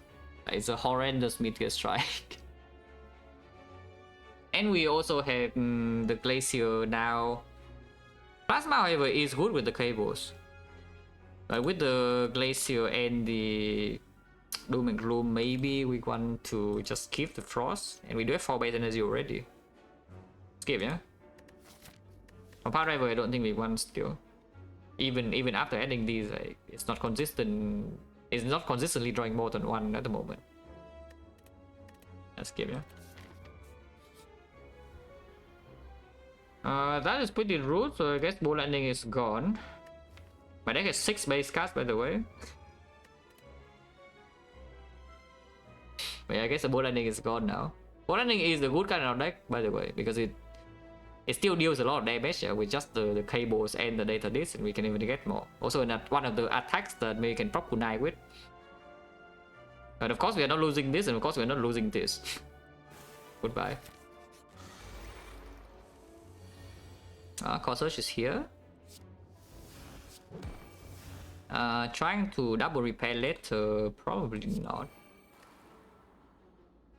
Do a cast now, so Glacier gains immediately Frost next turn. That blocks for 19. So Glacier alone, if it does 18, and yeah, sure.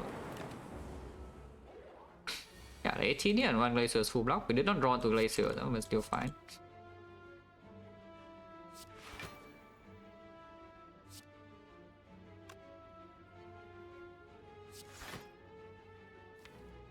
I think I want to do something like this. Saving the streamline for now because sometimes we can kunai with it next turn.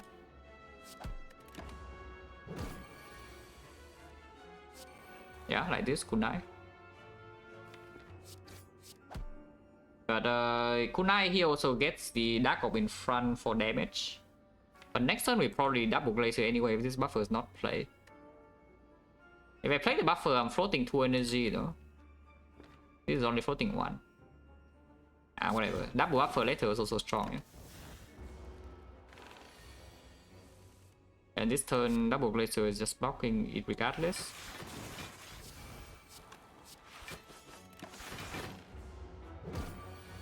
So we don't really take damage.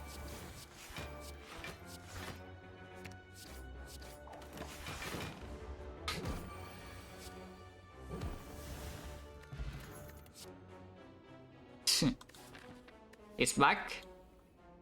Oh, by the way, for the monkeys that's greeted the consumer neck one.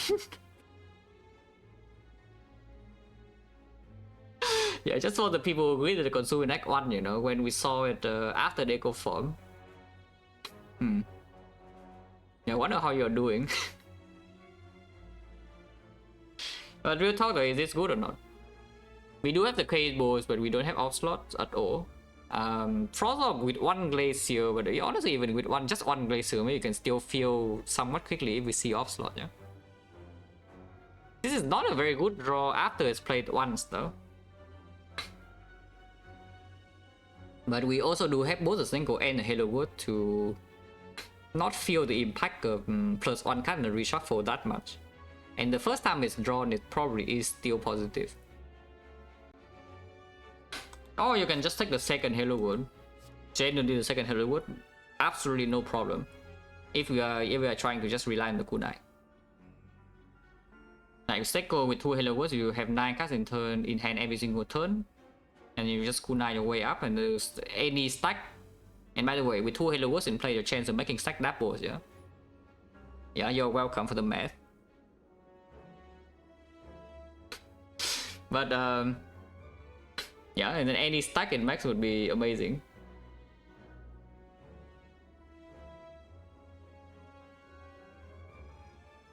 Because we just have one glacier, you know, if we pick like this freaking consume, in fact consume minus it's not even good, so you need to draw Apo beforehand. And then afterwards you make the cycle on the glacier, which doesn't even happen because we have the Halo Wood, making new cards also, so the glacier is drawn back less often as the fight goes on. I just take my second Halo Wood. No? Yeah, I just take my second Halo Wood. Skill pot over strength, probably fair. By the way, right now this deck looks like it's in a very prime position in order to get destroyed back for. Sometimes we can heal 20 or speed and shield if we don't take too much front load the damage. And sometimes you can deal with the hard as well if Echo Forms early. But if things go really wrong, you want to act for, you just die. Yeah? Even with 4 potions right now, because these potions don't help. So we need to start thinking about that. Yeah, skill pot over strength probably is a good start. Do not click this, if you click this you lose. If you click this, you also might lose. As shown here. We have the Doom and Gloom, yes, we have the Doom and Gloom. Do not worry guys, we have the Doom and Gloom next turn. Do not worry.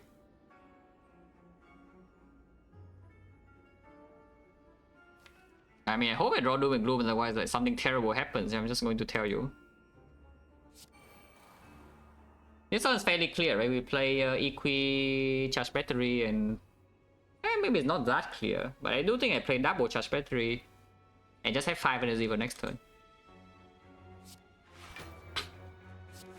Because it also spends my energy nicer, you know? Yeah, it also spends my energy in a nicer way, and it blocks 1 damage.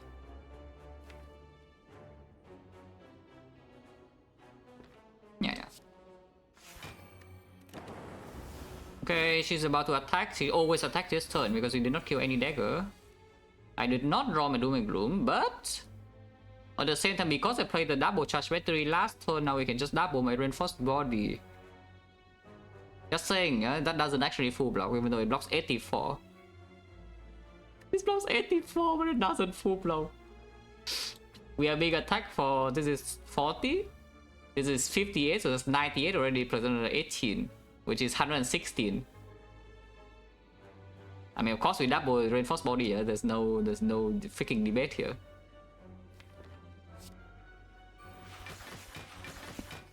But it doesn't even full block. This only blocks 99, so we take 17. That is just insane amount of damage. From yeah, you turn 2, you take like 160 damage to the fight. That's pretty illegal. But we don't die to that at least.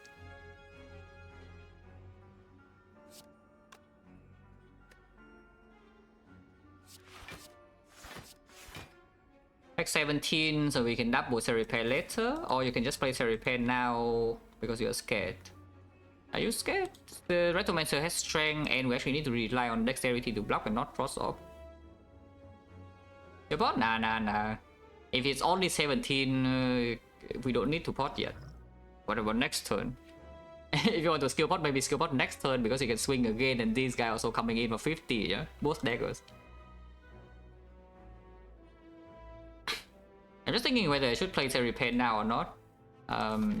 Because Strength Retromancer, I don't actually want to stay here for too long, you know. And then if the Set Repair in the redraw costs expensive and she attacks on the same turn, it's already impossible to play.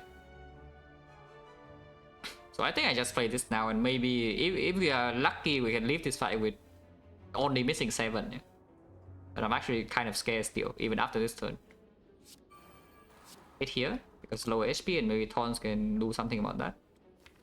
Oh, you say the next time we don't Doom and Gloom, we double it always, and that's only 14 damage though. 14 damage is probably just hit here though. Ow. Ow. Ow. Yeah, let's do it this turn. Is this turn so easy or what? Because it doesn't look very easy to beat, no? So if we want to skill pot, maybe now, yeah? But we don't need to, because double Doom and Gloom into a strike here is a perfect lethal on both daggers, and we only need to deal with on 38 to our face. Which we cannot, just saying, but it's fine. You can also open skill pot if you want to. Or you say the Cell Repair Echo Form is so strong here and you just want to preserve the potion. Because this skill pot is not useless, yeah, for Act 4 elites. Or even the hard fight, it's not a useless potion.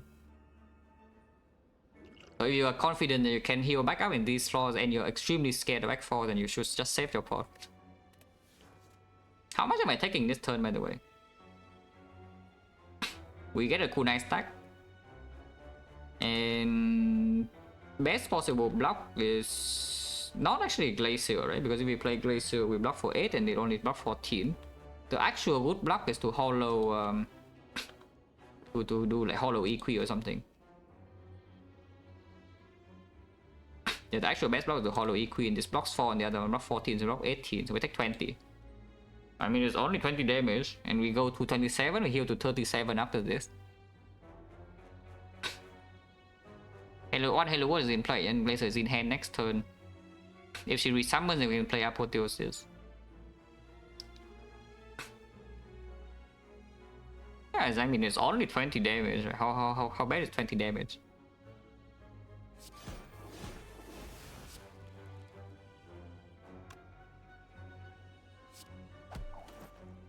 Yeah, Hollow Equi, play Hello World.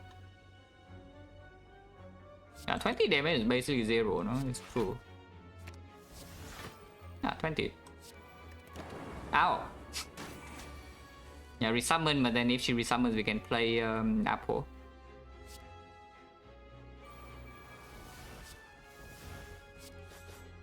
It'll be fine. Second Hello World was Streamline. Probably true. So we can just Hollow Ribbon tear the blast. Can do a cast here to let this Dark Orb be a thing, but we can only evoke the Dark Orb if the Hello World gives Orb cards. Or if the Doom and Gloom is drawn. If Doom is drawn, doesn't matter.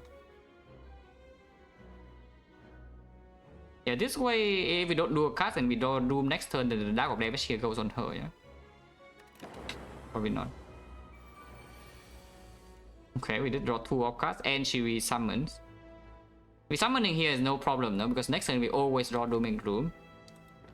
So we can simply just block this turn. Next turn she always attack, but we have 2 buffers still, and all the daggers die to my double Doom and Gloom, no matter how much HP they have. So we just block. Blocking.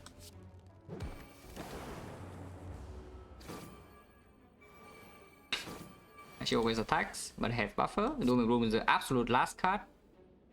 But don't worry about it, it doesn't matter. He's dead, yeah.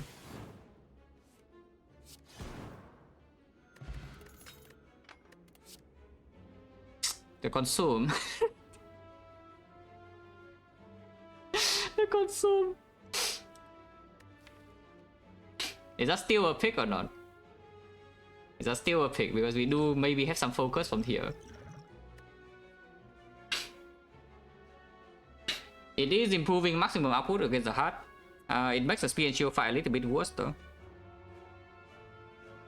And maximum output against the heart, do we have issues? Because we have Echo Form, we have Apo, we have Kunai, we have 2 Hello Worlds. The actual bad case is just... and our deck still only has 1 Frost card here. Let's not get ahead of ourselves here. We have 1 Glacier and that is it.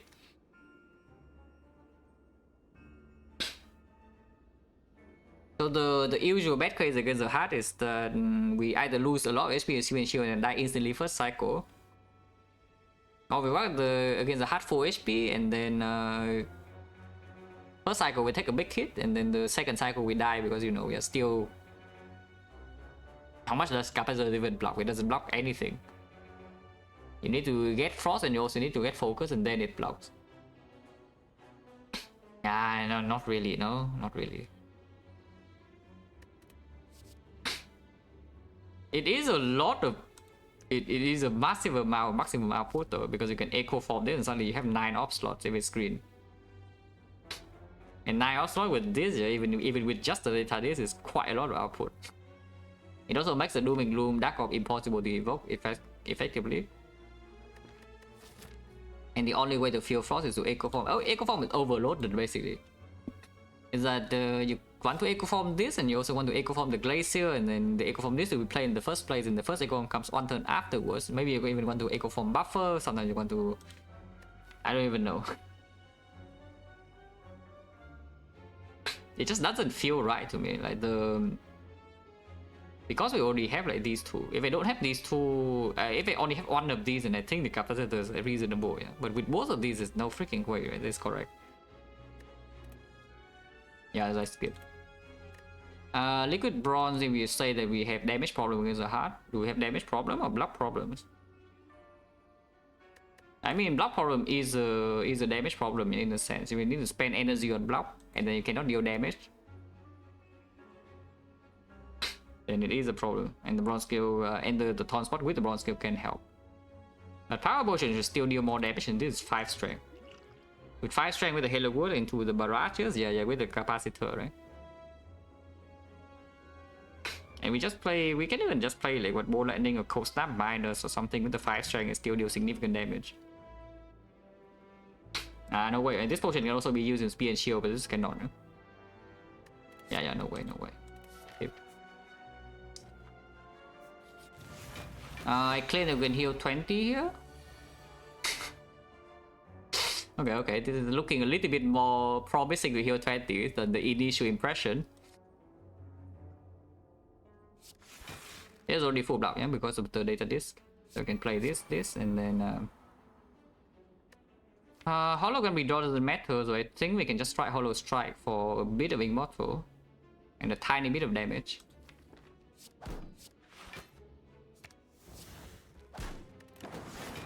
Yeah.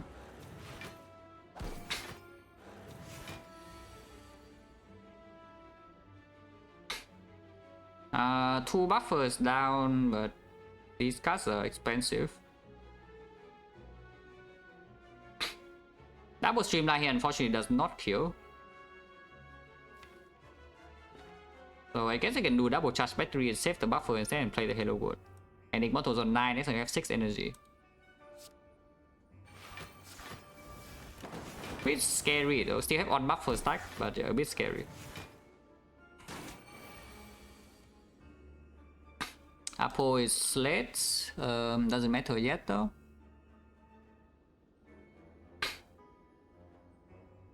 I can also just double repair now. How dumb is it double repair now? Probably pretty dumb. Let's just double doom. Okay, now the Apo is here. Because I can even play the... yeah, we kill this. And then you can even play E-Queen and then double repair next turn.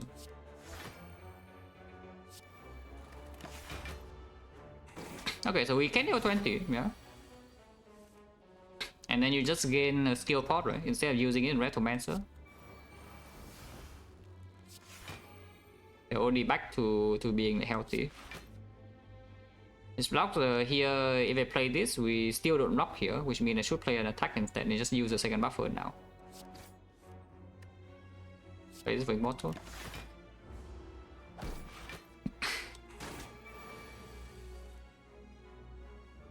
Should try to settle the Immortal for the next fight if possible.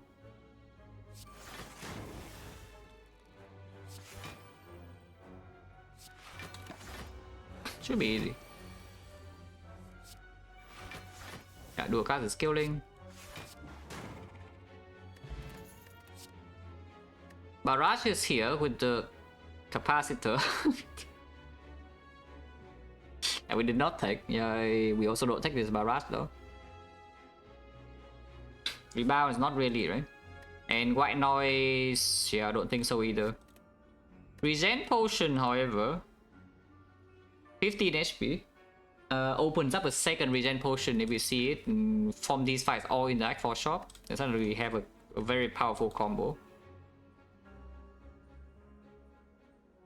So how strong is this 5 strength realistically? Because with double power pot, there's already a decent chance that we eventually have a bias cock. Yeah?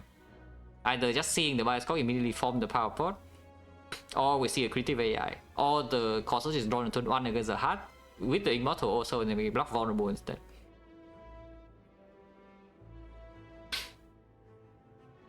Because right now the strength payoff in the deck is also not that good. And even if you gain 5 strength, it doesn't really mean much of anything that we can burst speed and shield down quickly. Or maybe we just play the healing build instead, you know. You take damage and then heal back up.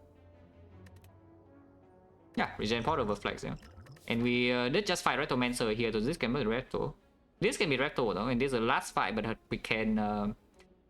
if I want to open the rest here, then I need to do the thing so we cannot get owned by Repto here. Or we don't have time to heal back. That's fine. That's probably fine. The more... this enemy is not super easy to block if you're frail, and it also buffs fast potentially sometimes. Yeah, I do a cast here so I gain Frost in front if I'm getting owned this turn. But you know, it's trying to do it, but I didn't get owned.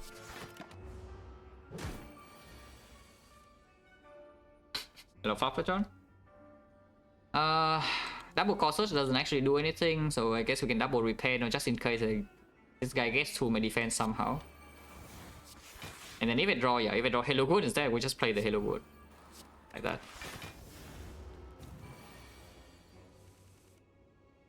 Okay, now we can deal some damage.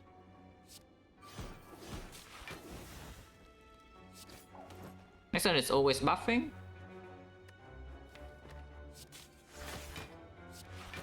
So yeah, no reason to play Equi.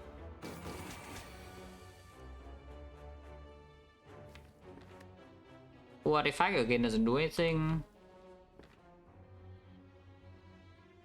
Still just one, yeah, no matter what is in front, so you can just deal that and then you can do this. One energy next turn over strike damage, energy is stronger.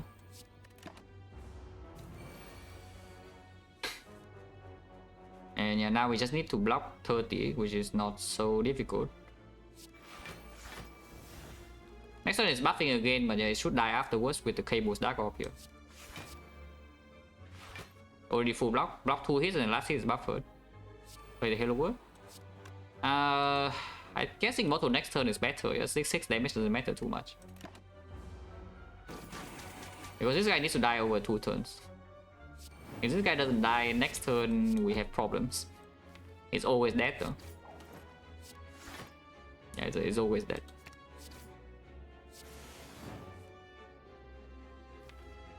It's dead with the first card, so we can play 1 card here.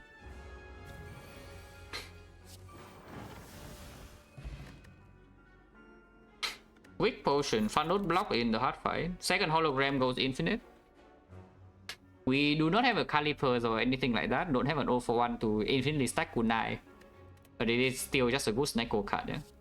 Unless you tell me it's Force Field because we have like 1, 2, 3, 4, 5 powers. And Force Field after Apple is down is block 16 random cost is a very dense block card. But yeah, we just like second holo. Weak Potion, Footnote block against the first cycle of the heart. It's Artifact per Scuff. And we have the buffer to already block the big hit sometimes. Does not work in Spear and Shield, so it's only against the heart, yeah, this thing. And double power pot is already against the heart. I think we keep the skill pot.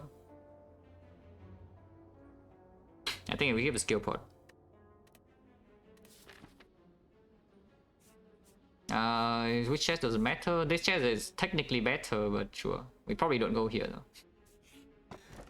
That would have been actually good. Yeah, no question mark. Yeah, we walk here and then decide whether we would like to open up a rest here or not. Most likely no. Oh, this garbage. At least this is on turn 1. And that. Rerolling here can get really ugly. Not rerolling here and accepting vulnerable can also be very ugly. But Echo Form is in play and Hello World is in play. And yeah, this is also the minimum amount of damage we take this turn already. Because the next smallest hit is 16 and it can roll up to 38. And then I'm sad. I just defend hollow, block 8, take 4, yeah?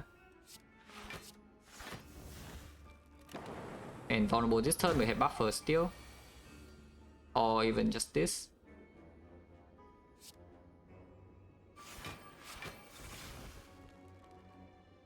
Equid now guarantees full block next turn. Or I can just play the Halo World. And take 2 more, but then we have 2 Halo Worlds in play with this being coming. Probably just do that.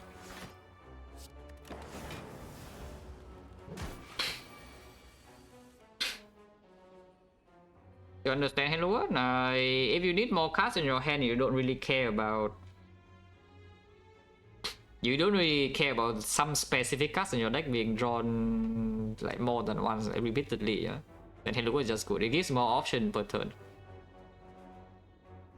It is kind of scaling in a way, and it basically if you just care about playing random any card, you just want to spend your energy in a decent way. You don't really care what it is on, and Halo World is fine.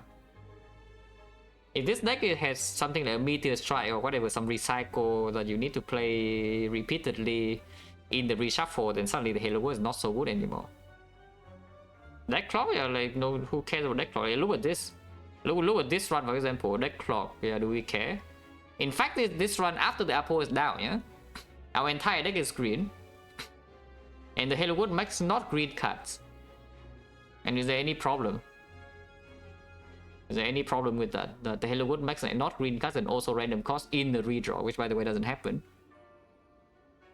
I just have 9 cards in my hand every turn and I can play some cards. That's the entire point.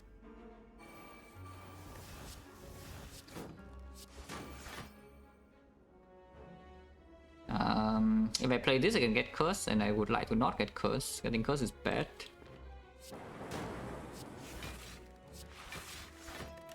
Vulnerable again, we have 4 buffers, so it's fine. Just don't get cursed.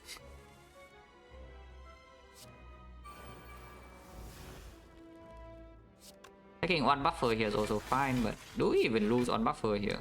Blocks a lot. Yeah, it full blocks.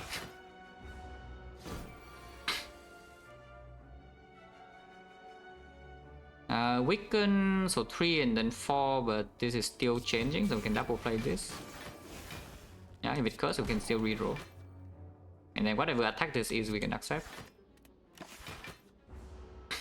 And now I have damage from the Dark Ops.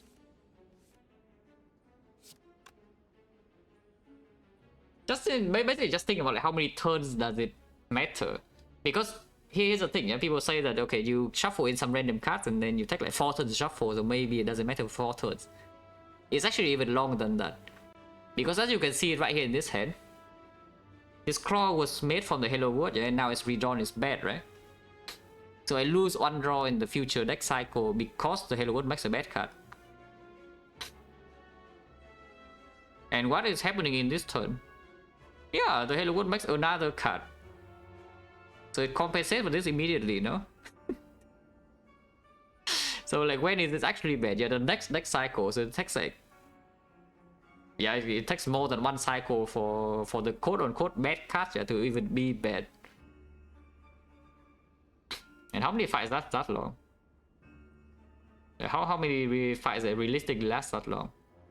And that's like ignoring the potential high roll random stack in the hard fight or something, it just blocks for you like 40, 60. The card is just completely fine.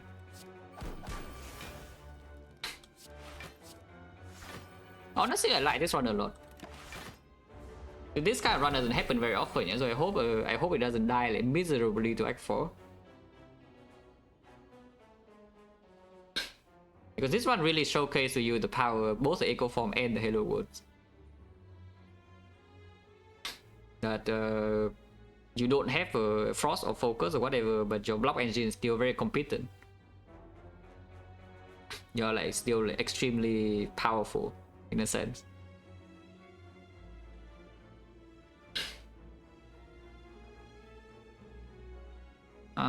What are we doing here, by the way? Like this.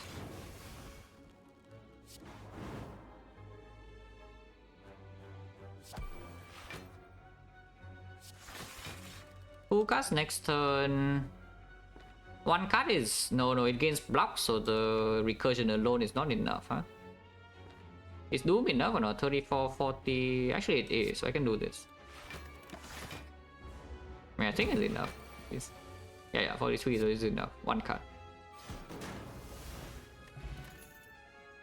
Loop plus... That is way better than a capacitor. Because it also works with Dark Orb, yeah? And the Halo Works can make recursions. As you can see right there, we have like plenty of recursion in the deck after a few turns.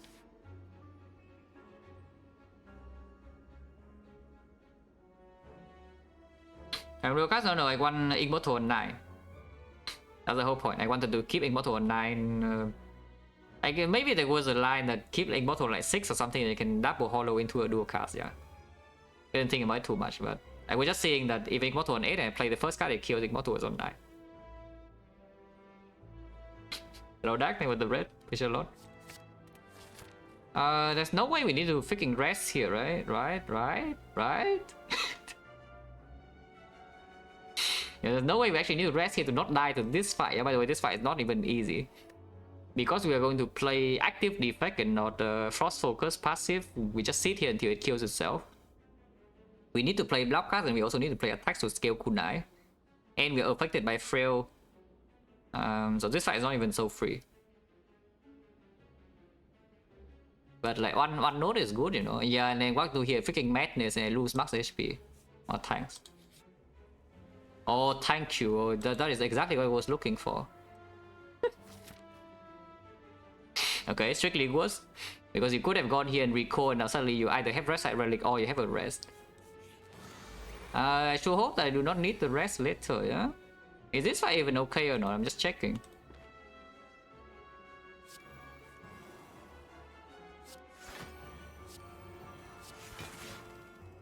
You can hollow in here, but I think saving the hologram in the deck, especially a zero cost hologram, it's potentially giving us a kill here later. Yeah, zero cost hologram in the discard, and now if we roll another zero cost hologram right here, we can one shot this. Oh, actually we cannot.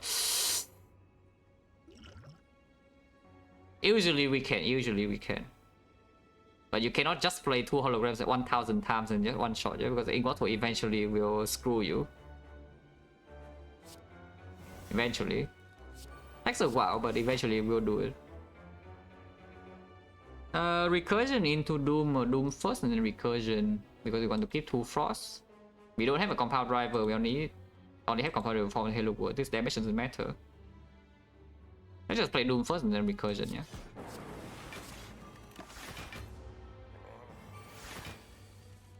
Okay, it costs 2 anyways, it doesn't matter. So now we can do double the Halo World, or you can just kunai stack right now.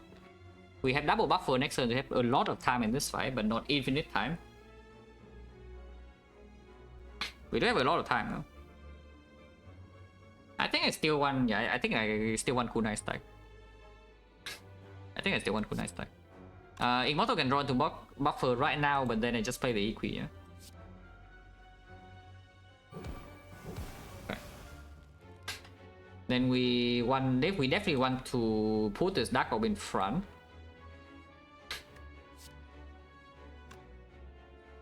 So it's like this, and then hollow into recursion. Hollow, and then hollow the recursion. It's a zero cost of rotation. Or you can also put a new Dark Orb in front. You can play the Doom also to spend the last energy. Because we have 4 buffer next turn, so just deal damage, right? Just deal damage. Kunai. And here, yeah, the loop on the Dark Orb with the cable, so it builds up like pretty fast. and we are invincible for a while. Not forever, but for a while.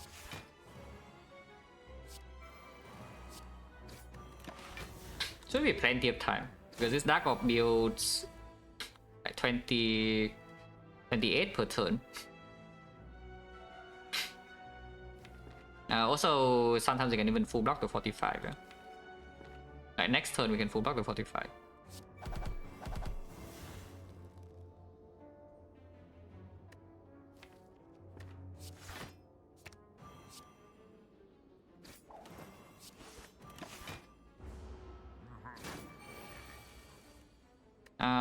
In fact, we have no. I thought the other hologram is 0 cost somehow, but it's not.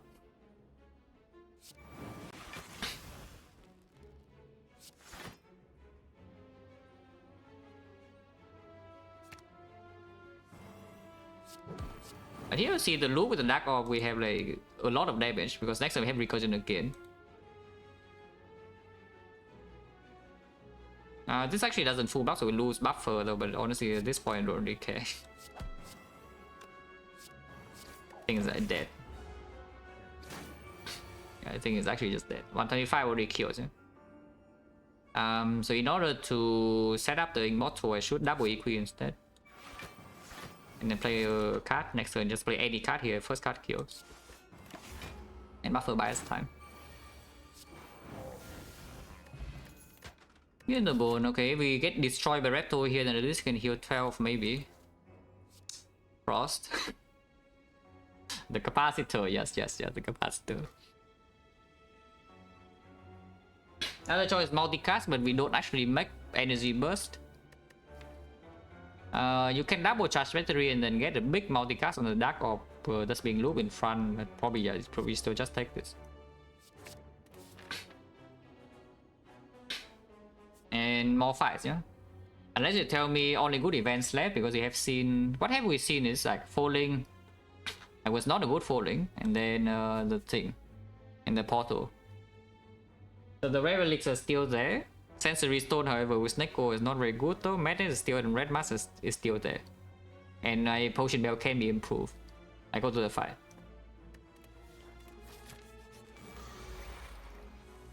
Last time we went into this fight, like, it's not super free.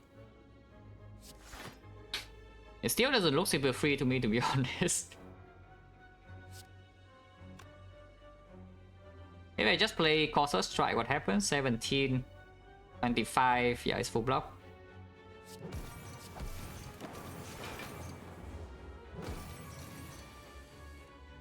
Yeah, Echo Form is late again, but maybe buffer can buy us time.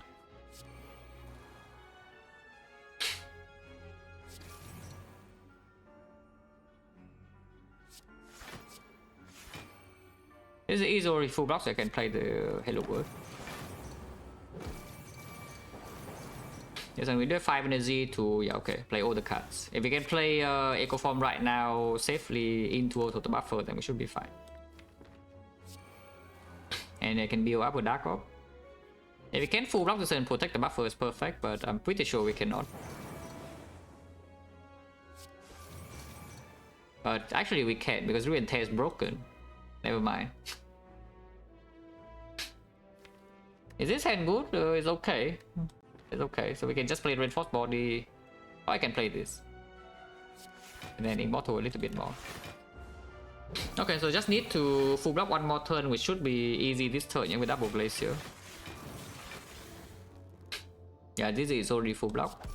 And then we press enter the next 2 turns. Immortal on 9. Yeah, very good.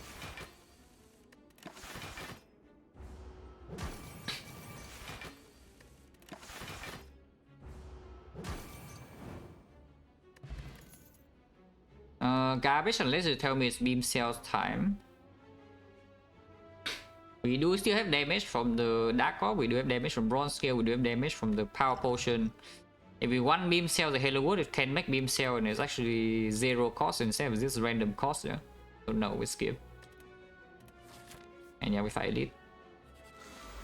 Not Retomancer, but this fight is not guaranteed to be easy either.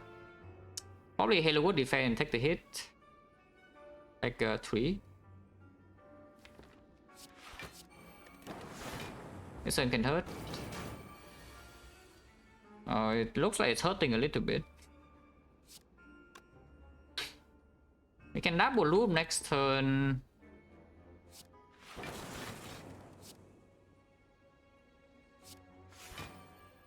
It doesn't hurt that much, and we can double heal with the cell repair still.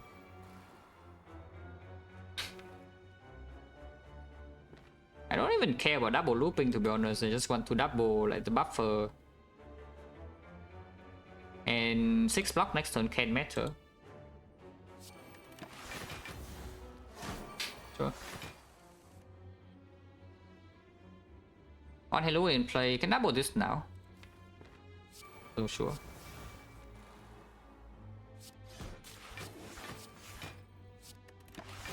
Should be fine. Because the 21 we can always block, and then the otherwise we have 4 buffer stacks and we full heal.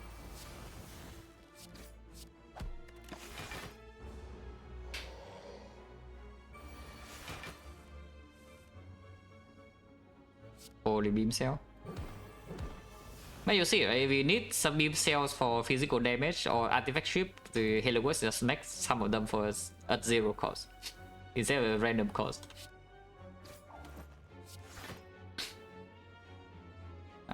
Play this.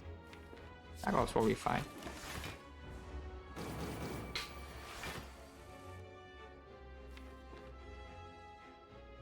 Do nothing. Because I kind of want to maybe try to open the kill with 4 cards from here.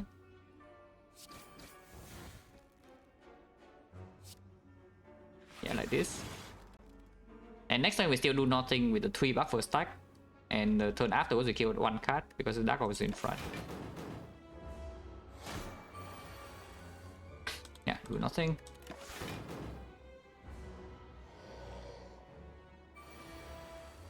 Okay, perfect. Yeah, Relic is not bad. Potion also not bad. Card also not bad. Especially with the loop now, and we don't have that much focus, so even if the basically looping on the Dark Orb is way more valuable, yeah, than looping on the Frost for this current deck. But what about the second Dooming Gloom? And we actually just deal damage with the cables and loop on Dark Orb with some bronze skills, and we block with dexterity, block with maybe Glacier once in a while, block with potion, block with Echo Form, block with Apple. It's not bad, no? Vision definitely doesn't do enough with Snecko. Also unupgraded, Apple is upgrading this half of the time only. And this is just stronger than this. Let's take the Doom, yeah? Block Pod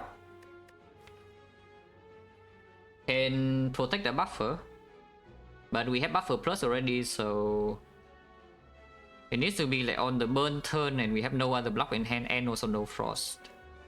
Then block Pod can really perform.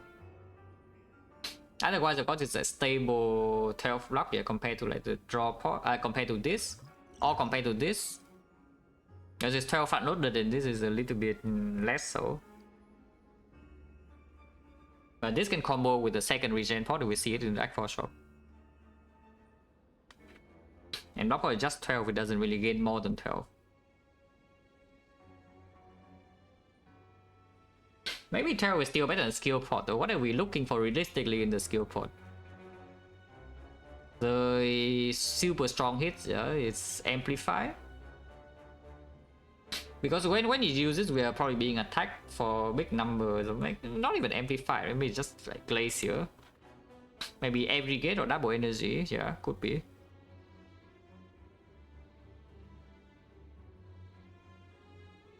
No, yeah, otherwise converting into 12 HP with this potion is not super often, yeah. It can of course have high roll potential. But maybe now we don't need the high roll as much. Be able to preserve all potions and also the relic is here. And against Spear and Shield, we heal 20 Echo Form. Cell Repair, and then another 12 from here, so we heal 32. I think maybe I just take a block point. Go here.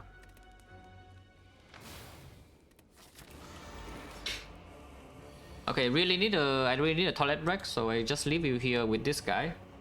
I guess I can play the Hello World first, so that you don't have to wonder like what is coming from the Immortal. Well, this will just be played. So I play the Hello World first and see what the card is, and then I go. Okay, I'm going. Be right back.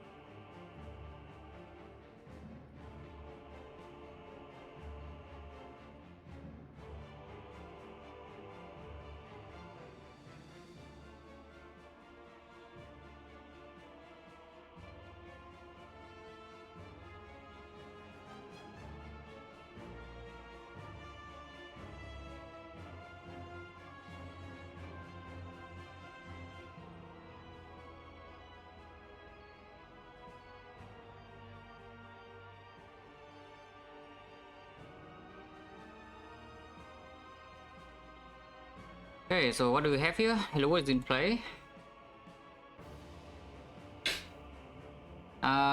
Saving hologram for the Apple, yeah? If we just do, for example, like Act 4 we have rest, so we enter Act 4 we have 4 HP. Don't have any rest side relic or anything. So I just need to survive boss gauntlet on 1 HP and I'm still full. Because I'm thinking I actually just want to play the second Hello World right now, you know, to get this fight under control like a bit faster. And I play, for example, Glacier. I mean, I can still play Glacier, Hollow Glacier in full block. But if I just do, for example, Glacier dual cast, and then I cables the Frost Orb by blocking for 16, I take 8. Taking 8 to preserve a hologram in the redraw with 2 Hello Worlds in play, that sounds stupid as hell. This hologram isn't even 0 cost, and we are fighting Time Eater.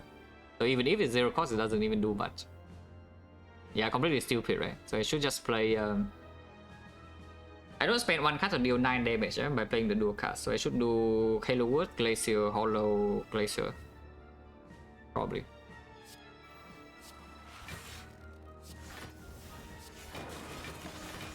So we have 2 Halo Woods in play on turn 1. No Echo Form, no Apo though, but the Bronze Skill deals damage. We have 3 Frost Orb, and here's Echo Form. Definitely we do want to deploy a Dark Orb immediately. And waiting to double loop is nonsense, so I play that. We don't need that many cards next turn. I think I want at least 3 though, in order to play the Apo and then still play 1 card after either Reinforced Body or Glacier or the buffer itself. So I can play maybe 2 more cards here because I cannot play 5 cards this turn from this point, yeah? Maybe it is... yeah, charge battery, Doom and Gloom then. Yeah, probably just play charge battery, Doom and Gloom then. Like 2, this time we have a lot of energy, so maybe Apo into Reinforced Body is also a thing. Yeah, like that. We double the apotheosis, so the Echo Form stack is wasted, but it's fine. And you can see the final card in here is full block.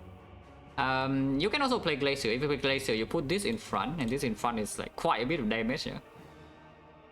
Because now with the Halo Woods, it can also make the recursion. So what if we just play the Glacier instead of this? Glacier block 10, 16, block here 28, 28, 34. It is full block. Okay, fine. Is that full block? And this turn we can buff first. It's going to... is debuffing, but we have 4 buffers stack here, so we're still just fine. And I deal my damage now and get a cooldown stack. 7 cards. Save 7 to 5 cards next turn. 1, 2, 3, 4, 4 cards with 5 energy. It's okay. Alright, this is multi-hitting. And we did not draw a big block card, so that's a little bit concerning. Just a little bit, because we are taking 0 damage this turn, yeah? But dual cast is also being here. Really want to save the buffer stacks.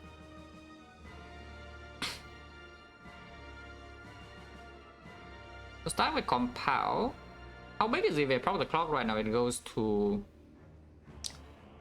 currently it's 10, so it goes to 12 and 12 is 18, so we need to block at least 12, which means if I double defend right now and then proper clock, I'm guaranteed to only lose 2 buffer at most. Because double playing Compile is also overblocking, and we don't need to double the core search, with single core search is already blocking the next vulnerable debuff or the drawdown.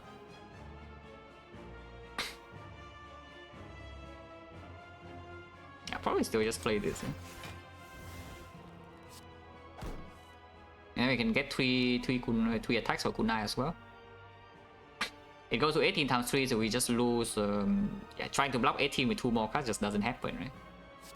You can try this. If you compile into Reinforced Body or something, you can still block. Otherwise, we do 2 attacks and get a kunai. Oh. I mean, I don't mind then. Yeah, now we save the... we have 3 buffer stacks still, which is very good. And this Dark Orb is building... You can see how fast this Dark Orb is building up, yeah? Really wonder whether if the real recursion shows up now, would I pick it or not? Because right now we are pretty dependent on the Halo World to make a recursion at some point. So if a real recursion shows up in Act 4 shop, I don't know. We'll see. But here, of course, we use one of the 3 buffer stacks because otherwise just kill a Dark Orb, and I would like to this Dark Orb to just stay here. This 10, this 18, deal 18. Yeah, cool, nice stack. Energy next turn doesn't matter. Can exhaust this if you want, sure. I don't waste a card on the claw, yeah. Now here again, when dexterity has already built up, and now you can see the EQ is already full block. Doubling the EQ is not amazing though, or maybe single EQ only. Yeah, this is full block, yeah? So I can just double the streamline. Then play like leaf first. If I don't see any card that blocks better than this, then play this. Full block, still have 2 buffers. Killing it right now would be nice, but there's no potential kill. Dual cast is not here, recursion is not made. So I guess we just block. We take the buffer here, right? Yeah, we take the 1 buffer stack here also. And I guess we can hit it 1 time. This doesn't do anything yet. If you play this, you save the buffer, but I really want the Dark Orb to still stay here.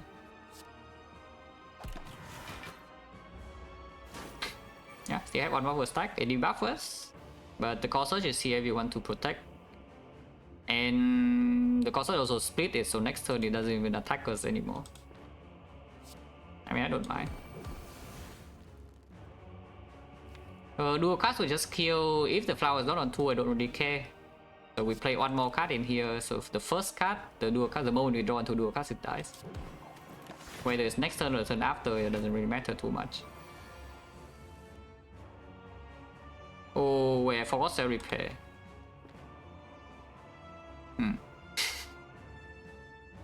Okay, actually completely forgot I haven't played cell repair yet. But it's only 2 HP, right? It's only 2 HP, guys, come on.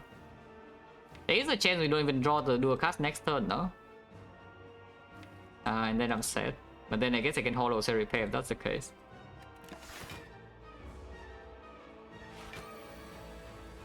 Okay, 1 card. Die.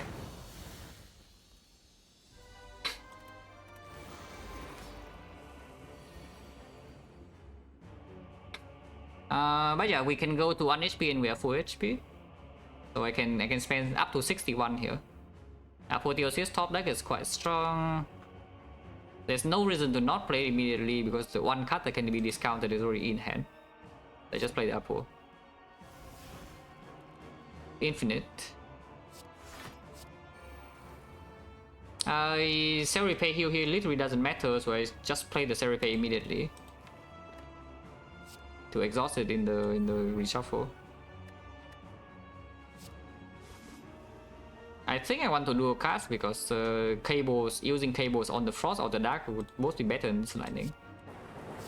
Also immortal a tiny bit.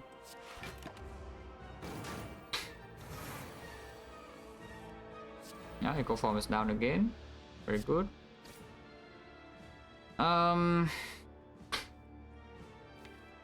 I think we do want to play this Glacier still, so the order should still be Frost in front. It saves HP right now and then it makes the next Glacier easy to play and then it puts this Dark Orb in front afterwards.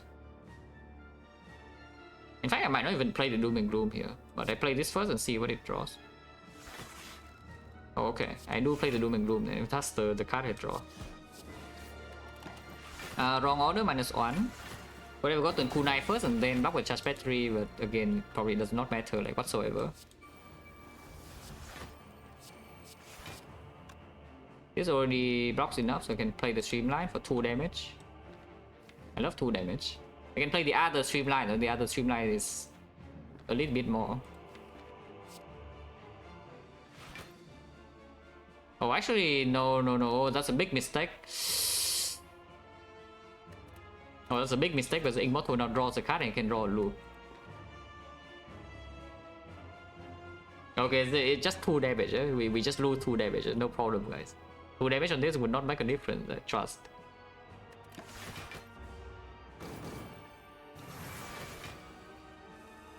He could have drawn the loop. But now we double the loop though, so we are fine. And then now we go. We deal a lot of damage. And still have 4 buffer stacks, so yeah, they are probably done for.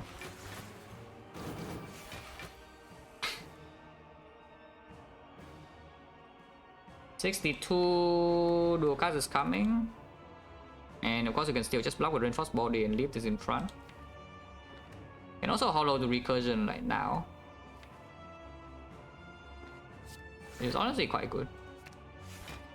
This line. Because then we full block and also put this in front again. For next turn. Immortal definitely wants to be on 9, yeah? But the... we can do the line again, by the way, look at this. Is this perfect with 3 off slots? You cannot do this with the freaking capacitor garbage, yeah? But because we have only 3 off slots, it's absolutely perfect. It's in front again, by the way. You just hollow, yeah, double hollow, get 1 glacier and 1 recursion, and you full block with the glacier while also shuffling this back in front to loop again and deal like 1 billion damage. That's pretty strong. Okay, fine, let's kill now. Wait, what I thought? We already shuffle. Okay, fine. This could hit. This could hit. Yeah, it hit.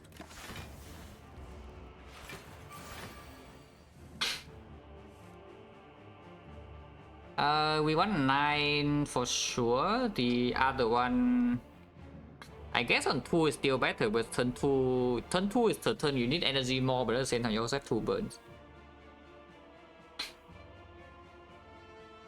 Yeah, so probably getting on turn 1 is still stronger in order to play Echo Form no matter what it costs, and maybe play some Halo Woods. Get the Dark Orb down on turn 1 is also quite important. Yeah, probably 9-2 if you can. Yeah, nice order. You should have played the second streamline first, so ship one at 1 plated. At the same time, it literally does not matter, so like, who cares?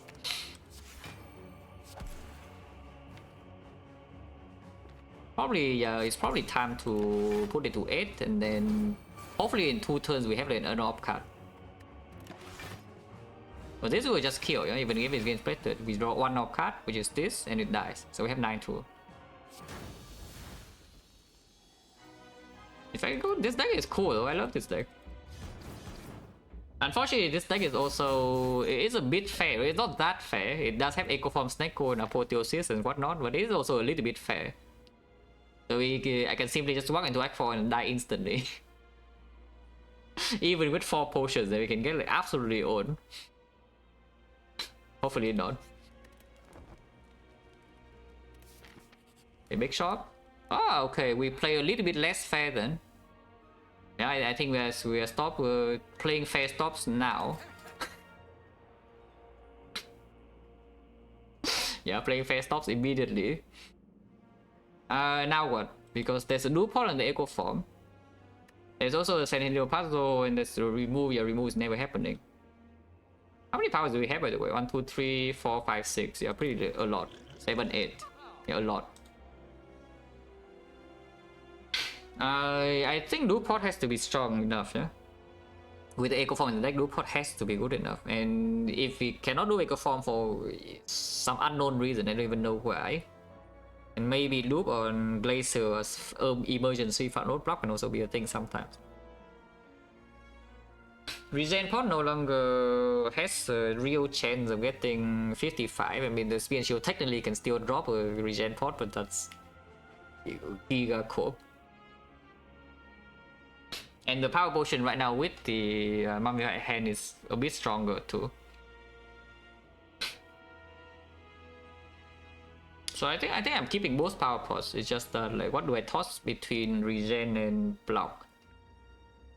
Because block is less value than regen. It's like 3 less, but at the same time it works immediately. And the dangerous situation right now is just we walk into the hard fight and we die on the spot, right? We die immediately first cycle with no counterplay. If that is the case, then block cost is more useful, yeah? Because the turn 1, turn 2, turn 3 regen pot maximum value is also only 12 in the first 3 turns. Sometimes it can preserve buffer, yes. It's like you play the buffer in turn 1 and you lose a 50-50. But you can block like 30 or whatever on turn 2. And then you use the block pot to get 45 block, and then on turn 3 you can go buffer the big hit still. Yeah, the regen pot has to be worse, yeah. Any power this pot could give you a loop over echo, if anything is only creative AI. That is the only possibility, but probably not even. Unless it's there's something that tells me echo form is going to be very late, but we don't have frozen eyes, so maybe I just wait for echo form anyway. But we'll see, we'll see. A lot of things can change. Maybe I have to even do pot and spear and shield to not die to that fight. You never know. I just do think Duport strong enough, and after Duport we remove, yeah. We don't have enough gold for this. We are 2 gold short because this relic rolls maximum price. But I guess remove is fine. I don't want static discharge. Oh yeah, recursion. Yes, recursion is literally here. I will buy it. And we have enough gold to do 1, 2, 3. Very good. Yeah, 171. Cannot buy this. We can buy this and this. Remove... What is the worst card in this deck? Rip and Tear, right? Because Strike can turn in Spear and Shield, Rip and Tear cannot. And as far as damage output is concerned in the hard fight, I don't think it matters. The Rip and Tear damage doesn't actually matter now. And the defense are probably better than whatever the Rip and Tear is doing. Yeah, streamline better than Rip and Tear confirmed. Yes, live on stream. Yeah, probably remove Rip and Tear.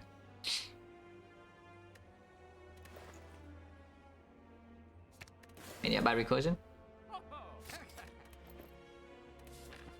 Okay, well, just don't get destroyed here and everything's good.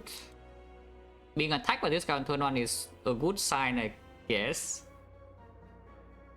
For now. We start the turn with 1 cost Glacier. You can also start the turn with this. Regardless of 1 Glacier we will play, and if the Glacier, if we want to retain and prepare Glacier for next turn, then we, of course we would like to retain this, yeah? It's just, I guess sometimes you draw something that costs 3 here that you must play. And then you cannot play charge batteries, you can only play these 2 and you take damage and you don't play this. But then we still heal potentially 20 and 32. Yeah, I play Glacier 1 cost, yeah? Yeah, that must be played, yes. Exactly. So we just block, yeah? Charge battery, defend. Don't even play the defend, right? We charge battery and then strike. I do play the strike because to maybe discount something better next turn, depending on what we draw.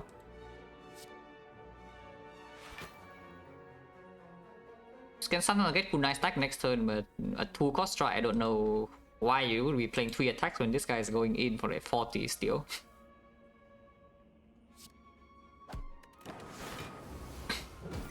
Focus down is pretty bad. Strength down is definitely better than focus down, yeah?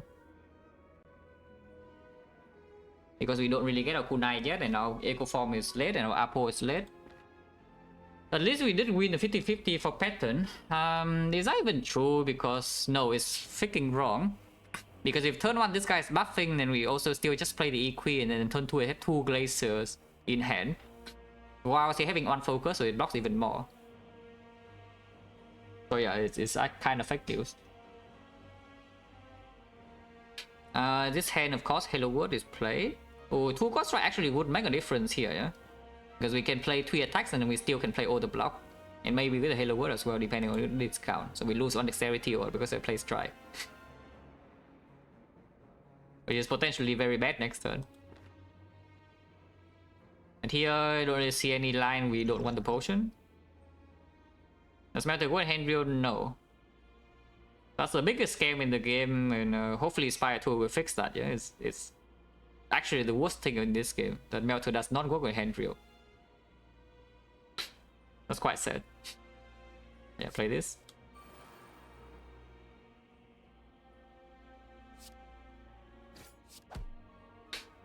We can draw one card right now, and no matter what the card is and no matter what it costs, you can play it because every pay can discount it. So I will play every card to block maximum this turn.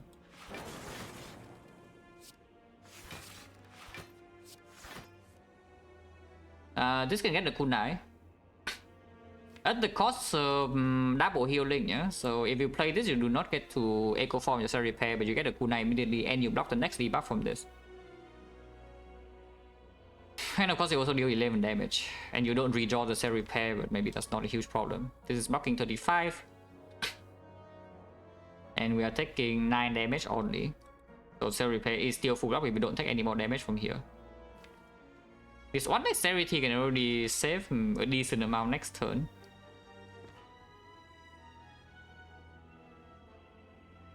If it saves like what 2 HP, we already get only -8, yeah, and then this one Dexterity can even save further every single turn after. I think I do play the repair now. Good night. Ow.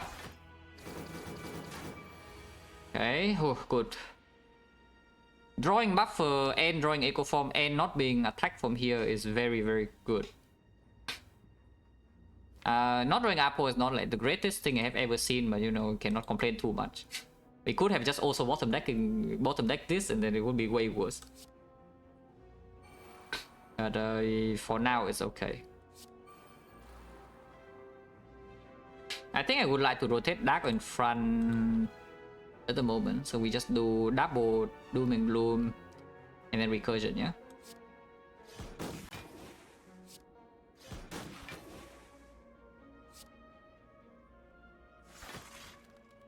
Immortal on 7, so Immortal on 7 says that next turn I can double play a card first and then still hologram one card of my choice without Immortal going in and reshuffling. And yes, there are 0 cost that I would like to take. Because if we get a 0 cost card and shuffle it out, then the next hologram will also be able to pull a strong 0 cost card. So just end turn now, yeah, no reason to play more cards.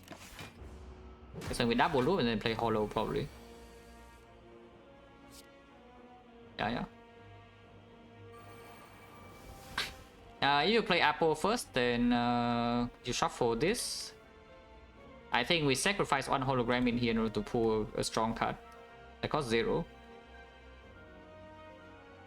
Pulling the... I guess pulling the Glacier is a bit awkward because then I kill both of my Dark Orbs, huh? On the other hand, you can simply just maybe even play the Halo Wood right now and see what it discounts.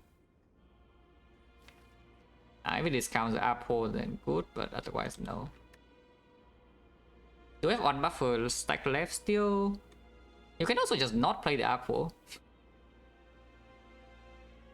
Yeah, you can also just not play the Apple. Full bluff this turn, leave both of these alone. We have Giga Dark Loop, and then we can kill this next turn, because next turn is already going in. How important is Apple anyway? Maybe Apple is just not important. Because I really don't want to play... I really don't want to kill my Dark Orb this turn, yeah? I guess you can Holo Equi. Yeah, actually you can Holo Equi. Okay, fine. Holo Equi it is. Yeah, now we shuffle. Play this. I don't even know what it discounted, but you know, it's okay, whatever. Doesn't matter too much. If I play Apple now, we have Equi, Defend, Reinforced. Let's try, okay, good. Yeah, it doesn't do anything. Keeping Strike in hand doesn't make any sense whatsoever, yeah. Next turn is already going in. Next turn is doing the 48 thing, but this guy never attacks. So we are facing 52 damage next turn. If we just play Equi, Apple Equi Defend. Yeah, Apple Equi Defend and leave this in hand. I can also play it, but let's imagine I leave it in hand. Yeah, so this is blocking 17, is blocking 9. 26, 26, 30, 32. 32, I'm taking 8 damage, and 8 damage is real HP loss. I can prevent the 8 damage from playing Reinforced Body. And next turn I can always full block still. Okay, fine. Because the double hollow into single Reinforced Body is already not too bad. And sometimes we can also just kill this. Yeah, sure. So do play Apple.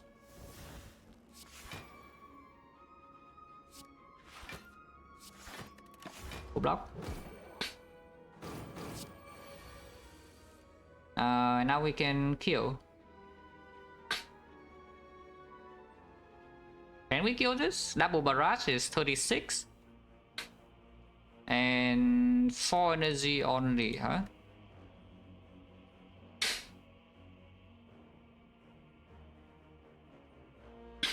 Yeah, 4 energy only, so 36 in here, and we can deal 90, yeah?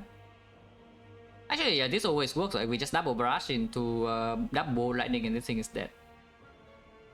Now the problem, and we still got buffer for this guy. If we kill both Dark Orbs, but this guy is dead, and this guy alone should not pose a huge problem. Okay, let's just kill them. Also, this is why I did not want to pull my Dark Orb away, you know? Because with the for loop and the cables, we usually can just have lethal here this turn. You cannot start with this, yeah? If you start with this, you try to preserve your Dark Orb, the Dark Orb hits here, then you cry. Let's start with double barrage and then kill this clean. It's 72. Plus the 38 is 108, and plus whatever here, just dead, like guaranteed. I guess you can recursion now, over playing the Bolt Lightning if you want to keep this big Dark Orb alone around. But I kind of do, to be honest. And now I can hit here and kill. Next one is going in for a big number. At the same time, we have buffer still, so there's absolutely zero problem.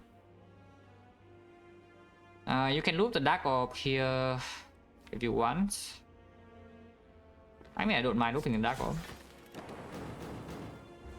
Okay, so we are full HP, yeah, effectively. We are already just full HP. Ideally, we set up relics.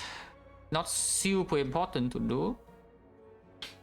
At least this one, because we have Mummified Hand, so this relic is not super important to be on 2, yeah? But I would like this on 9.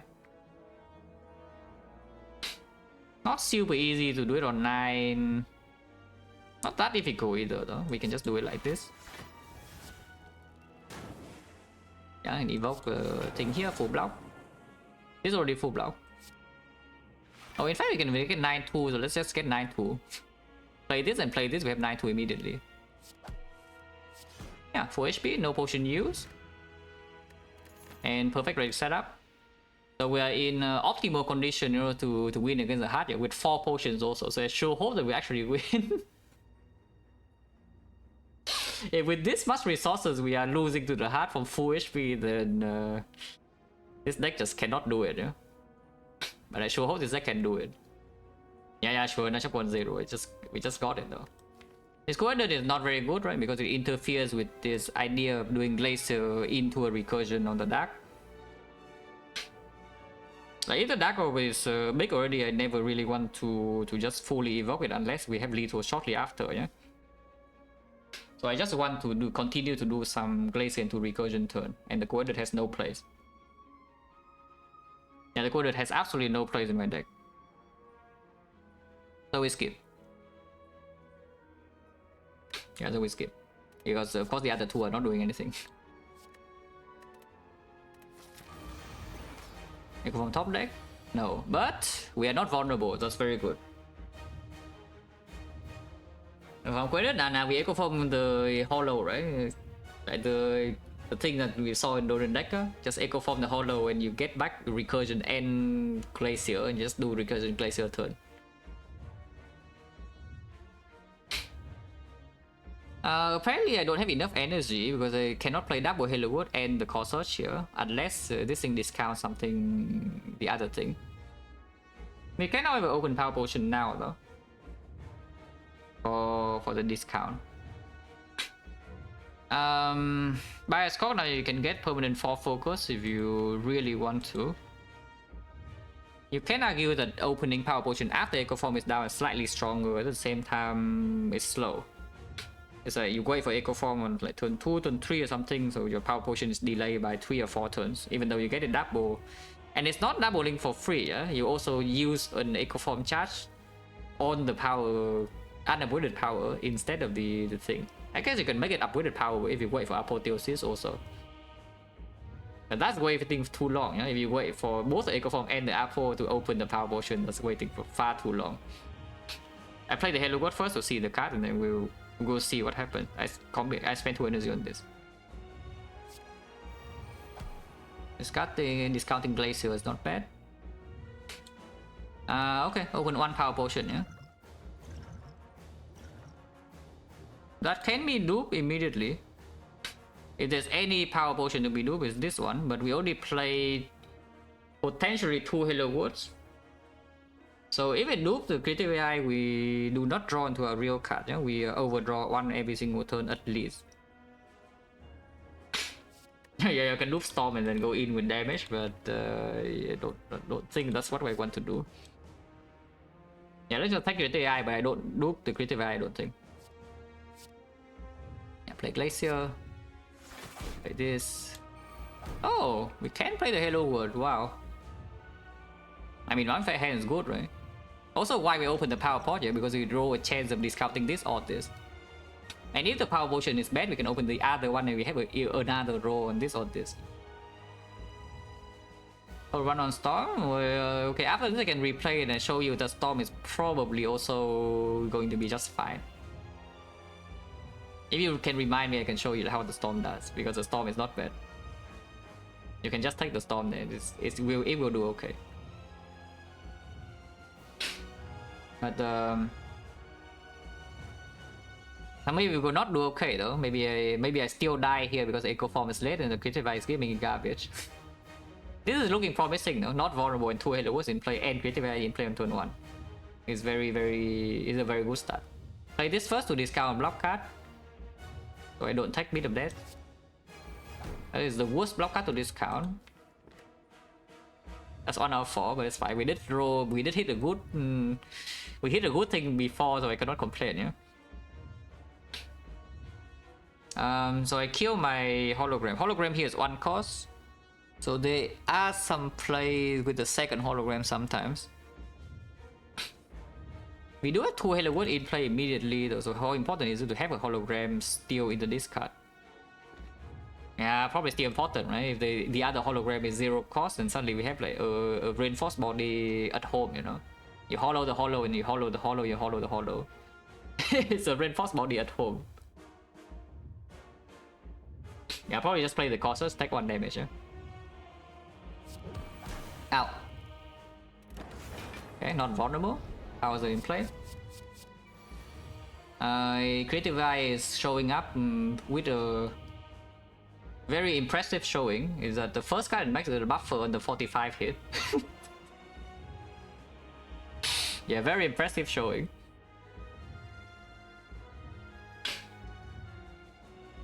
Echo Form is not here yet, so is this the time to actually just do pot on the loop here instead? Because looping in loop plus is a lot of output as well, yeah? Especially if we do Dark Recursion thing later.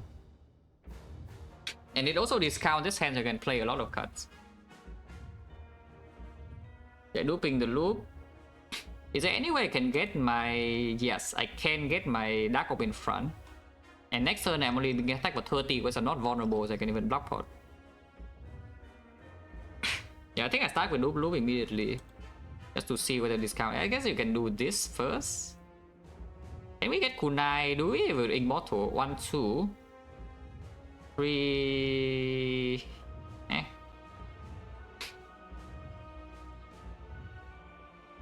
Sometimes you can Immortal into Apo, I guess, and then you lose a tiny bit.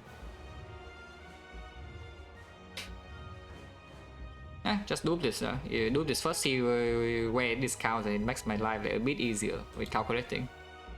I think it's correct to just play block cards first, but I'm lazy. After seeing this, I'm already a little bit lazy. Maybe I should not be, because this is not here yet, and this is also freaking not here yet. And my draw power is absolute garbage. But I'm already a little bit lazy. Hopefully no problem.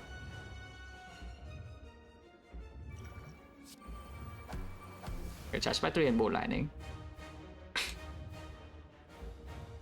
So start with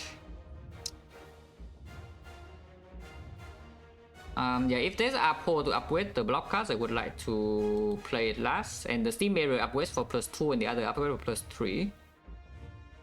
So we start with steam barrier and then play doom and gloom, bolt lightning, recursion in some order. Doom first, yeah, Doom first, so that we put the Dark Orb in front. Second orb after the Doom. Second orb after the Doom maybe should be Frost. So that if next turn maybe we cash in, do a cast on the damage from the Dark Orb, then the K-Boys is hitting on the Frost instead to block 30. Probably true, right? So Doom into recursion into bolt lightning, yeah. Also, if we recursion immediately on the Frost, then we block this beat as well. And I start with Steam, yeah, Steam Barrier, Doom, Recursion, bolt lightning, and we see the Immortal card.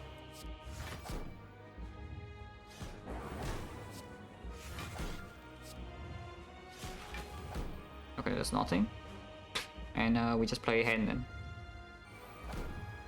Wrong order? Yeah, this is floating in the deck right now for some reason. Don't ask me why. Don't worry about it, guys. Don't worry about it. Nothing has gone wrong here. Once again, it gives us another impressive showing. The creative AI, because the second card is a Defect.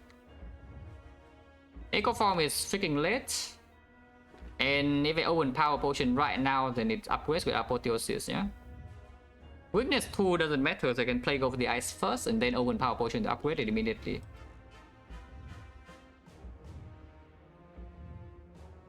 Yeah, sure. And it's 10, yeah, so I need to play a card first, otherwise it doesn't even give me anything. What are you? Heat Sinks can miss Echo Form this turn if I play it like that. I can play the Heat Sinks at the end of the turn. You can also pick this, Storm. Again, a lot of damage. Storm is like completely fine. I think I take the Heat Sinks though.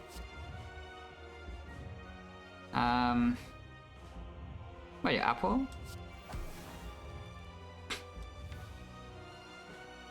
Yeah, Defect Glacier, Heat Sinks, yeah, it's going to be my 3 cards.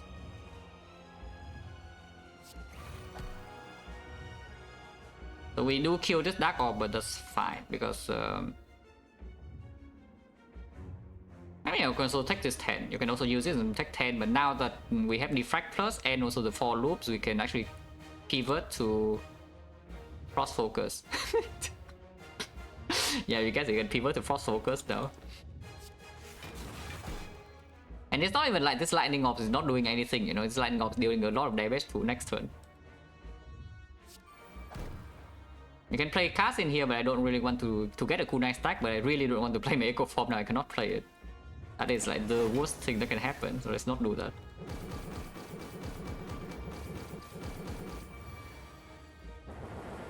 Yeah, it makes another Defect, very impressive.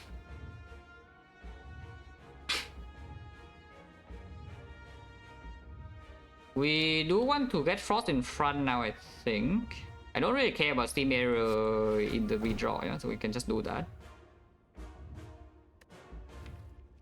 Is there any cheap thing to do? Yeah, Hollow Doom and Gloom, yes. Yeah, Hollow Doom and Gloom, play it.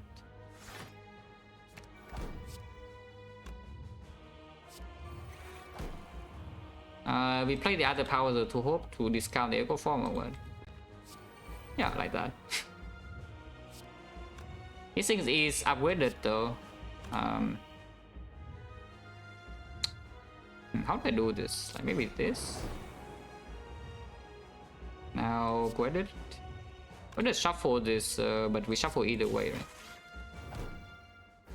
Exhaust and then play this and then play this. Ah, see, this is why the Series Pack was not played, so now it draws 2 cards. See? Or you can play Doom and Gloom now. But honestly, looping for... I don't think we really need this Dark Orb loop damage anymore. Yeah, we just block. We just have 4 loop on Frost with 4 focus and this thing dies. Do the bronze scale and also be some random lightning somewhere. So playing this right now probably just make me take damage next turn for no reason. Let's just play Series Pack and see the card. Yeah, not like I want to play Glacier next turn anyway. It doesn't matter. Play this. Cross focus. We can apply for Weaken, and yes, I would like to apply Weaken. And get a kunai stack, we still have buffer, yeah, so we take no damage this turn. Kunai. And it's Weaken next turn, let's go for the ice screen. And then we can do some, maybe some double Glacier thing. Play this. And also play this. We don't even lose the buffer. This stack also blocks 23, yeah? Just so you know. There's a lot of block. And we rotate this deck in front now to cash in with the loop next turn. You can recursion into the Glacier also, because this Dark Orb doesn't actually matter, I think. I don't even know. I'm just making it up, but I think it's correct. We don't even need to play the stack though. Can play Discharge instead? No, I'll play stack. Make it happy, you know.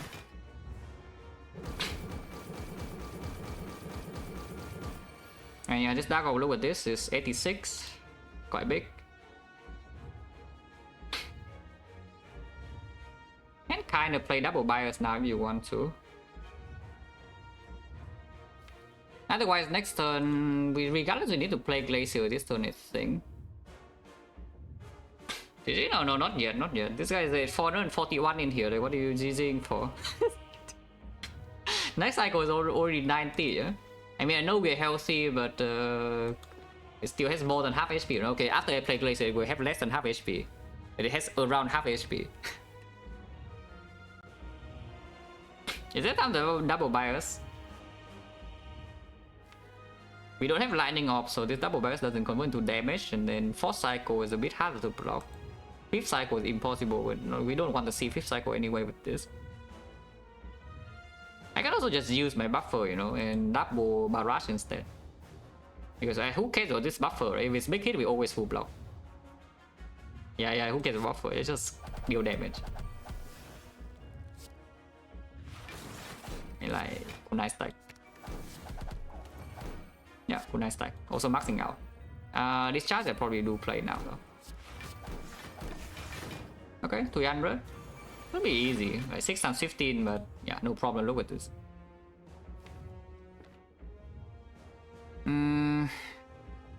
We cannot play Doom and the Gopher. So I guess we just don't, right? I just play like what? Glacier, double Glacier full block and then play single Doom and Gloom or what?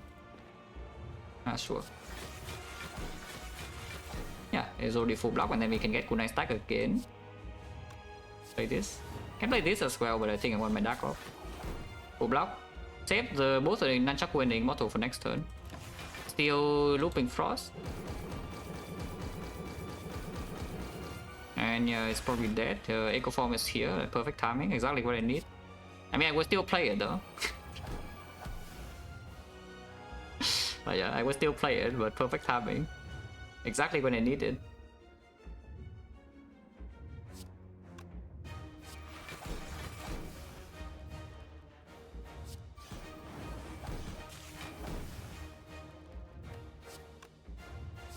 Kunai.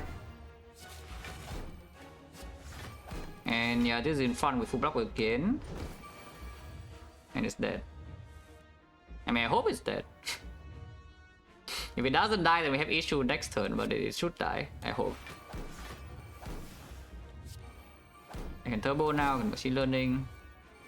Yeah, it should be fine. Because I already drew the Glacier, there's no actual threat. Because I'm also looping the Frost, and then starting this charge will just kill it, yeah? If I don't survive the hit, which by the way I'm pretty sure I do, but bronze skill and sudden discharge will also kill it if I somehow don't. So fight over.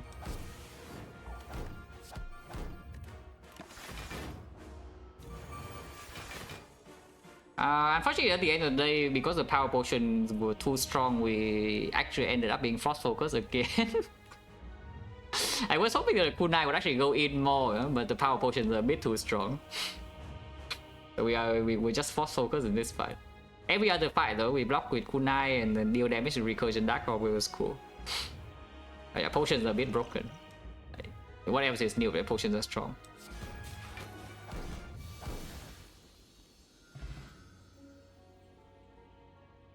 This one's nice. I like this one. And it's not like it's so easy from start to finish, no? Act 2 we did go to 1 HP. It started from even before that, but discarding the focus pot to buy the block pot in the shop was very, very crucial. So I'm really happy I did that. Right to know what I have done differently in Act 2? No, I would not do anything different. Without hindsight knowledge, I would not do anything different. I'm pretty sure I played the correct line in Act 2, yeah? It just happened to be like that, and because I played the correct line, I did not die. You keep your focus pot, or you pick the consume in Act 1, or whatever happened instead, yeah, you're dead. But I survived. Then I win. Storm, yeah, we can play the storm. We can play the storm out to see what happens.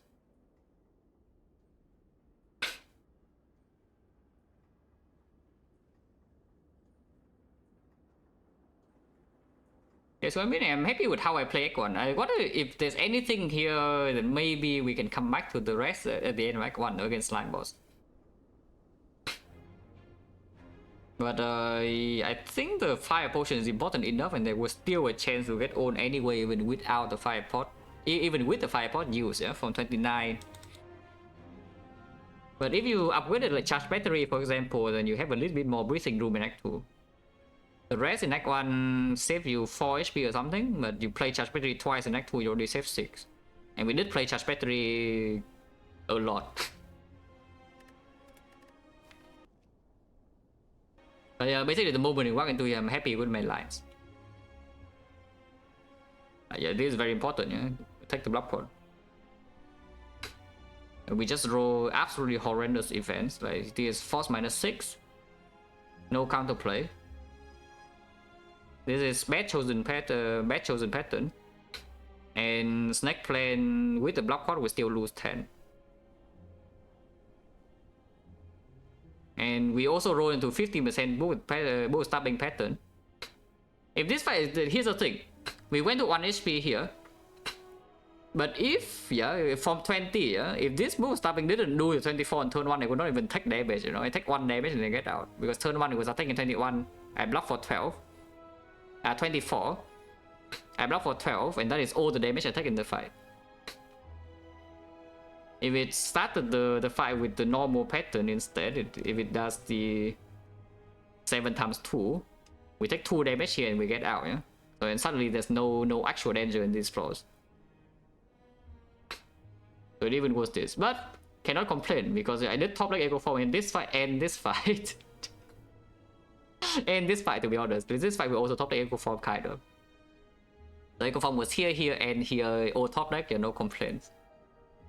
So like some very bad things happen, but some very good things also happen. If there's anything here in this run in early game, it's just about this. Like whether the resting here is correct or not.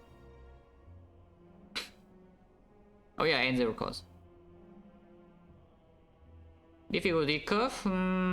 Honestly, I like the difficulty spike of Act 2 though. If anything, I could like Act 3 to be a bit more. It's not even like more difficult, it's just I want it to be more diverse, if anything. Because you really feel like you go into Act 3 and either you play the same fight over and over again or they're just all tedious.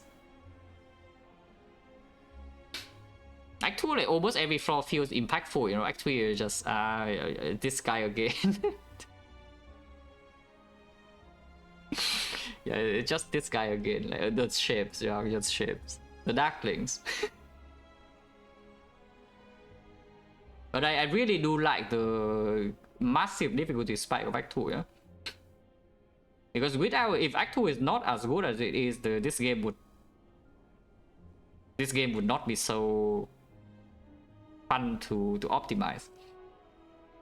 Because it means that you can do like whatever the hell you want in Act 1 and you're still okay, you know? The entire point of the Act 2 is that Act 1 you have like one act that's kind of easy to be ready for like whatever crap is coming here. So like your Act 1, if your Act 1 is clean, your whole run is usually going to be smooth. So I love Act 2 as is. If they make something like the run just like totally linear in difficulty, it would be boring. But okay, let's go. Let's play the fight with Storm. What I did attack again? Play start with this, yeah. Okay, and now I play Glacier. Open the power first. I don't even remember the order, but I think I open power first. Yeah, and then we take the Storm instead. And then do Glacier. Actually, with the Storm now, they even Glacier. As in, what order do I want to Glacier in? Because I want to keep the Frost off for next turn. I think I want to keep the Frost off for next turn. If you really want to be crazy, you can loop this Storm. But that's probably going too far.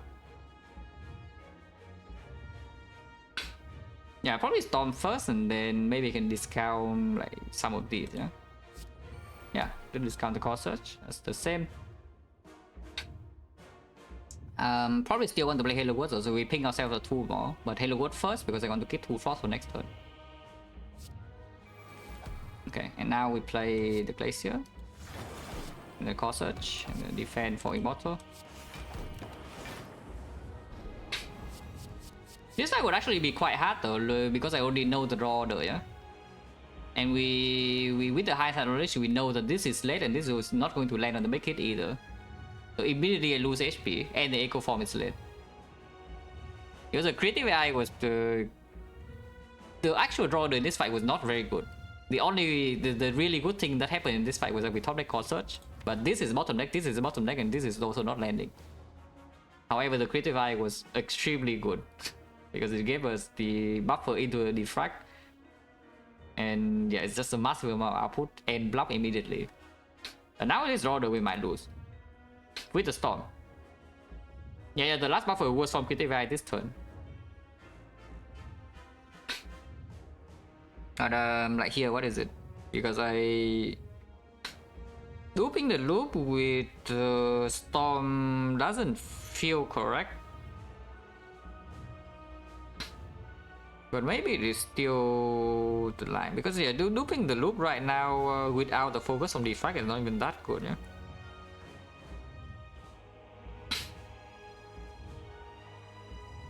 Yeah, it gives it 2 Defects, and it don't even give 1 Defect. So it block like this turn, you can already see damage in my face is quite a lot. And then it gives me just a lot of resources. Is there any reason to open another potion now? Probably not, right? At least I want to wait until... Yeah, because opening this right now is just hoping for either Echo Form or Buffer, yeah? Immediately right now. And if we wait, then we can upgrade the power or we can upgrade sometimes. Loop should be played, so maybe we start the turn with Loop and see what it discounts. Okay, discount that, which I guess can also be played. And discount another thing. Do not want to really play the Doom and Gloom after I play Series Repair though, because then I lose all Frost Orbs. So maybe just play Doom and charge battery and leave this alone. And we can even Echo Form it later for the Storm damage sometimes. So yeah, so Doom and Gloom, charge battery, yeah. Yeah, like look at the difference. From the critical eye buffer, immediately here it already saves me 32. That's a lot of HP. So we can block pot. There's no reason to preserve this block pot. We don't have a rest cow or anything. This is not the ironclad. So we just block pot immediately for full value. Ow. Yeah, apotheosis is here. The thing is not. This time we don't have the creative AI though, so you can open power pot immediately. Because you don't have the, you only have 9 cards in hand. Ah. I mean, I'm fine with that. So we can loop pot this echo form immediately. How bad can that be, right?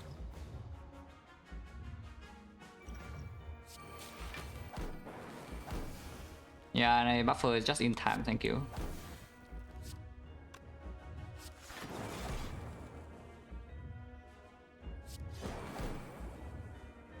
Nice.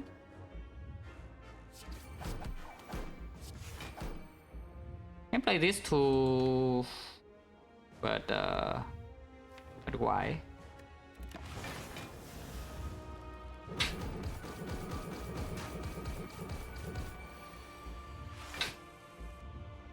So now we have Giga.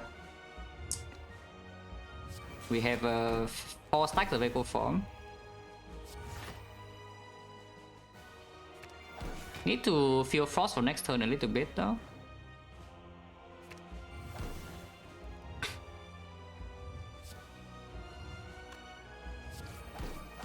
But yeah, I can get a kunai stack here.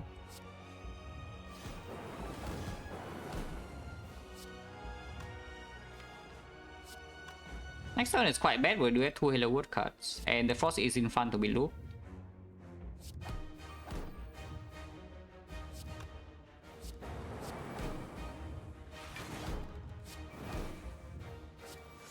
X1 is also on the thing, and we have dealt like 300 damage. So it's not so bad, with 4 Echo Form stacks on this spot. Next one looks green, what? 2 dexterity, we still block passive, like what, 15, yeah? And we have 4 Echo Forms, no? And Immortal is also on 9. So like why is this so dangerous? 2 Halo Wars even, yeah? So you see like what, 10 cards this hand and you have 4 Echo Form stacks, so you can play like double like, literally everything. Is it so dangerous?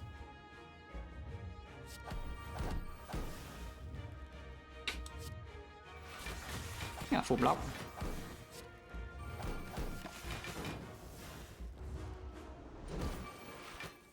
And for you, no idea because I'm not going to play that. But now we just deal damage with like the kunai or whatever normally.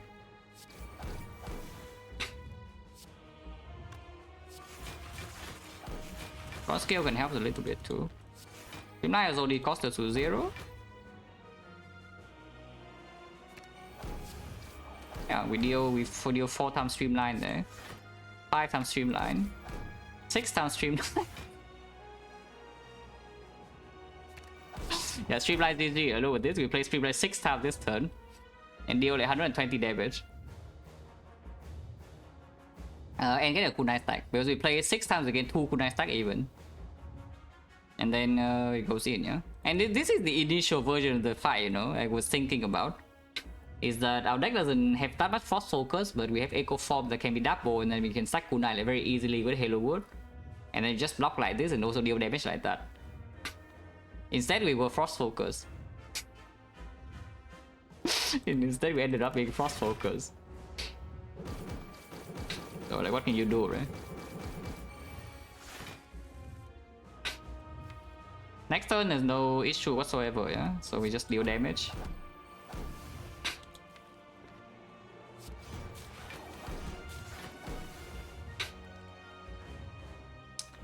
I want to loop Frost still.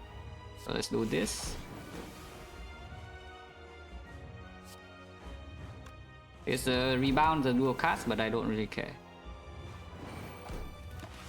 Yeah, it's a 200. 6 times 15. But we have 6 dexterity and we have all the Echo Forms that we need. And we just block now. This already lives, yeah. Double Equi already lives, but if double Glacier instead, then how is it? It probably also lives. I mean, it definitely lives because you can also double that. Yeah, and then double this as well if you want to for good measures. Yeah. Next turn we still have buffer, what, 79? So we lose 3 buffer stack and have 1 stack left. If I play this, we have 76, and 76 is perfect. No, actually, no. 79, 13 hits, so we have 2 buffers. Okay, good. Yeah, I mean, this is the original version of the fight. I was thinking I would play. But then we somehow, for some reason, we have like 4 focus and 6 loops or whatever crap, and then I just block. But here you can see the fight is already over. And it's not actually dangerous. The only damage we take in this fight was in the first cycle, as you can see. After first cycle, we took like what? 0. Actually 0 every single turn. It's only the very first cycle, which is why I spent so much time to prepare, you know? Like with the block pot and maybe the skill pot and whatnot. But here, I don't even know. Like, honestly, you can play whatever. Yeah, just so need that. Start with this first so we can, you know, you guess it, streamline. Can bring... Oh, streamline is still 1 cost because it started at 3 though. Damn. Okay, whatever, barrage then. Change the plan, play barrage.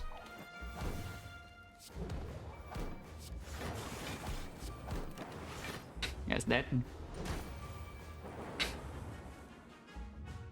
Could be dangerous if causes in block one, yeah.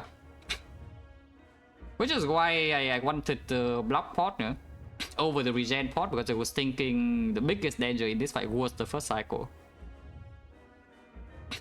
So if I enter with max HP, sometimes the causes rolls turn 1. Sometimes I have buffer on the big hit. Or sometimes I maybe have Echo Form early and then the reinforced body or Glacier or whatever can block. So I just need to barely survive first cycle, and I'm confident that we can probably do something about it with the double Halo 1 and the Kunai and the Echo Form. Which was the entire point of the preparation. Is that I'm confident that after surviving first cycle I will just win. I want to watch my boss to learn recent run strict rotating. You can watch whenever. You can watch whatever. Like every run has something, but I would say that the most useful thing though that you can get from my boss is you just watch my act once. Yeah, you should just watch my act once.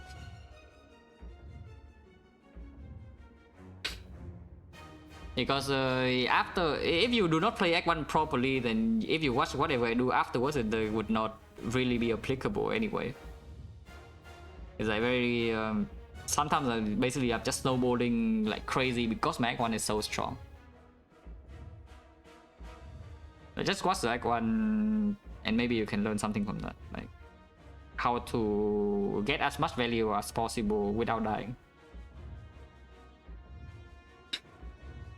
As we find, I mean, I only play Act 1 off stream for practice, so I sure hope my Act 1s are good. My Act 1 should be my strongest point, yeah? Because that's the only thing I really do. Because I do think that everything starts from Act 1, you know? Almost every single mistake you make later, or the run being like absolute garbage or whatever in Act 2, is because of Act 1. So just play Act 1 better. I just play Act 1 better, really. And that's all my time doing science is basically also with that, like all the neo bonus testing, and then drafting in greedily, and maybe not going to shop or going to shop every single run, boss swapping every single run or whatever, or to optimize Act 1.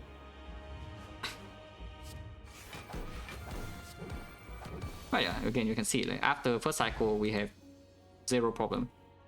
And that was even with the late Echo Form. Yeah? If Echo Form was earlier, it was also easy. But Echo Form was on turn 4, right? Yeah, Echo Form was on turn 4 of this fight. Which, by the way, we draw our entire deck in 4 turns. So if it is on turn 4, it means that it's bottom of the deck. And it's still easy.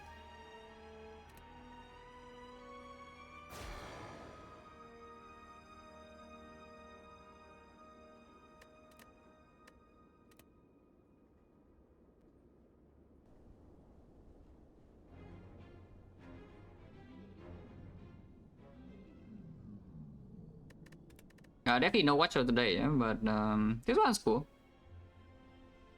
Yeah, this one's cool. After Series Pain surviving here, I think our chances are already pretty good though. Because, yeah. After surviving this floor, essentially... It essentially says that I have one entire act to prepare. And the potion mail is already here, yeah? So Act 3 will not kill me, because I have Echo from Cell Repair Snecko. And then I have potentially usually 4 potions entering Act 4. So unless something really bad happens, I should be at least favored. Like not if not always winning. We definitely are not in a situation where we are always winning here. Because it did not grow like that much stronger inside Act 3. There's no like Meteor Strike or second Echo Form. The rare card breaks a little bit, yeah? And the card rewards here were okay. But the potions were not also like not that amazing. Like there's no like Gameless Brews, there's no Fairy. It's strong, it's power potion, it's strong, but they are inconsistent. You don't know what are in the power potions. And the relics in Act 3 are also not amazing, they are fine. And the Immortal is fine, the Mirror and the Bone did nothing. But it could have done, it could have blocked, it could have given us 12 HP into Act 4, so it's not the worst. Happy Flower was good. This is not in Act 3, we bought in Act 4 short, so we don't know yet. So the situation from here is still not like foolproof or anything, even though we are strong. I mean, you can see like every single fight we take 0, so surely you cannot be weak, right? But we are not that strong. And then we go into here and then we are strong, I guess. Yeah, Mummified Hand, Loop Pot, and Recursion, and suddenly we are really strong.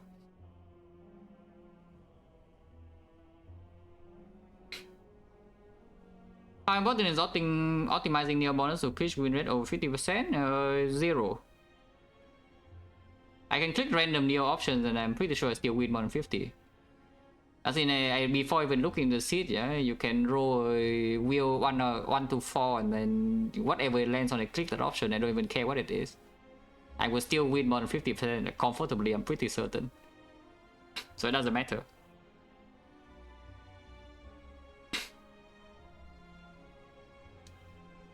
Yeah, just play, just micro well in Act 1 and you already win a lot. Nothing in this game matters. Honestly, not too far from the truth.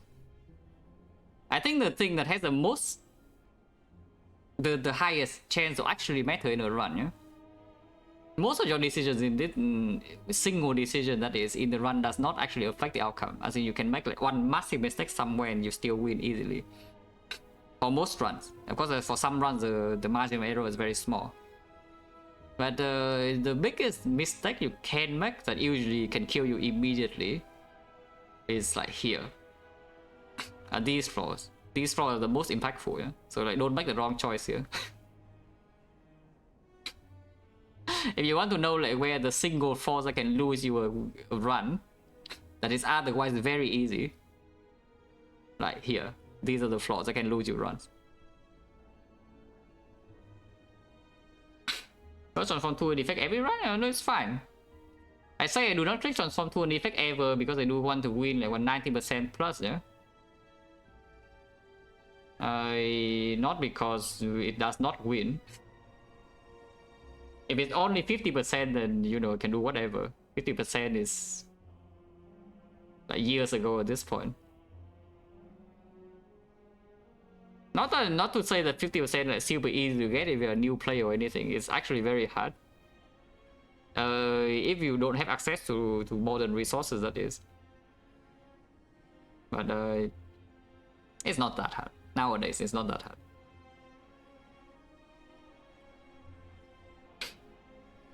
No, seriously though, if you're playing on your own, yeah, you don't really watch anybody else or talk to anybody else or whatever, and you are winning 50% of your runs, you're freaking great. I would say that. But that is not that's not really the case nowadays.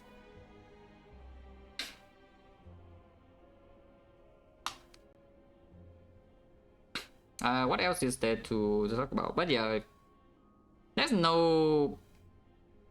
But basically, I can tell you that if you are winning 50% of your runs, You are very, very, very good at this game, objectively speaking. At the same time, you are probably making like extremely big mistakes in many places. It's not even one place, but you're making like massive mistakes in many different places in the run. So you are very, very far away from being, you know, close to perfect. So don't really think that you cannot really push further, you know, if you're winning like 50% of your run. Everything you can improve on. There's no... I can guarantee that if you're only winning 50% of your run, you're not doing anything close to perfect. So don't need to like just pinpoint like one part you need to improve or something. That okay, this is the most important thing. Pinpointing is good, but at the same time you can improve on every single aspect. Roasting? No, not anybody. I'm just talking in general.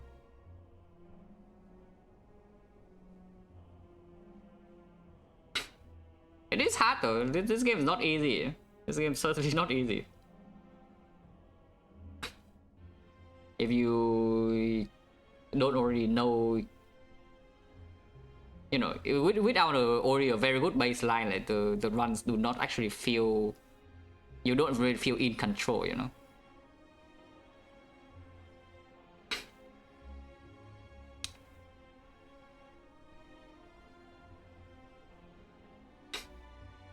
But basically, if you really want to find like one thing to look for, I would tell you to track your boss relic performance. That is the most important thing. You pick a boss relic, you feel like one boss relic is good. Yeah, for example, Kurski. On paper, in your head, you feel like, okay, this relic, logically speaking, should be good. Actually see what it does, yeah? Track very closely in the run, like what it actually does, like how much HP does it gain, how much HP does it lose, and does it cost you anything in the end game or not. If you do that for every boss relic, I can guarantee that you will win a lot more.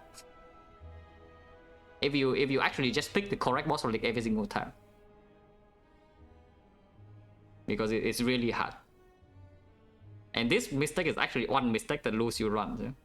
Almost immediately.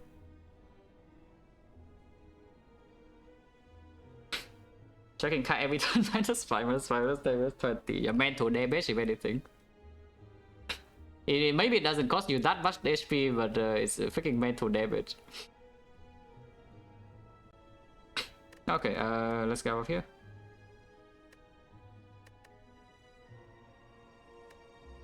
Yeah, run history plus and run resume. Play on PC is just great. Like, these mods are very good for improving, in particular the run resume. Not the stupid hindsight, like for example hindsighting on the storm here. Yeah, I mean it's fun. That kind of hindsight is fun, but it doesn't actually improve your gameplay.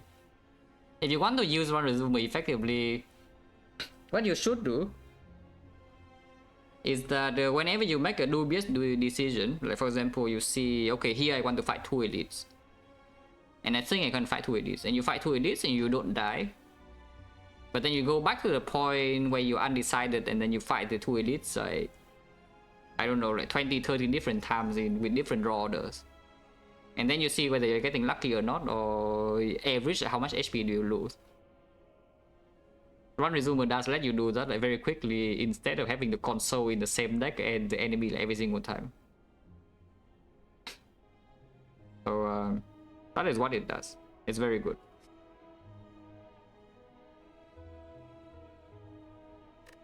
Okay, let's get off here.